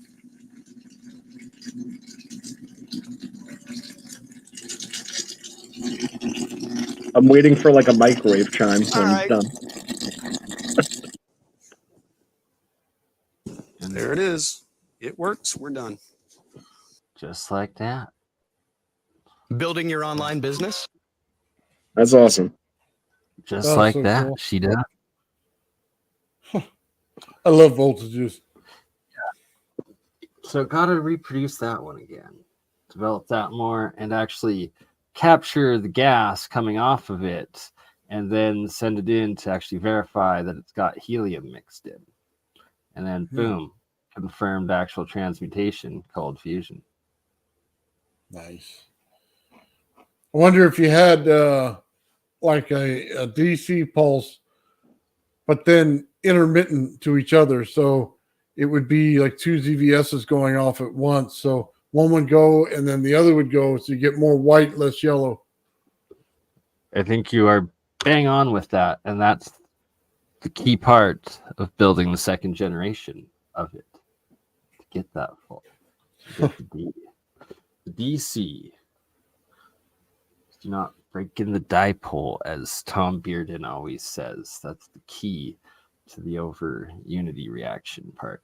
And when Jeremiah reproduced it, he was like shocked at how much heat started coming out compared to the actual energy that he was putting in, and like was almost instantaneously like shocked, convinced that like right there he had verifiable like well over unity reaction going on.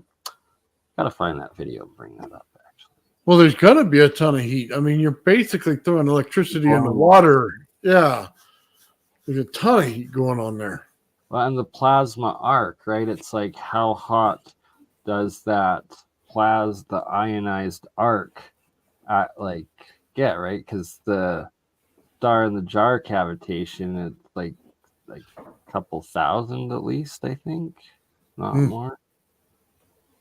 Yeah, I don't know what the temperature of that was, and I kind of always wondered that myself. Ionized gas, the plasma itself, not the water that I'm speaking of at that technology or temperature. Right. Well, the temperature of the plasma where the transmutation would take place is at like the smallest imaginable like little point on that electrode. You know, it's so whatever visible wasted, as you know, we would call it, right? Plasma is visual there. Now, obviously, it'll put off some type of visual indicator, maybe as to what it's transmuting because of the composition, which is why the stars are different colors, right? You know, sometimes you have red stars. You know that they're later in their fusion phases because they're no longer transmuting helium anymore. Now hydrogen anymore. Now they're transmuting helium or heavier elements. You know, so obviously you would expect to see that color differential, that color shift. But the spot where the reaction is actually taking place is the zero. It's that exact 0 point at the end. You know, where that highest temperature is. Like, I don't even know necessarily that it would be measurable. You know? Oh, absolutely. It's the EVO, right? It's the energy breaking down from the plasma into the liquid and solid matter. Yeah. But just because of the environment that it's contained within, you know, like though the environment's certainly not reaching that, and you know the plasma bubble is forming its own gas atmosphere, you know, that could be very hot, but it's obviously not blowing off of it so much so that it's encapsulating the entire reaction. I mean, you know, like from a visual standpoint, it is in fact encapsulating the entire reaction with a gas shield.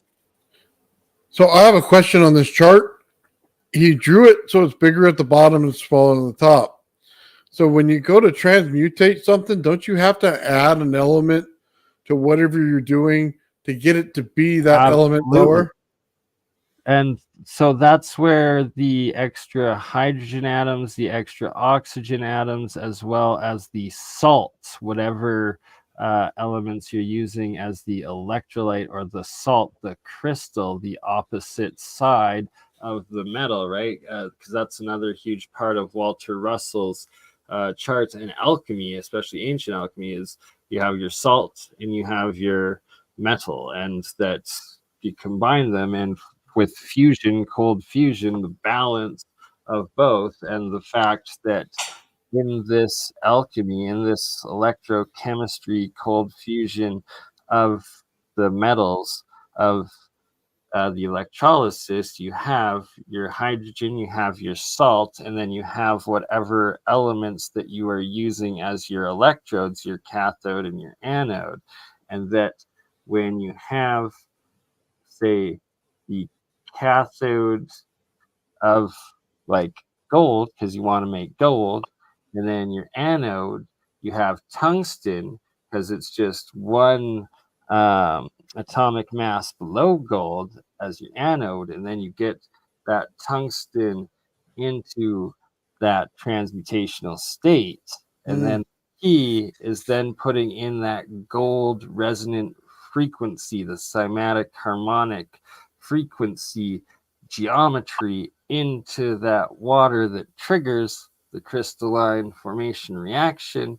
Then it takes the single hydrogens off of it, bonding into that metal, fusing it, and apparently transmutating gold, right? Hey, I want to run a funny parallel on you, right? You think about horoscopes, okay, and star and astral position at time of conception and birth, okay. Now you apply the fundamentals of everything that we've been talking about localities, interactive localities, and different forces at times of accumulation and growth. Okay, there's certain ways that your molecular structure, ultimately forms based on these different positionings, of the external localities on, at your time of crystallization, so to speak. Yeah, it's like it's crazy because it's such a complicated thing, but like at the end of the day, it's super fundamental. When you have plasmas, you're talking about negative ions, and then you're talking about hydrogen with technically one valence electron. So anything that you create in that atmosphere of free ions and electrons of the most basic element being ripped out of the water, whatever additional things that you're putting in there, the hydrogen is providing in that atmosphere by virtue of its itself, the ability for it to be changed.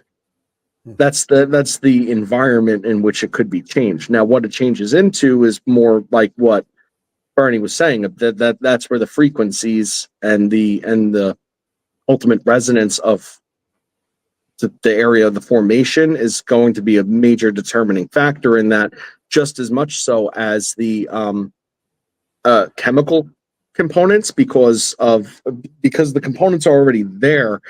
It's a matter of how they crystallize and restructure to determine the element outcome. So a key part of what you're talking about and putting it all together is that it's like salt water is able to create all like solid matter essentially throughout, and that like the oceans, right? Like ocean can produce it all, and that there's the saturation and super saturation, and that there's water is able to dissolve all the solid metal elements and salts and then take it in. How? But somehow it does, and then spit it out. And when it spits it out, it's crystallized, right? Because it literally crystallizes.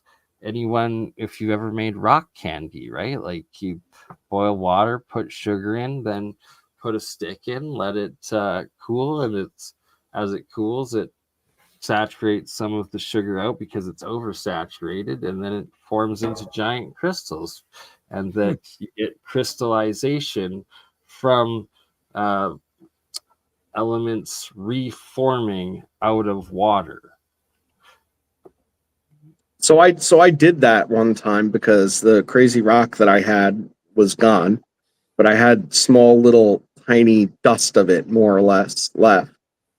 So I put them in solution and then saved the biggest piece for a seed, and ultimately created some like Rochelle salts that Have you seen Jeremiah and liminals with that?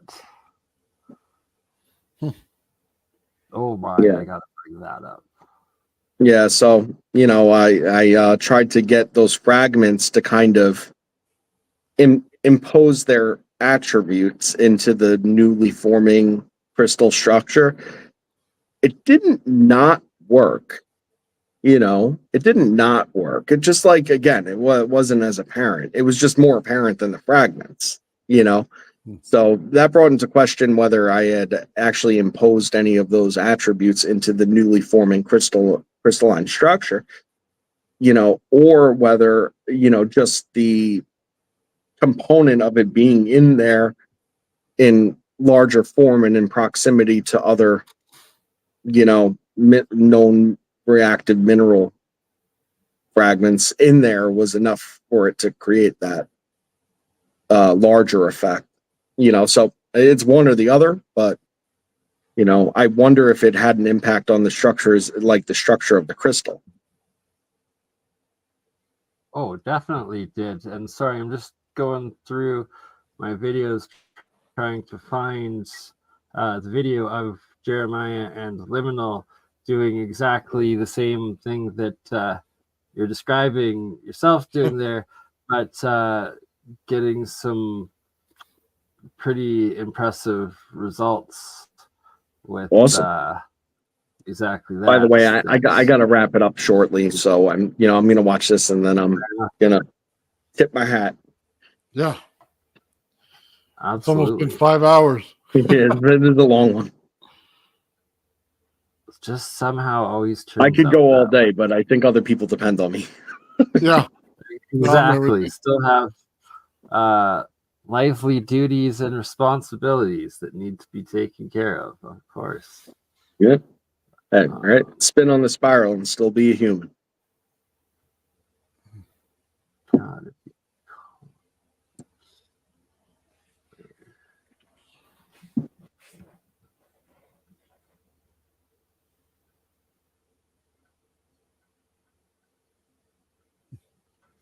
can never find it when you need it.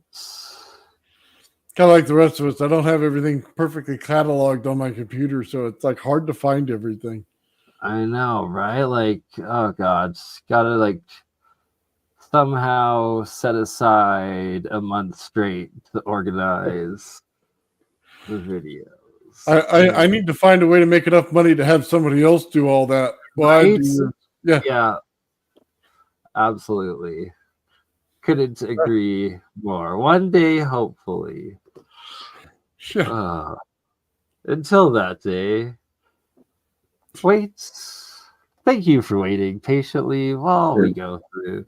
and By the way, try for to- anybody that wants it, maybe I could put the general idea of the principles that led to all of this discussion today. I could put that in the chat. Too long. Great. Yes, please. Also, somebody asked if you had a YouTube page or you were planning to do one.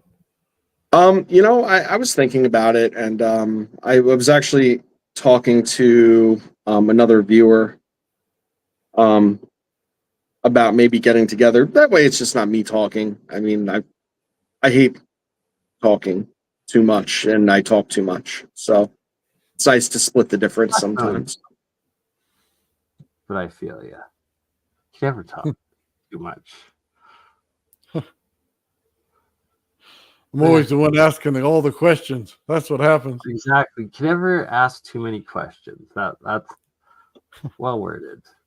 I have too many to bother anybody else with it. I poke Nathan every so often. I'm like, hey man, I got a question. It's like I know he's so busy, and it's like, with all he's doing. It's funny because I leave my computer on in the middle of working on everything over here on the desk or over there, and my phone pings every few seconds. So there's always something going on. Yeah, I know, man. That's just the way. Please, if it was the really sound of a text message and not a messenger, I wouldn't. I'd just be lost too. Yeah, you know what? As a matter Oh of my fact, God, I said he. did you find it? No, I'm just getting to 1 year in, and then I realized I said it's at least a year, maybe two, and I'm like, okay, still got a bit to go. So I got something to share while you're looking for that. Yes, We please. were oh man, if I can get my screen right. There it is. Okay. So this right here is the new frequency pattern of the ZVS that Sean's building. And it's got way more energy than the last one did. So we just were using stock ones off the shelf. Now he's building his own. And he went from 6 of these MOSFETs, and I believe he's back down to 2, but he changed all the resistors and everything. The guy's just out of this world smart on this stuff, but it's got a massive ring to it. So let me see if right there's the board that he's using now. So it's a bit different than what we're normally looking at. So, but it's really cool. And then hold on, I'll pull it up. And then he just printed this off. So he's about to build this toroid structure and make it into a Tesla coil right here. So this is his ring right here. You notice it goes off the chart. He is getting so much more energy out of this. It's almost like double what he did last time out of his normal Tesla coil. So I wanted to show that. He's been busy at work, man. The guy's just out of this world smart on this stuff. So I just thought I'd share that with you guys. Yeah, no, that's awesome. Yeah. Well, yeah, look at those spikes. Yeah. That's just not normal. But that's the key to a lot of what we were talking about. Is Pi has said it, like he said, it's these spikes amongst the frequent. So when you have this more stable constant frequency and it spikes, that's where the magic happens. Yeah. And direction and containment of it. No, it's all on point. It's all happening. This is the concept to reality right on the screen. It's a, well, we continuously do it, that's for sure. So all right, Village Idiot is out. It is. I love every it. last one of us knows different things about everything, so it's good when we all come together. Yeah, man. Well, I'll catch you soon on the next one. Have me back anytime you'd like. I'm always happy to listen and hang out. Right on, Joe. Thank you very much for showing up today. I appreciate it. Thank you for having me as always, and blessed. Thank you very much. Pleasure, Joe. Yeah, Bernie. Take care, man. Enjoyed every minute of that, and much love, guys.